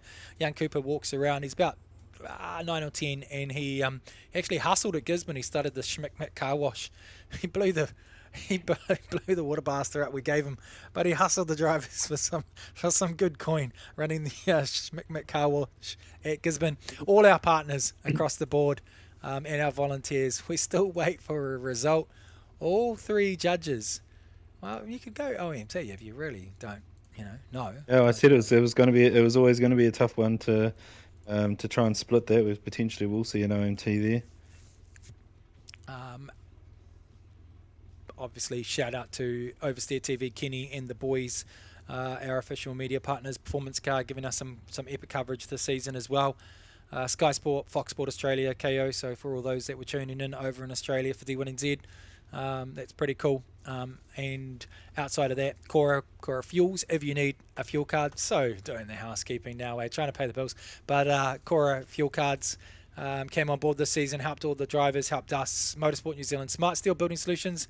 Puri is actually waiting in the wings, and I was going to bring him in for top 16 and top 8, but Poor bugger's probably sitting there gone to sleep now, waiting.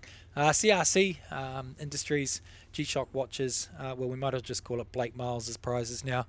And I think, did he walk away with 5 in the end? Nah, because I think Tiger got one, didn't he? Yeah. So, oh yes, Tiger judging for us tonight. KT Motorsport trailers. They do some epic trailers. Our judges still. Oh, we've got one judge. One judge is locked in. Burger Fuel for giving us some free burgers. Epic, and also supporting Conor O'Halligan.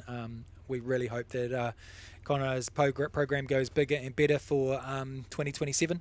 And ILT and Trustart Awhiri. All right, so big upset. We have a result. We have yeah, we have a result, and it's that of Ben O'Donnell.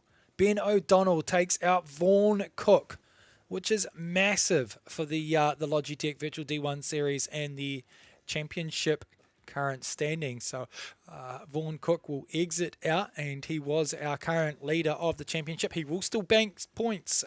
We won't get to see those till after the round, but will it be enough to still hold the championship lead over Daniel Pullenberry or Spencer Price? We will see later on. Ready? Yeah, well, we've got another big battle coming up here. We've got young Jet Brewer versus Donovan McGahey, and yeah, obviously there's some pedigree there. With, obviously Jet winning VD1 Series. So.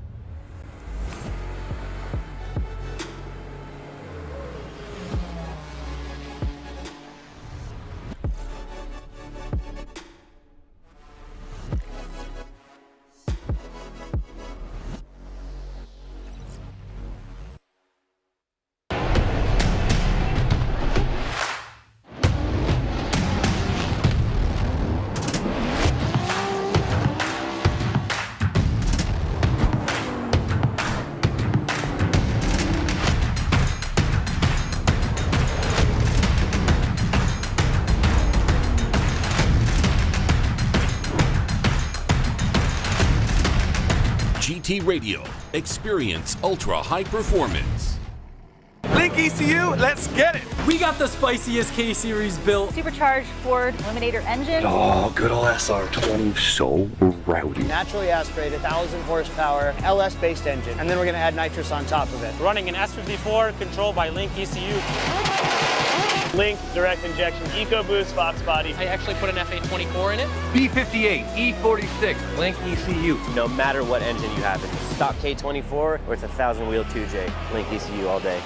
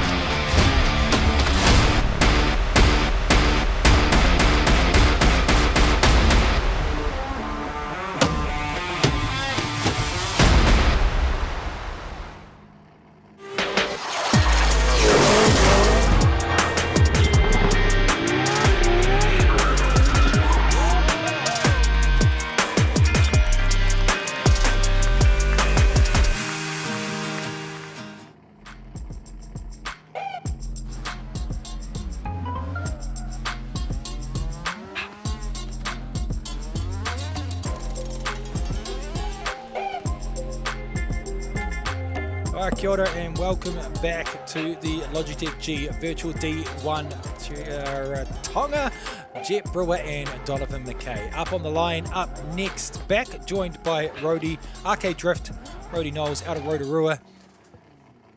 And we have the Righto. Battle back. The last battle of top 32. Jet Brewer in the RX-7 and a team that you're very familiar with there, Rody. Yeah, mate, yeah, the Team OCD guys have been awesome, you know, produced some great cars and some great drivers, and I'm sure we're about to see that here with Jet out in the lead. An entry. Quite sure what's going on there in the chase. Oh, and well, there's a passing is allowed in virtual D1, but maybe not like that. So just I'm just not quite sure what happened after OZ5 there. It just didn't look like that Lee car wanted to light off again. It was a bit weird, but hey, look, the real potential is it could have just been the chase car just coming in so hard afterwards, just trying to catch up. So it was hard to tell from the screen angle here, but they will put the chase car in the lead here and see what they can do. Yeah, really good spotting there, Rody. Just judges flicking through their own replays to have a look. It was quite fluid from the RX-7, and there was smoke on the wheels coming through out of zone 4, and then he switched back, and he was on the gas, but he did have that kind of that, I guess, that slight decel, and whether it was, you know, it should be full throttle, so it's whether they're going to mark him down on that or not. So we switch on over. Donovan on the lead now, both switched through. Jet Great entry in the lead there, but it really is allowing young Jet to be up on the door there. It's very smooth from both drivers actually. It's been a pretty solid lead pass to allow a really good chase there. So yeah, be interesting to see what the judges say and how they call that lead run. Yeah, great sportsmanship driving from both the drivers there. Donovan doing an exceptional lead. I guess it's just going to boil back to your point on Jet's first run and what the judges saw versus what the viewer saw. Odd Storm Shadow loving what he's seen out on the live stream as well. Good evening, Bowden from Pukekohe. Yeah, it's great to see the viewership for this composition, you know, with people tuning in from all over, you know, Australia and New Zealand, and potentially beyond as well. You know, like I do believe that there is some great strength to come out of having, you know, these competitions to contribute to the overall drift scene. So, you know, I'm really keen to, you know, I've obviously got VD1NZ coming up, which I'm really looking forward to being a part of. I was really fortunate to get a wildcard slot into that. And yeah, I'm just excited to be here tonight and calling the boys driving. Yeah, nice. It looks like we've got 2 judges locked in, but I'm not going to call it in case I get in trouble again. Yep, no, we have a master. There we go. So Jet Brewer does get the win. Jet Brewer gets the win. Yeah. And, you know, Donovan, got to give it to Donovan. He gave a really clean lead and allowed Jet to have a fantastic battle. I was got to say, clean all around the board. Yeah, no, it was good. Yeah, obviously just a little bit of contact there in that first chase run from Donovan. Obviously just him must have been being deemed at fault for that. But yeah, obviously, you know, with a guy who is experienced and as good as what Jet is, you really have to throw it down like it's the final battle, because you're only going to get one shot at it. Right, so we're going to flip and we'll have a look and see if we get a updated battle tree from the graphic boys to have a look at the way that the top 32 played out into the top 16 as the boys fly the drone down.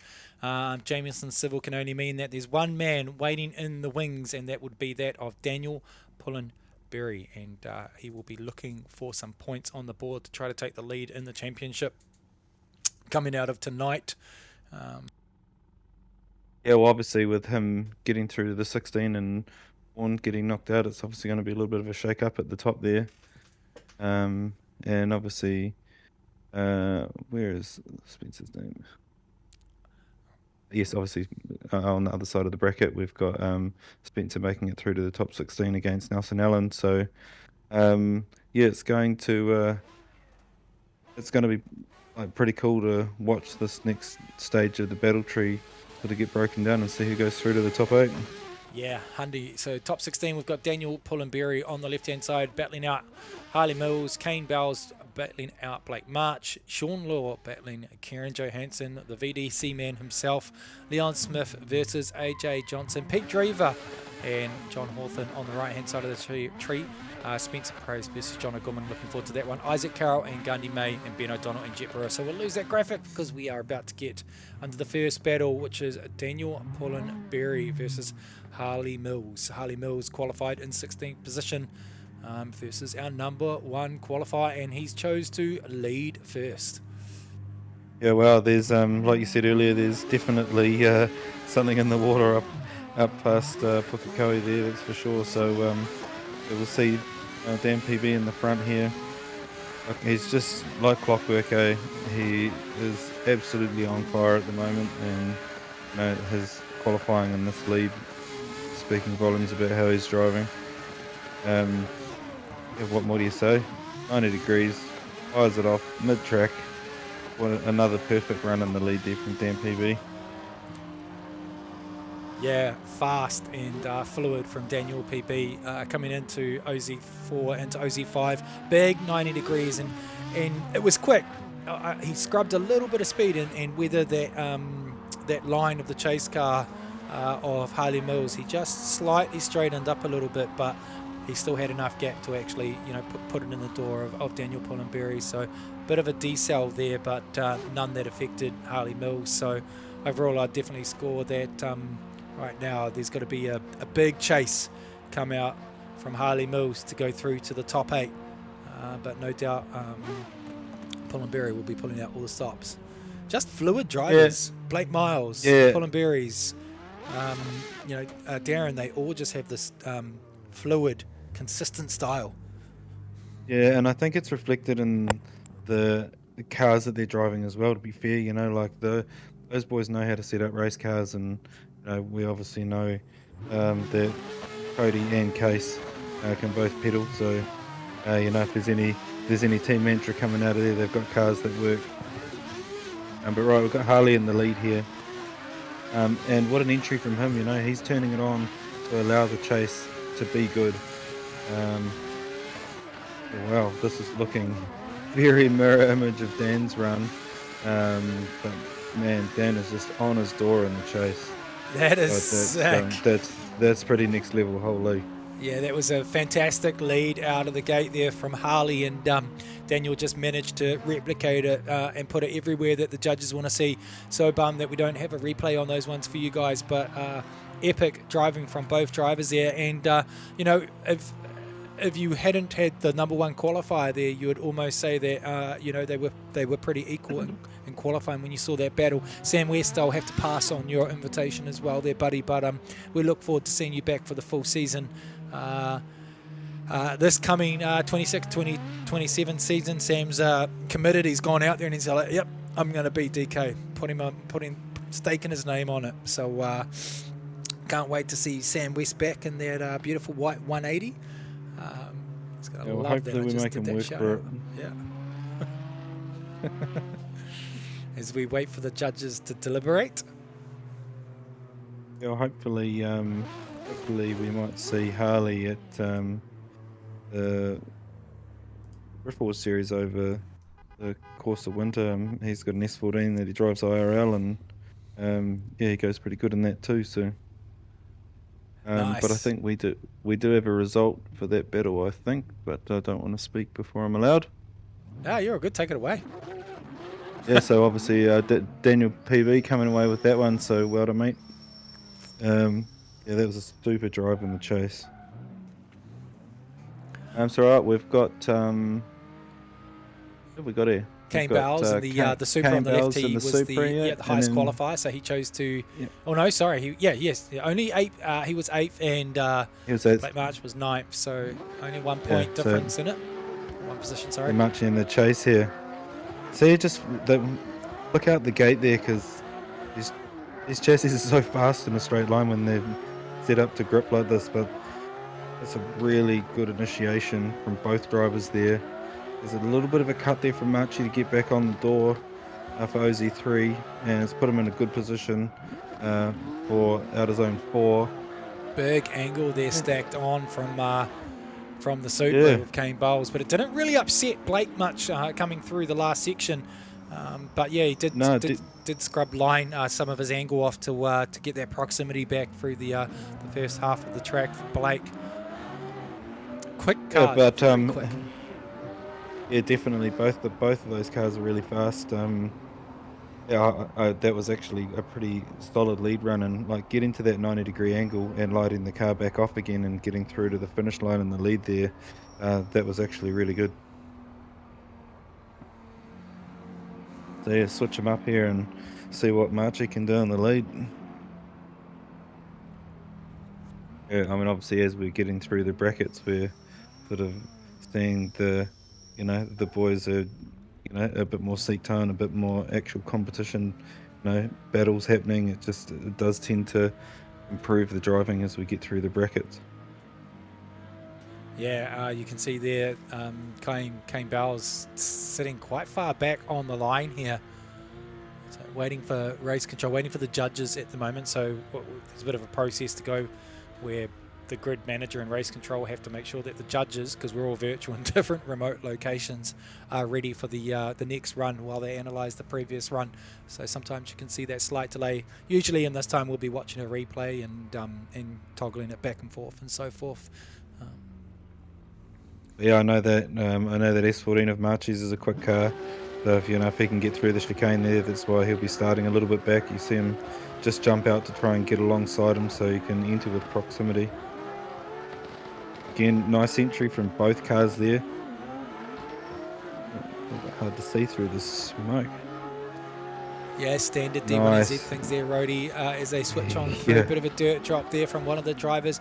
Nice and fluid, big angle from the lead car there. Didn't really upset the chase car of Bowles though, so it's one of those battles that there wasn't a lot of mistakes from either party. Agreed.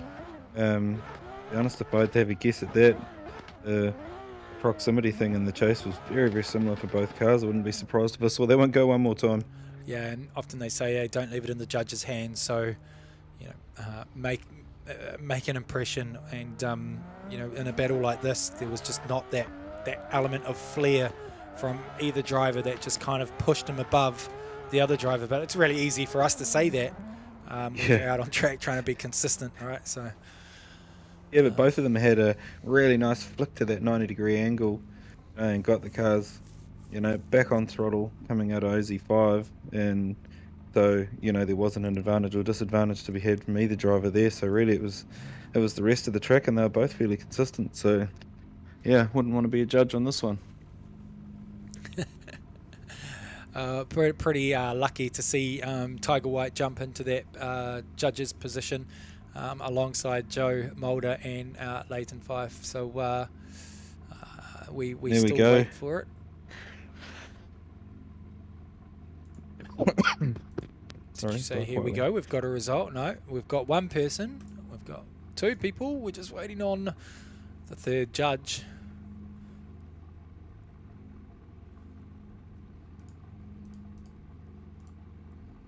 So what I can tell you is it's not unanimous. That's all I can tell you, because they're all deliberating. I can't actually see.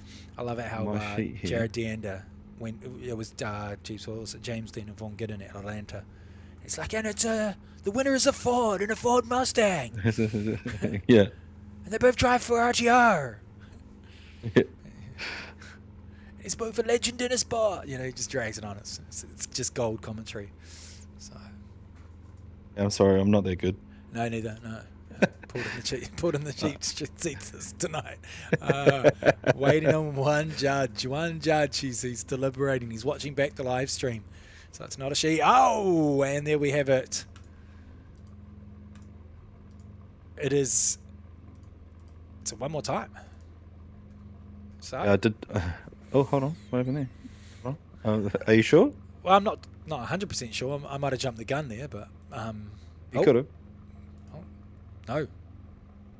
Yeah, there we go. Officially from race control, it's a one more time. Oh, there you go. Oh, maybe I do kind of half know what I'm talking about. All right, so one more time. So they're just going to go right now. Yes, they are. Righty, I'm gonna call you. Who am I gonna? I'm just gonna play some bias here. I'll go for the Supra. I like Supras. I'm gonna have to go my teammate Marchie. Give it our brother.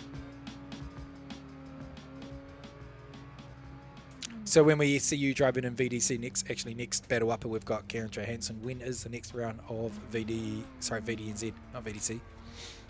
You can't ask me that because I don't know. Oh, good. Yeah. All right, here we go. The Supra's out front.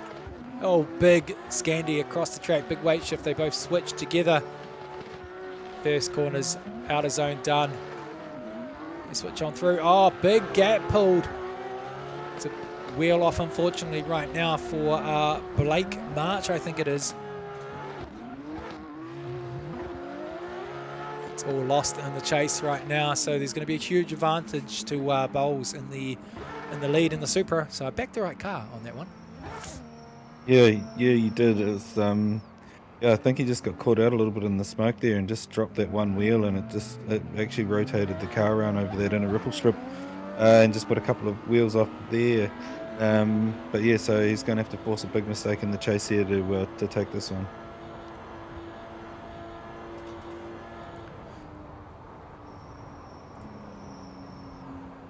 It's a very cool commute. So I know that we put cones down the front straight, so you couldn't drag race down the front straight of Teretonga.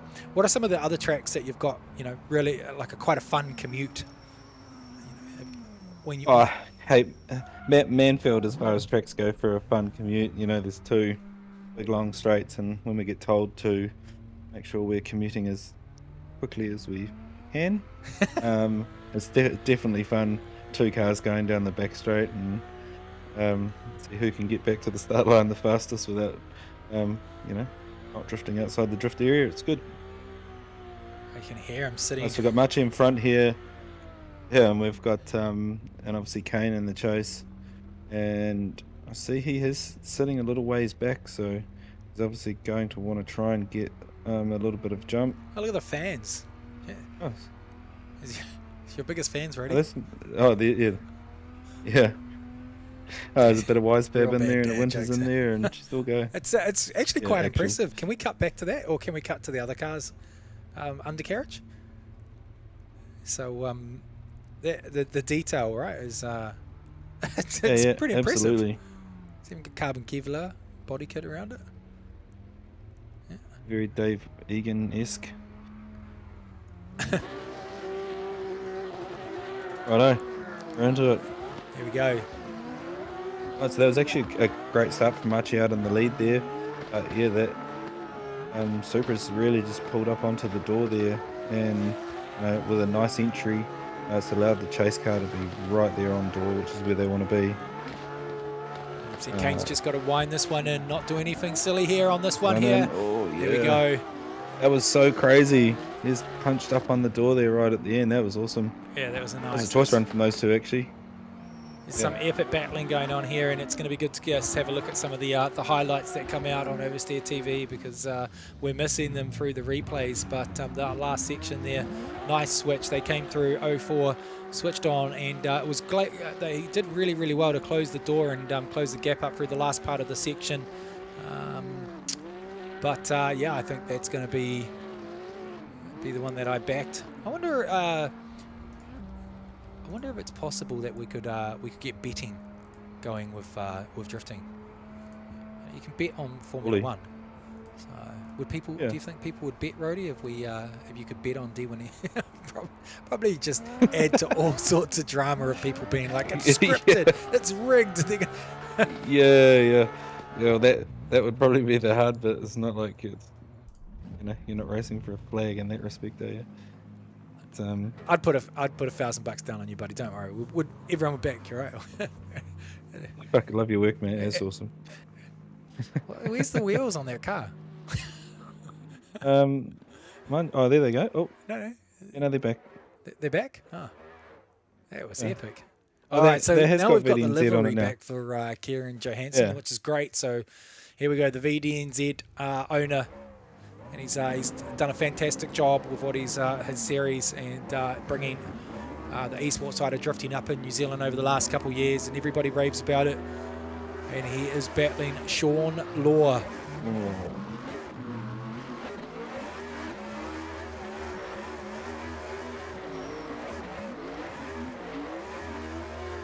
The NASCAR VR on the lead. At the moment, it's nice and fluid. They're hitting all the zones they want, but it's a good chase here. He's just not going to mess up this chase. Good proximity. They switch together. Big angle there from Kieran. Switch on through. Oh, but he's messed up the chase. Was that through from, was that a mistake forced from Sean, or was that just Kieran just doing a fluid job and a mistake on Sean's behalf? I think it was a small mistake in the chase, but they just cut to the wrong angle for us to see that. I'm sure the judges will be all over it, but if judging by the sound, it did sound like Kieran was on throttle, so it might have just been a little bit of a mistake in the chase there. We'll just have to see. Let's quickly rewind the live stream is what I've been doing. Quick little look as we do the commute down Teretonga Park Raceway. Lovely crew down at Teretonga. If you've ever been down there from a circuit racing perspective, or even when we went down there with D1NZ Leonard and the crew, it's a South Canterbury car club. It's all volunteer based again, and it's just a wild experience down there when you go down there. So we swap over now. Kieran's on the chase. And it's a good chase at that. He's right there on the door. They switch on through the midsection. Both get out to that outer zone. Nice proximity here. Fluid line. Switches on through. Here comes OZ4. Oh, he's not as close as we want. We go for the big flick here. Kieran closes the door. Oh, but it shuts him out a little bit and he has to back off. Ooh. Yeah, just as he switched back onto the door there, it looked like he let his car up in the chase first, and it just kind of fired him at the door there, and he had to just back off the throttle a touch there, and it just created that little bit of a gap. But look, to be honest, what a leading chase. It was cool to watch. Pretty cool how they joined together. Waimarai Co. There is actually a meaning behind that livery as well. That's on that Supra. Backstory on Sean Law's Supra. I definitely think we should explore that later, because I did see something online on why that livery was there. If you know in the chat the story behind it, but I'm not sure on that one. I think there would be some celebratory burnouts there, because Kieran gets the win. Kieran goes through to the top 8. So the VD1NZ boys that was pretty. let him rip. Yeah, it was pretty solid driving there from both the guys. It was definitely entertaining to watch. So yeah, see Kieran through to the top 8.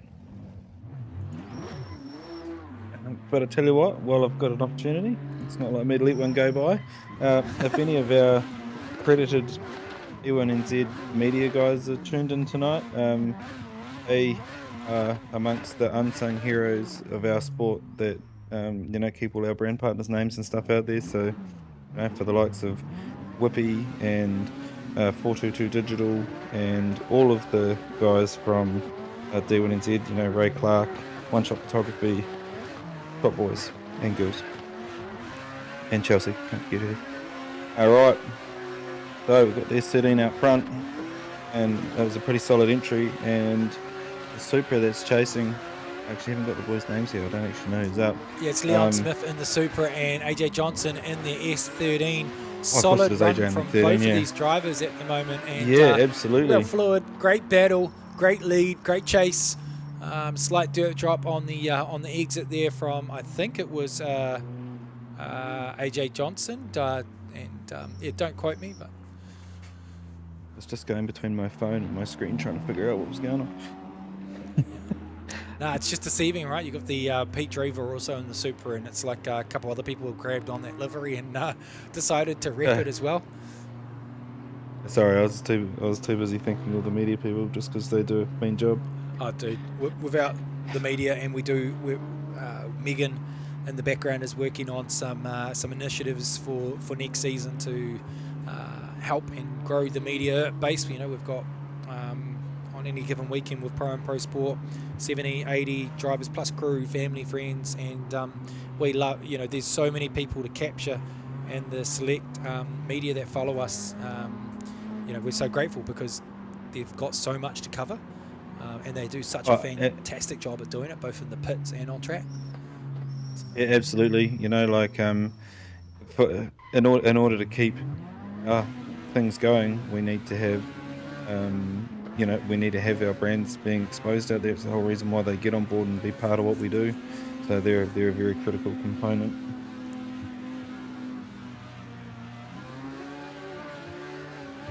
Right, we've got AJ in the chase here, and we've got a green light. So we've got Leon obviously up front in the Supra. There's a pretty solid bungee just on throttle into the back of that outer zone 1, creating that nice arc through the touch and go there. AJ kind of looked like he nearly boxed himself in there, just being too close if there's such a thing in drifting, but still got to allow the car to switch. Epic chase there. Look at that, that's so good. Yeah, AJ Johnson, both hailing from Australia as well, which is pretty cool to see. AJ, the Gold Coast, if I'm not mistaken, just double check that, and Leon Smith from Sydney. So really cool to see two Australians actually going to battle there. Epic chase from AJ, be hard one to call by the judges. Yeah. Well, so you said you thought you might have seen a wheel drop in the lead. Interesting to see if how much of a deduction that will, and if it will affect the outcome. Yeah, definitely. I would, by the looks of it, Leon, the more decorated driver of the two. He's competed in OSDC, Team Swarm, VD1NZ, all sorts of different competitions out there. Obviously, always thanks his wife as well, Kathy, because you know, without him, he doesn't get to go do all the lovely things he gets to do because wifey needs to be kept happy. But yeah, Leon Smith 5th in qualifying, AJ Johnson in 23rd, but AJ doing just an exemplary chase. But yeah, it's going to, I think, boil down to that first pass of the battle as the boys get creative on the Link ECU initiation. We ran the same 3-2-1 the whole season. And yeah, it was a good reference point at Pookie, having those cones there, because when you're coming down the straight there, it was fast. Yeah. So we hear it in the race control ears, and it is going to be, as we build the suspense, AJ Johnson. AJ Johnson goes through for the win. So yeah, so it's the tidy S13. That chase was the one that I think just pushed him through. So the Gold Coast goes through, and we swap over for the right-hand side of the battle, which should be Pete Drever versus but Don Hawthorne. It's like he's lost his livery and someone else has taken it. Yeah. This potentially still is in the lead there, because it looks like John's S14 in the back there. So yeah, not 100% sure, but if the driving was anything to go by, it looked like a Peter Drever-esque run in the lead there. It was pretty clean.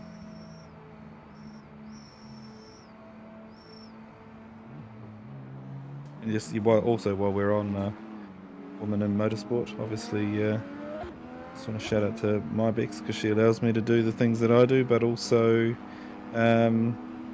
the ladies that do the work behind the scene at D1, you know, Sam, obviously Joe working tonight, and Megan also working tonight, and all the other volunteers that are in the merch sales, and running admin and running the gates and all that kind of thing for us at our events is pretty cool. Yeah, I was just trying to get clarity on that we are actually in that battle of Pete Drever and we are and John and why and Pete's, I think it was whether the person in the previous battle, I think it was Leon, had the skin or whatever it is. Pete Drever's usually got the ABC Drift Kid skin, and we swap over right now. John's on the lead, Pete's on the chase. Yeah, well, Pete only really kind of has to finish here, but he still can't just rest and do an inactive chase, so he still has to chase him hard here. And obviously John trying to put on a lead and force a mistake after running off in the last one. Oh, and he closes the door here. Whoa. Oh, he wide in there. I can't even see. Yes, but he's finished the section. Don't go off the track. Oh, whoa. Yeah, unfortunate for that's John. Pretty hardcore to watch, but I guess that was just what I was talking about. You know, like if you know that you've only got to finish the run, but then you get caught in that smoke trail, and it can just make things, you know, quite awkward, and it can sometimes force a mistake. So you still have to send it, but you know you've got that calculated advantage. You know. Yeah, I would imagine that will be an easy one for the judges to call there as we wait for Spencer and John O'Gorman to get to the line. Bit of a parting wave skids there from the Australian boy in the custom livery, and hopefully he does a Super 6 to teach you how. Nope, one's done. I still can't believe you haven't Super 6'd, bro. Nah, straight up. Actually, you're yanking the chain. There he goes. But no, I'm actually not. I'm actually dead totally serious. hopeless at it. I'm dead ass yet. Yeah, Pete Drever gets the win. Pete Drever gets the win through to the top 8. So we've got 1, 2, 3. Yeah, 3 battles. 2.5 battles locked in for the top 8. Yes. While we wait for the next guys to get in the server. Yeah, 3 battles left to go in the top 16, and this next one should be a cracker. We've got currently 3rd in the championship. Spence versus John OG in the BMW. I'm going to put my money on John for this one. Oh, I'll have to flip you for that one. Oh, yeah. Spencer's looking pretty good. Corvette versus the BMW, and Spencer's been called to the line, and there is a no-show there, so... Yeah. I thought he was. It looked like he was there. I don't know what happened there. Oh, is that a Corvette there we saw? Yeah. John just going to get his buddy and going, hey, bro. Yeah. It's our time. Shout out to KCL. Good to have you joined in tonight. Might have just needed to put a couple of pounds in the tyres, maybe.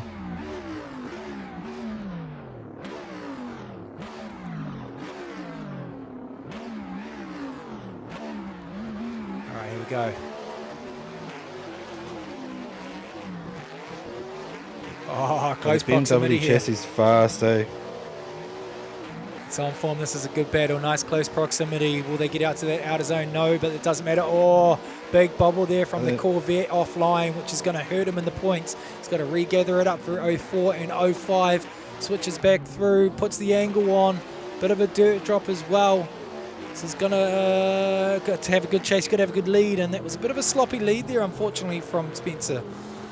I think there might have been some contact in the switch there, which made him come out at OZ2 and be a little bit wide there. Hawkeyes, buddy, Hawkeyes. You've done a bit of judging in your time, haven't you? Yeah, I've judged a few events in my time. It's actually... credit to the boys in the tower this year, because it's not an easy job. It's a lot of information and a lot of processing to do all in a day, and especially after obviously having to do qualifying prior to that. It's long days and no breaks, and it's definitely hard at times. You've got to be able to think on your feet, and you're watching pretty intently for 8 hours at a time. We'll swap them over here, John OG in the lead and Spence in the chase, and see what they can come up with. I know that BMW is fast in a straight line, so I wonder if Spence will jump a little bit here at the gate. Oh, look at that, dead even off the line. So yeah, see that BMW's just got that little bit of extra rip, but Spencer's managed to tuck in there on the door. Good entry there from John O.G. He's leaving the door open for Spence to fire in there through OZ3. Just build a little bit of a gap here. A big switch to angle there from John O.G. And a really nice finish to the lead run there. Yeah, really nice closure of the run there. Off track, but obviously that doesn't matter, it's out of the drift section. I love all these skids after the drift zone. I feel like the bawdy kid in the back of the bus. You know what I reckon we should do, Brendan? One of the coolest D1 rounds I reckon that ever was the one that was run here in Rotorua back in the old days. You'd be the mayor of that town now, wouldn't you? So. Oh, no, I think Ra's still the mayor of this town. Well, I don't know if Putahi's still floating around in the background there. He's a Rotorua local businessman as well. Putahi, are you in the corner? Do I still have you on g'day comments? fellas. I'm still lurking around here in the background. Oh, very good. Rotorua street round, buddy. What do you reckon? Oh yeah, all for it, mate. Rotorua or Taupo, either we'll make it happen. Yeah, bloody oath, I'll agree with that. And just while I've got the chance, do just want to say thank you for putting out my fires this year, mate. Whether it was on the tyres or under the bonnet, it was good to not have my race car burned down, so much appreciated. That's right, mate. Hey, if you want to catch up with us, you don't have to catch fire. We Here we are, we're into the next battle here. Yeah, man, we're into the next battle. John O'Gorman got the last one. Oh, yeah. Isaac so we've got versus Isaac Carroll up front. Gandhi, sorry.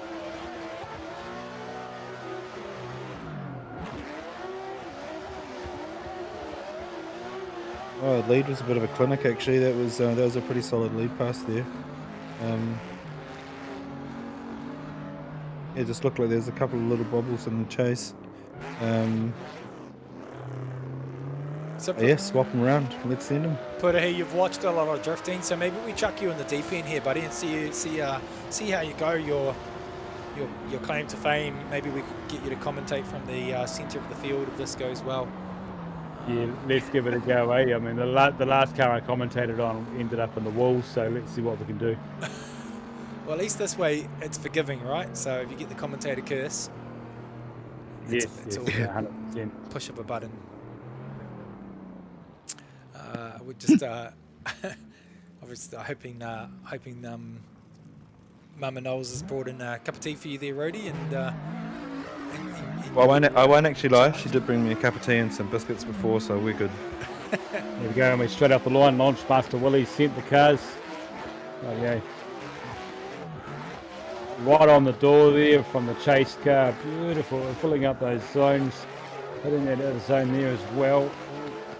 They're still keeping up there with the chase car. The chase car's right up on the door. Oh, he's going to hit it. No, he's good. Rightio. Stacking on the angle there from the chase car. Looks like a little bit of a dirt drop, but maybe not quite sure. Yeah, that was on. Yeah. So was the commentary actually, mate. Well done. Put me out of a job. I'll be able to go now. No. So you guys carry on, and I'll just sit here and observe. Sweet. Actually, a little bit, back to our recoveries and things, and commentator's curse. One of our recovery team said to me on the night Conor Halligan rolled, probably about an hour before he did, he said, have you ever had a rollover in D1NZ? And I said to him, yeah, mate, have a look at this. And I pulled up a video of Full Sutherland at Mount Smart, the last rollover we had, and showed him this, and he's, wow, holy hecker. Only an hour or so later, Conor Halligan decides to show us it in real life.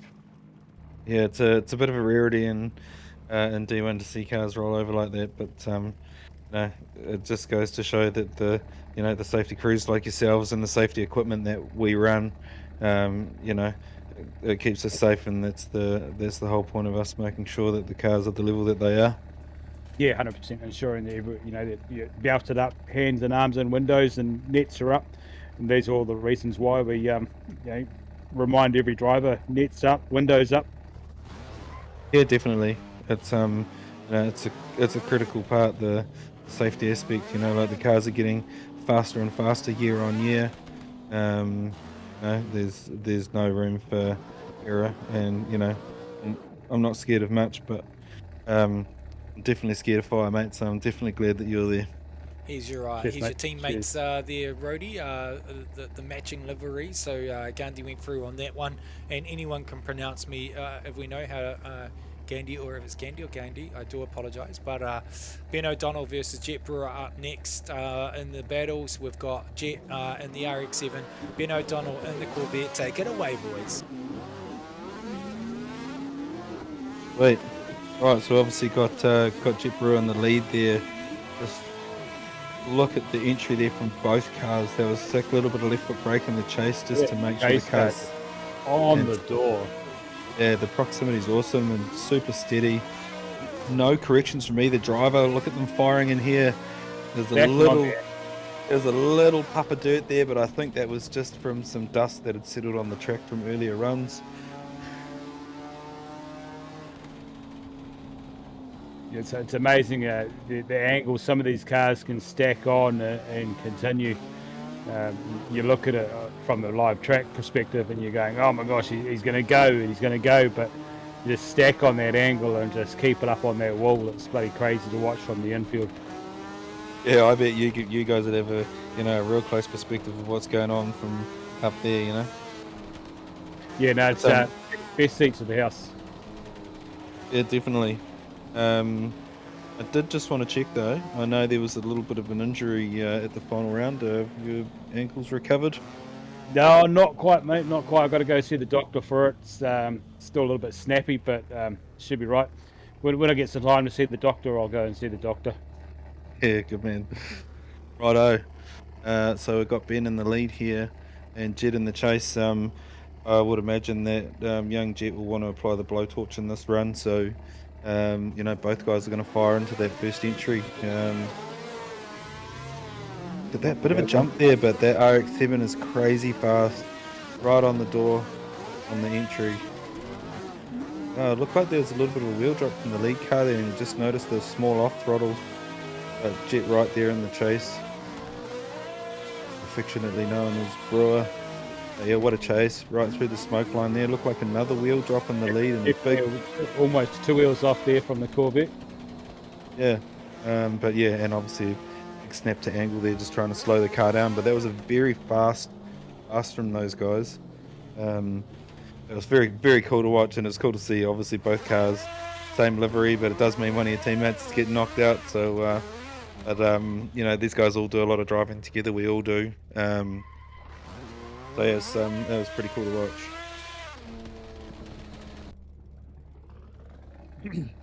Just have to wait to get the official call from the judges because I don't have waiting on the judges, but one thing they always tell us is the judges are always ready. Yeah.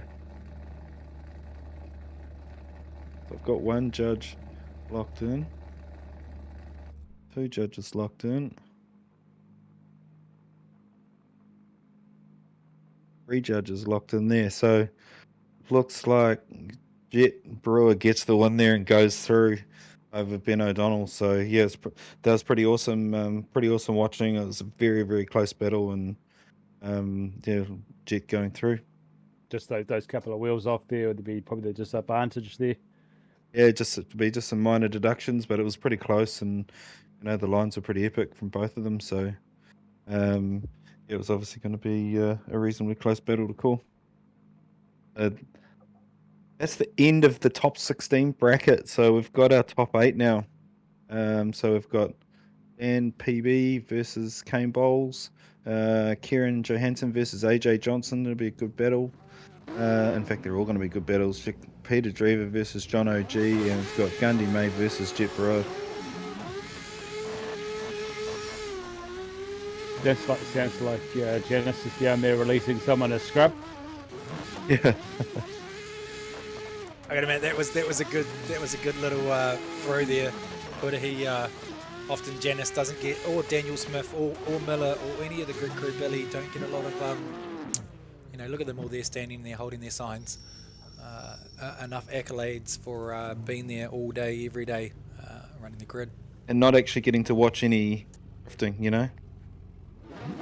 And they can hear it and they can smell it, but they can't see it. Right, so first battle up here. No idea who it is though. There's going to be Dan PB and Kane. Yeah, so Kane in the Supra is off, so this is just all Dan's now to finish it, and he is a doctor. He's running a clinic. He's on the line. The judges want to see a bit of a little puff of a smoke there. But it's going to be a huge advantage to Daniel Pullenberry here in the S15. Yeah, I think Kane will be a little bit disappointed with that. He's driven pretty well all night, and he's had to obviously come through a couple of hard drivers to get here into the top 8, so he'll be a little bit disappointed. There must be something in that Pullenberry blood there, those Pullenberry crew, and they can drive. Yeah, definitely. You know, I've done some sim time with Ace on the sim, and you know, you can just see why he's all class and why he's you know, doing NZ champion in both classes. And you know, it was a bit of a pity to see him have a mechanical that kept him out of Bay Park. It's a real shame for Case. He came all that way. It was great to see Cody out there. Shame for Case to get that mechanical right before, I think it was before qualifying. Had electrical dramas go down, which meant that he couldn't make it to it. But on the roof of this car as well, it's just the whole family collective with the Pullenberries, even Jeff's fiberglass, you know, the clamshells and everything else. But look at this entry here. He's not giving up just yet, and Pullenberry is all over the door. A name synonymous in New Zealand drifting, but Bowles isn't going to let it up. Look at this door-to-door virtual D1. Down, flicks it in, 90 degrees, but he gives it away. Oh, these off the track commentators, Chris. That's all you, Brendan. Yeah. That's a Super 6, by the way, Rody. Yeah, thank you. That's a Super 9. I was just going to say, Dan actually did a really good job. It was really easy to follow the lead car off in that situation. It was just solid and drove it through to the end of the section. Oh, someone's getting some limiter action. It's like they're trying to blow it up in the background, but yeah, I don't know if engine limiter and damage is a thing, but it is. I think it can. I think it can be, but not in this instance. Now this is a battle that all the VD1NZ boys, you know, fire up the emojis as such. Kieran Johansson in the 180SX, the NASCAR 180SX versus Australia, the AJ Johnson, I think. Sydney or the Gold Coast. So Australia versus New Zealand for the top 4. Representing VD1NZ. Very cool livery on that. Almost reminds me of like the boys back in the day, the Go-Go boys. Right, so we've got Kieran in the lead and AJ in the chase.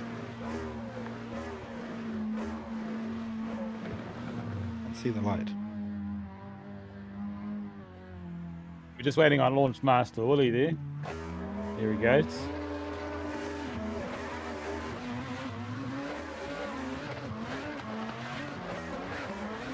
Very quick in a straight line there from Kieran, and a nice entry from both. And these guys drive with each other all the time, so they'll know each other, they know how they drive. And look at him up on the door there. Big flick into the final corner. Nice angle there from Kieran. A little bit less angle there from AJ, but manages to get the proximity back over the line. It's a really nice clean run there.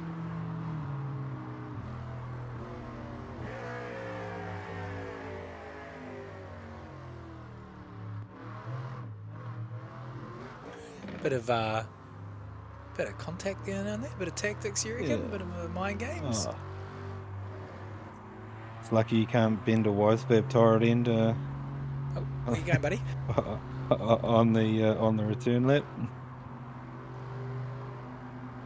It was pretty cool seeing up under the car before with the drone shot, seeing the effort the boys go into when they're building the cars to get all that sort of stuff done. It's cool.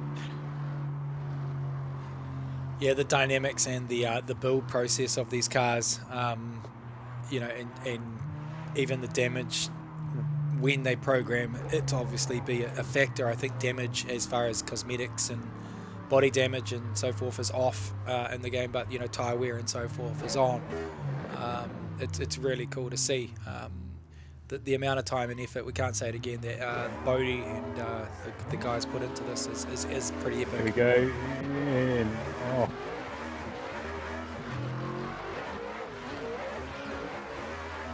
Oh, that was a snappy entry there from AJ. Oh, he just boxed himself in there in the chase. Good Kieran. It's a bit unfortunate. I'm not sure whether it was an off throttle there from AJ. It didn't look like it. He's managed to get back on the door and he's forcing the issue hard there.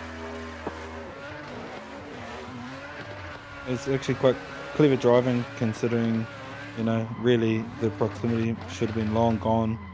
So he did sacrifice his own to get back on the door there. But yeah, I'm not kind of sure what happened there. We'll have to leave that one up to the judges. Yeah, there was a lot of angle coming in from AJ coming into that first initiate, well, out of the first initiation and into the track. Just looking at the replay on my screen here, and it's almost that Kieran kind of had nowhere to go there. But whether it was enough where he should have stacked on the angle as well, and whether he's on acceleration, whether he's decelling, all those things that you know. It's interesting to see what's happening overseas with, say, the Wally drift and being able to use that data to see what actually happens. So we'll see what the judges say on that front, because that's probably where that battle is going to be won or lost. Yeah, 100%.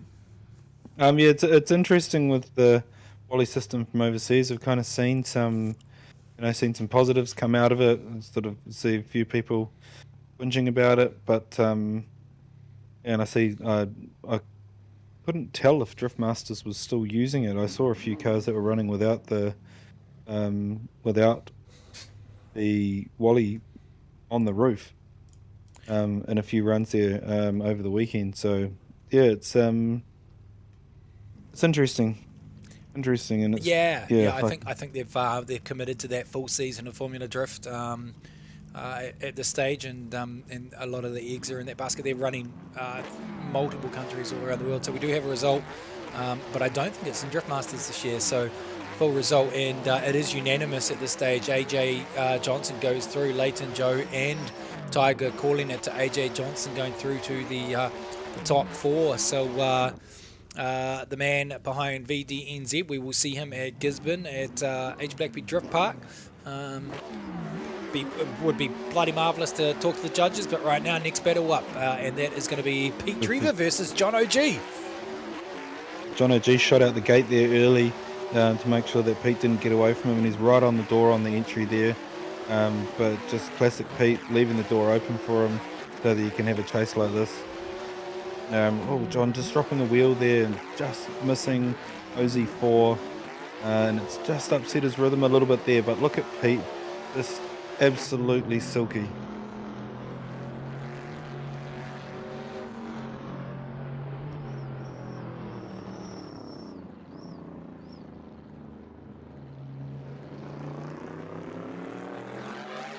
Sounds like it's got a cylinder down in that car actually.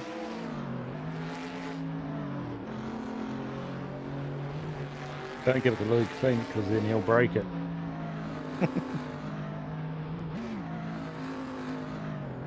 He'll probably still drive it at 11 tenths and go alright. That's the one, that's for sure.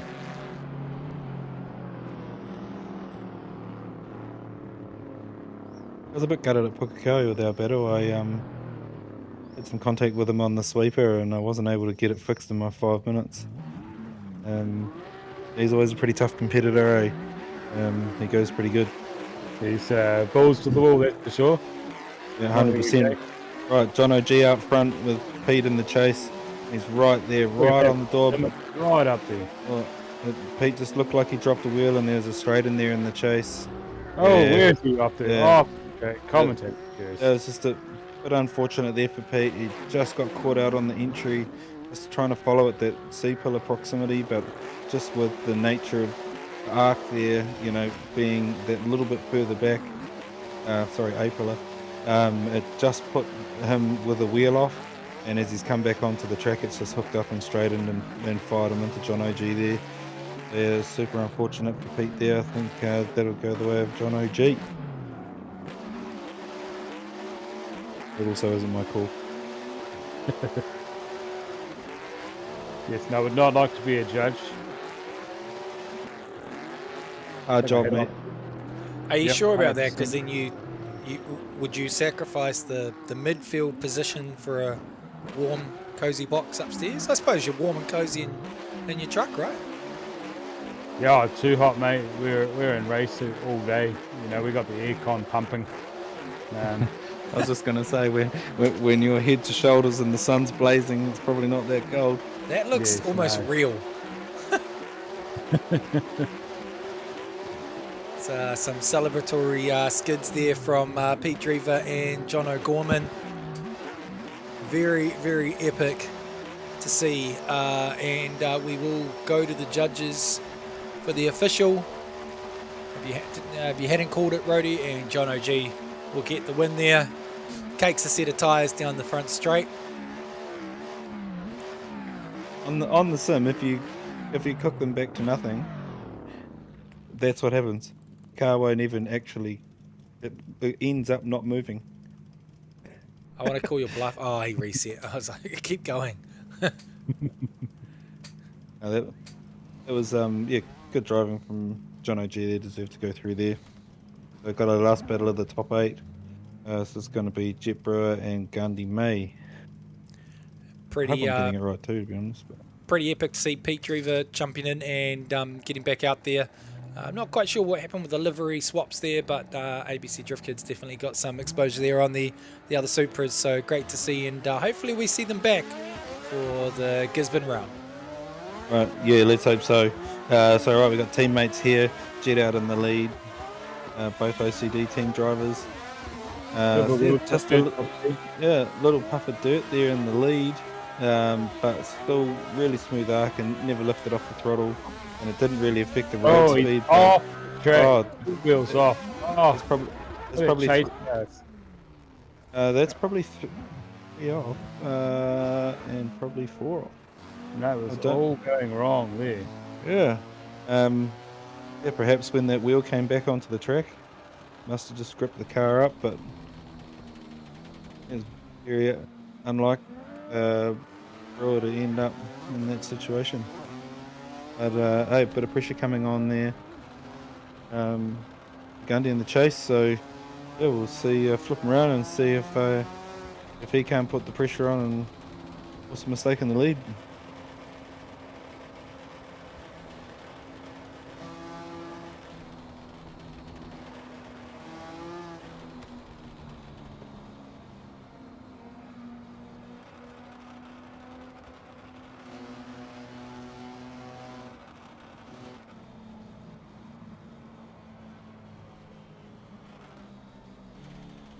Commute back always seems to be the longest part, but right, here we go, back on the start line. Launch master Ollie, release, here we go.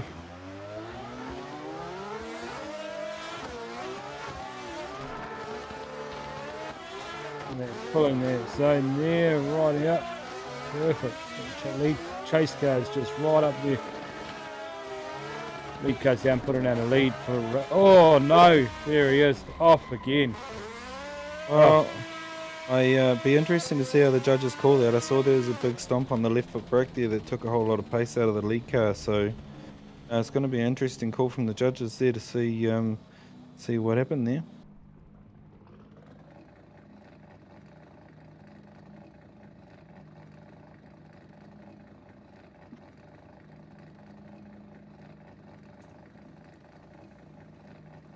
Yeah, just watching the replay here on the RX-7 on the lead.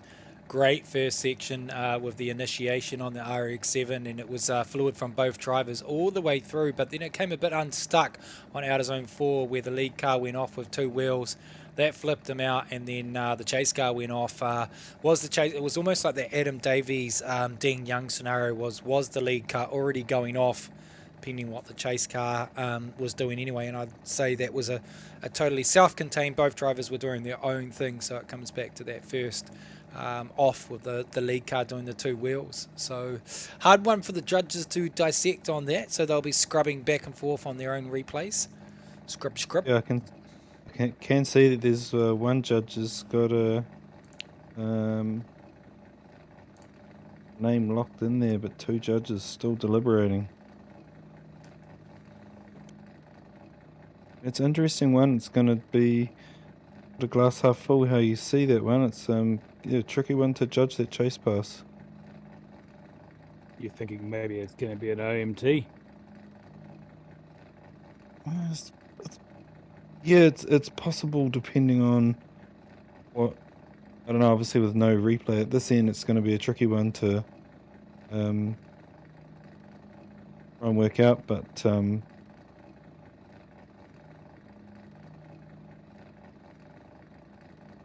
we've got one more judge to lock in.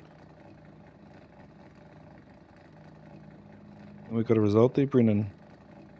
All right, boys. Yeah, it looks like we've got a result locked in, and we have our top four locked and loaded, ready to go, and it'll be Gandhi May going through to the top four. So Daniel Pullenberry and AJ Johnson on the left-hand side of the tree, and John O'Gorman and Gandhi May on the right-hand side of the tree. We will do a bit of housekeeping.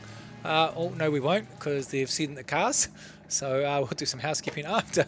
We were going to go to an advert break, but we're scrubbing already. So nope, hard and fast. We'll keep punching.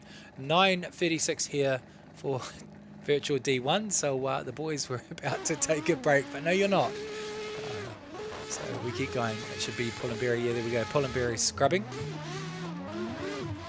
And behind him will be AJ Johnson to find out who goes through to battle for first and second. But hey, you're still there, buddy? Got some sheds to build tomorrow? I'm still here, Brendan. Yeah, we've got a few sheds to build tomorrow, mate. There we go. Green light's on, so Dan PB away in the lead with AJ in the chase. Oh wow, that was a massive snappy bungee there, and AJ right on the door again.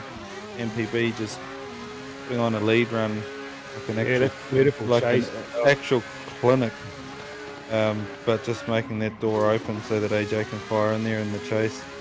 What a run! The pair of them, that was thick. Yeah, that was a beautiful chase, you know, and Pullenberry put down a good lead to make that chase happen. Yeah, definitely. I mean, you can set your smoke levels to how you want them, and we generally have on my sim the smoke level set quite high, and when it's like that, it simulates the real life blind spots and the switches and stuff, really similar. So, you know, looking at the live stream, you can see the smoke that's coming off the cars.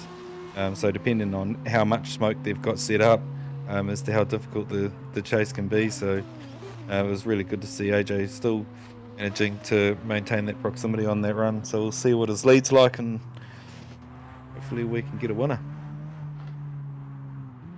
Yes, no, smoke at Bay Park was a big problem for your drivers, especially once the gate. That. Even for us, just recovery going around the track, at times we had limited visibility as well. So can't imagine what you guys would, you know, that speed going in towards the concrete wall. Yeah, coming out of the teardrop was tricky, especially if you've got two really smoky cars, or if you're on an absolute heater of a run. There we go, Launch Master Willie's just released these two. Right, we're going to see whether we can get a winner out of this battle. Oh, Dan. Just entering a little bit shallower there than AJ did, but still right on the door. And just mirror image, and just no corrections from either driver. Oh, there's a bit of a puff of dirt there from AJ in the lead. But wow, what a run again. Yeah, beautiful chase sent down there from Dan as well. Again, like what you were saying before, what he just, you've got to have a great lead to have a great chase. Definitely from an infield perspective, you can see that, you know, when you've got a lead that's not chaseable, you got the chase car that's forever trying to chase that. It's just not possible. Yeah, especially at some of the tracks that we go to that don't have wide, wide sort of inside lines. You know, they're generally very slippery, so trying to gain that proximity back even on a shorter line is tricky. The boys toting, waiting for a result here. You see the PB spec number plate for Daniel Pullenberry. Got to shout out, if you can see on the roof there, fly the drone up onto the roof. You see Jeff's fiberglass. There we go. Oh, he went through the car. But all those fantastic clamshells, and there's so much fiberglass and body kits that go on in the series. The boys just have this great family network behind them that goes in behind these cars, behind Blake Miles, behind the Pullenberries, behind Darren. So we wait for the judges patiently, as the drivers do as well. And there we go. Well, it is official. Obviously we have tight. Yeah, we have a battle for. Oh, yes. Joe Mulder has a decision. Leighton has a decision. Tiger. So it wasn't unanimous. Leighton called Daniel Pullenberry. Joe Mulder called Daniel Pullenberry, and Tiger actually called it one more time. So Daniel Pullenberry goes through to battle for first and second, and AJ Johnson will have to do some tyres and battle for third and fourth. So now it's John O'Gorman versus Gandhi May.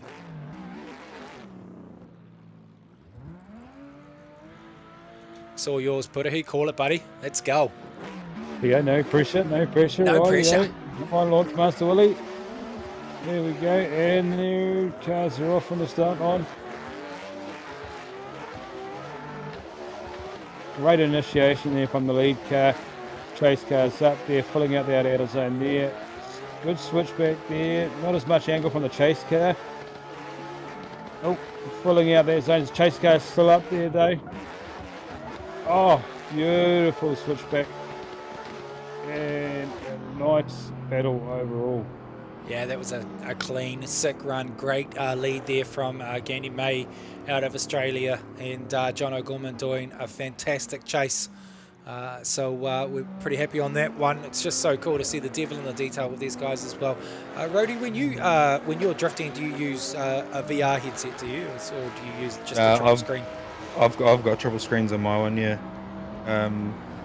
it's I've tried and didn't try well with the VR. You do have to retrain your mind and your eyes to use a VR headset, and I put it on and stayed on there for ages, and it actually made me feel ill for a couple of days. Yeah, I'm that guy that can't go on the roller coasters at the theme parks. I'm the buzzkill, motion sickness. But I would like to get one and do some short stints on it, so they reckon that you can adjust to it, and eventually that'll be the way I want to go. Right, so John O.G. out in the lead here, and Gundy in the chase. That car's ripping up front, massive angle. He just fired it in there too hard. Two wheels. Yeah. Oh, and then it's obviously caused the chase car to not chase. So it'll be interesting to see what the judges call here. Boys are still going, but really that was a re-initiation, and that was all she wrote. There we go. But unfortunate, but John O.G. still got an opportunity to get on the podium there against AJ for third and fourth. And I would say decision hasn't been made yet, but that Gundy May will go through to the final against MPB. Would be my guess. I always love it when we get down to the final couple of battles. You know, the battles at the end of the night, especially with the pro boys, they just get more intense and on the edgier seat, and you get an OMT and then you get another OMT as well. You know, it's just it makes for an epic night.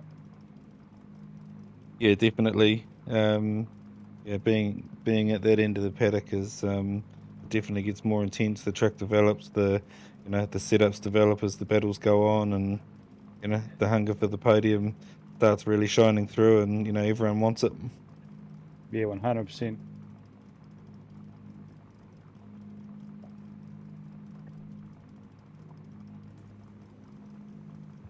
All right, just waiting on race control and to see where we're at here. Judges are deliberating. I do have one judge locked in.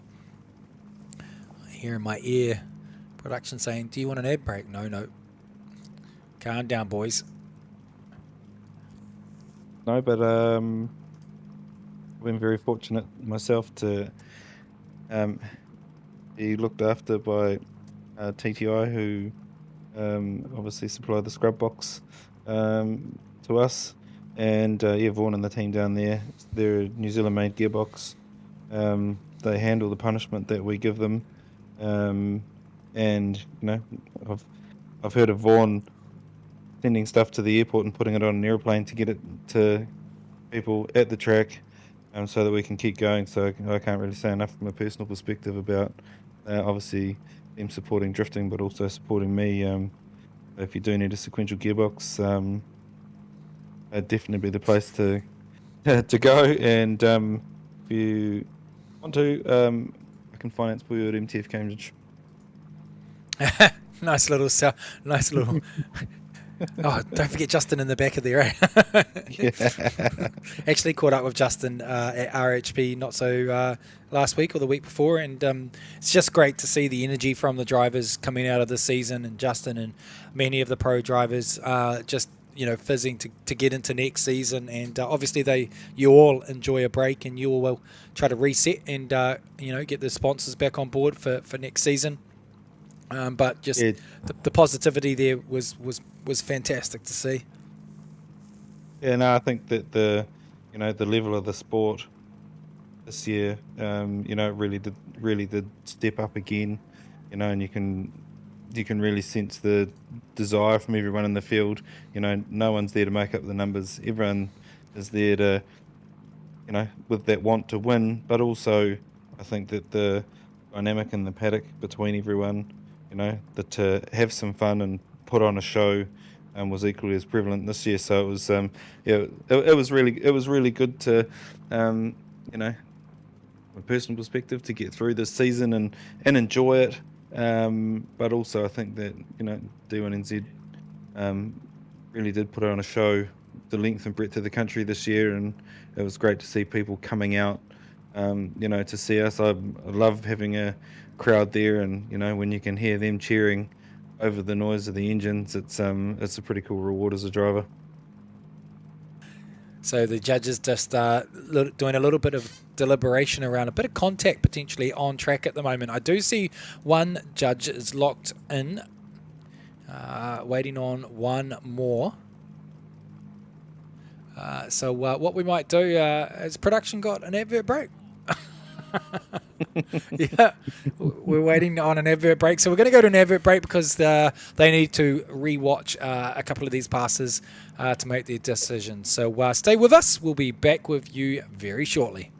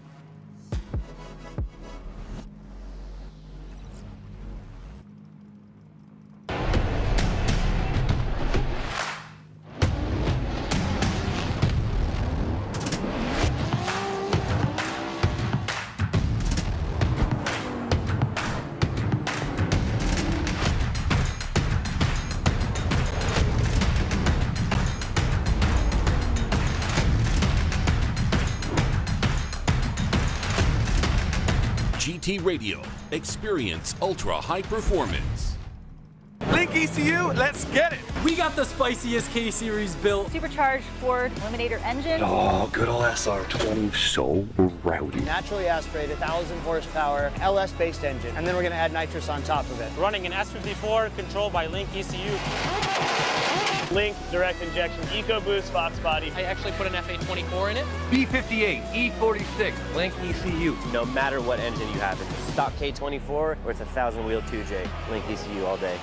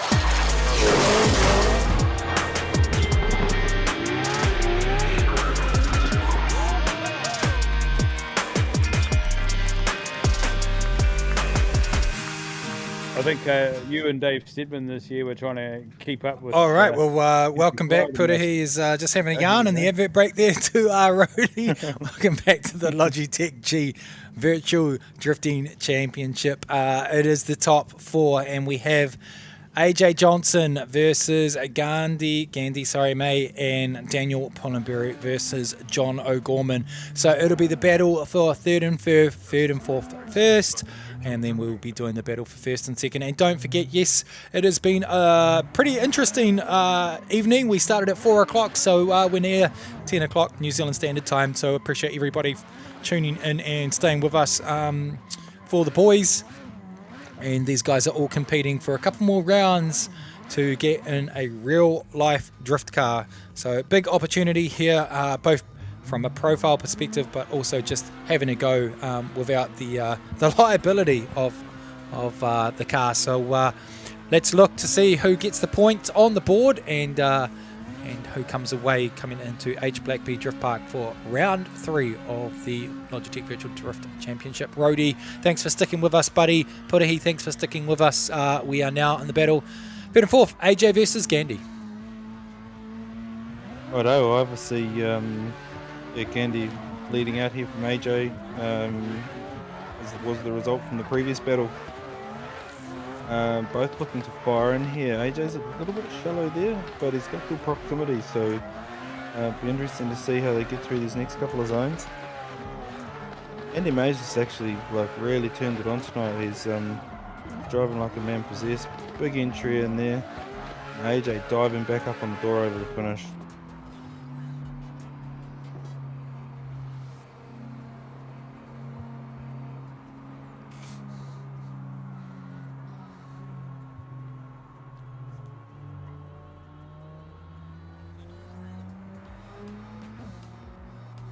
Did we manage to get some clarification on the result for the 10G Gandhi one? Yeah, Brendan? No, it just went unanimous to John O'Gorman on that one. Didn't actually have any clarification in the background from the judges. Sorry, buddy. So, well, you know what? 3 of them decided the same way, so this is what it is, right?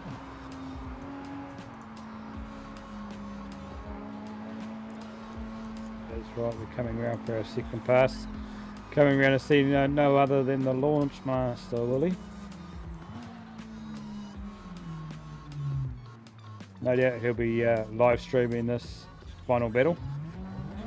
Into the final battles, I should say. Through TikTok.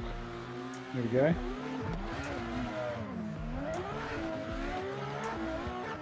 Yeah, so AJ Johnson currently sitting in 4th position in the championship. We'll be looking for a big result here. Great proximity in the chase car, both on the line. The judges want to see they switch early. Bit of a front wheel left drop of the chase car there. They switch on through outer zone 4, nice and wide. Good lead here for the chase car to give a good chase. Switch on through, bit of a bobble there from the chase car, unfortunately. It's going to hurt him a little bit in the final result. Sitting in 4th position for AJ. Yeah, AJ's lead was very solid there. It was right on the outside of OZ4. It was cool to watch.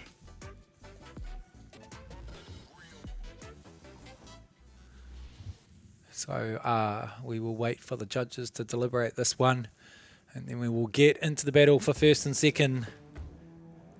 Pullenberry versus O'Gorman. Who's going to walk away with those championship points? Well, Vaughan Cook was the leader coming into this round, and Daniel was sitting in 2nd, so no doubt he will take the championship lead coming out of round 2. I would imagine it will be a question whether AJ Johnson jumps up ahead of Vaughan Cook after tonight's results. And then Gandhi May, a newcomer to it, so John O'Gorman's also going to be securing points to jump up from 7th equal position ahead of St. Fairbrother, who was in 7th equal after round 1. So had Gandhi actually done round 1, Brendan? No, I don't think he had. I think he was coming to this round. So yeah, okay. So results are in. We've got the result for that for 4th position, Gandhi May. So AJ Johnson takes out 3rd position, gets the win on that battle. So we usually wait for prize giving for 1st and 2nd, as the man himself, Daniel Pullenberry, warms the tyres to go against John O'Gorman. Two pretty experienced drivers here. Rhodey, I'm going to let you take the lead on this one. It is.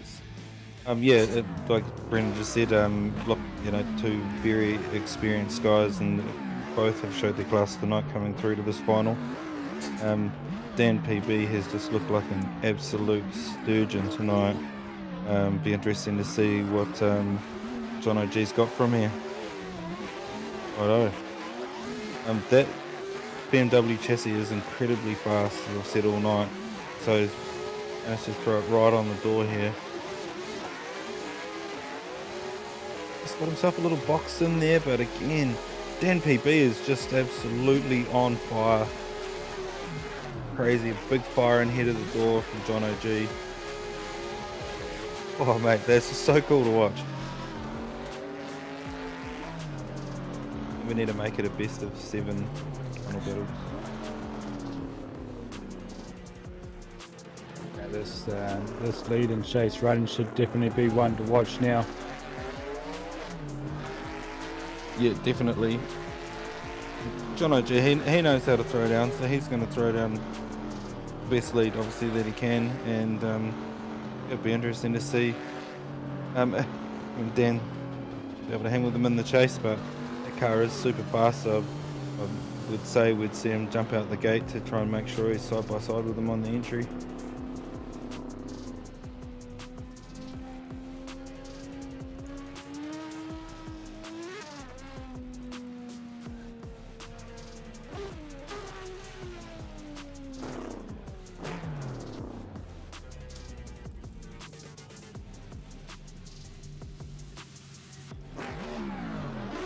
Famous words of Steve the Marrow, you want the best, we got him two abreast. You see John OG just managed to get that car link, but Dan PB is just hiding on the door there. Nice switching behind there from Dan, keeping the proximity there. Dan PB not letting up, he's just up in that door going knock knock, I'm here. Didn't quite have the angle through OZ4 that John OG did, and it just created a little bit of a gap coming through that last section, but man, I'm so glad that I don't have to crash that. Definitely a bit of an advantage there at OZ4, but you definitely don't want to be the judge judging that one. Yeah, that's for damn sure. Oh, stock cars. Oh, it's going to be a recovery. FIB 1 and 2 rolled.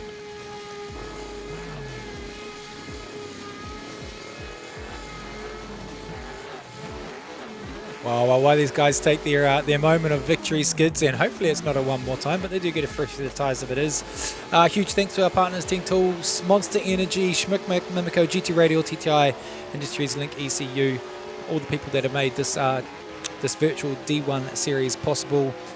Bodie Motorsport, Megan and the team in the marketing, Joe, Leighton and Tiger for judging, the boys at Rebel Broadcast, who's out there, Benji, Thomas, Case, and the other guy, Reed, and everybody else. So we wait for the judges to pull in the results after the skids have happened. And if we have a result, we'll hopefully get the drivers. I don't even know if that's a really good point. We'll look for going for a podium.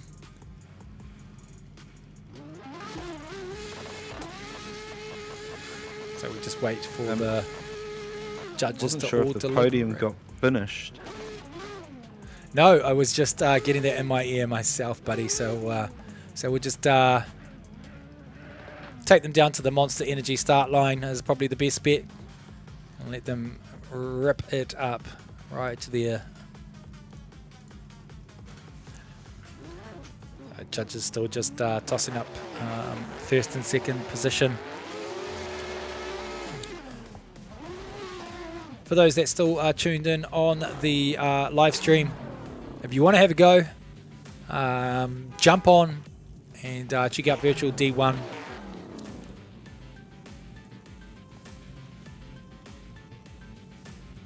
And we confirm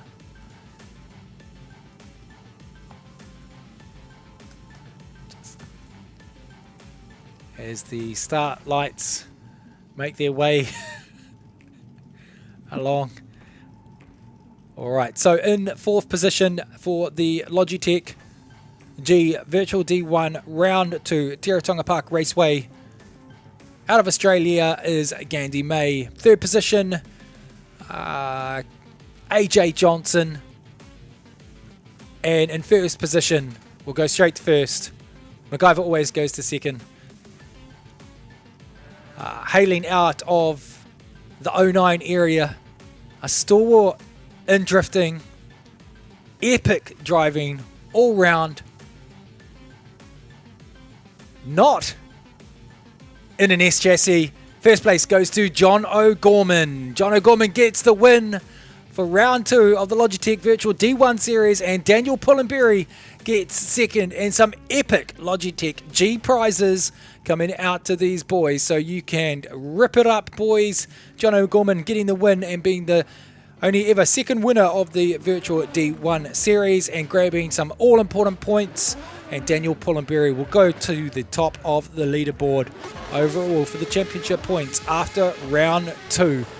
So that's how it plays out. First place, John O'Gorman. Second place, Daniel Pullenberry. Third place, AJ Johnson. And fourth, Gandhi May. We appreciate everyone that tuned in across Australia and New Zealand. Rhodey, hey, final words, mate. Big ups. Thanks for joining us tonight.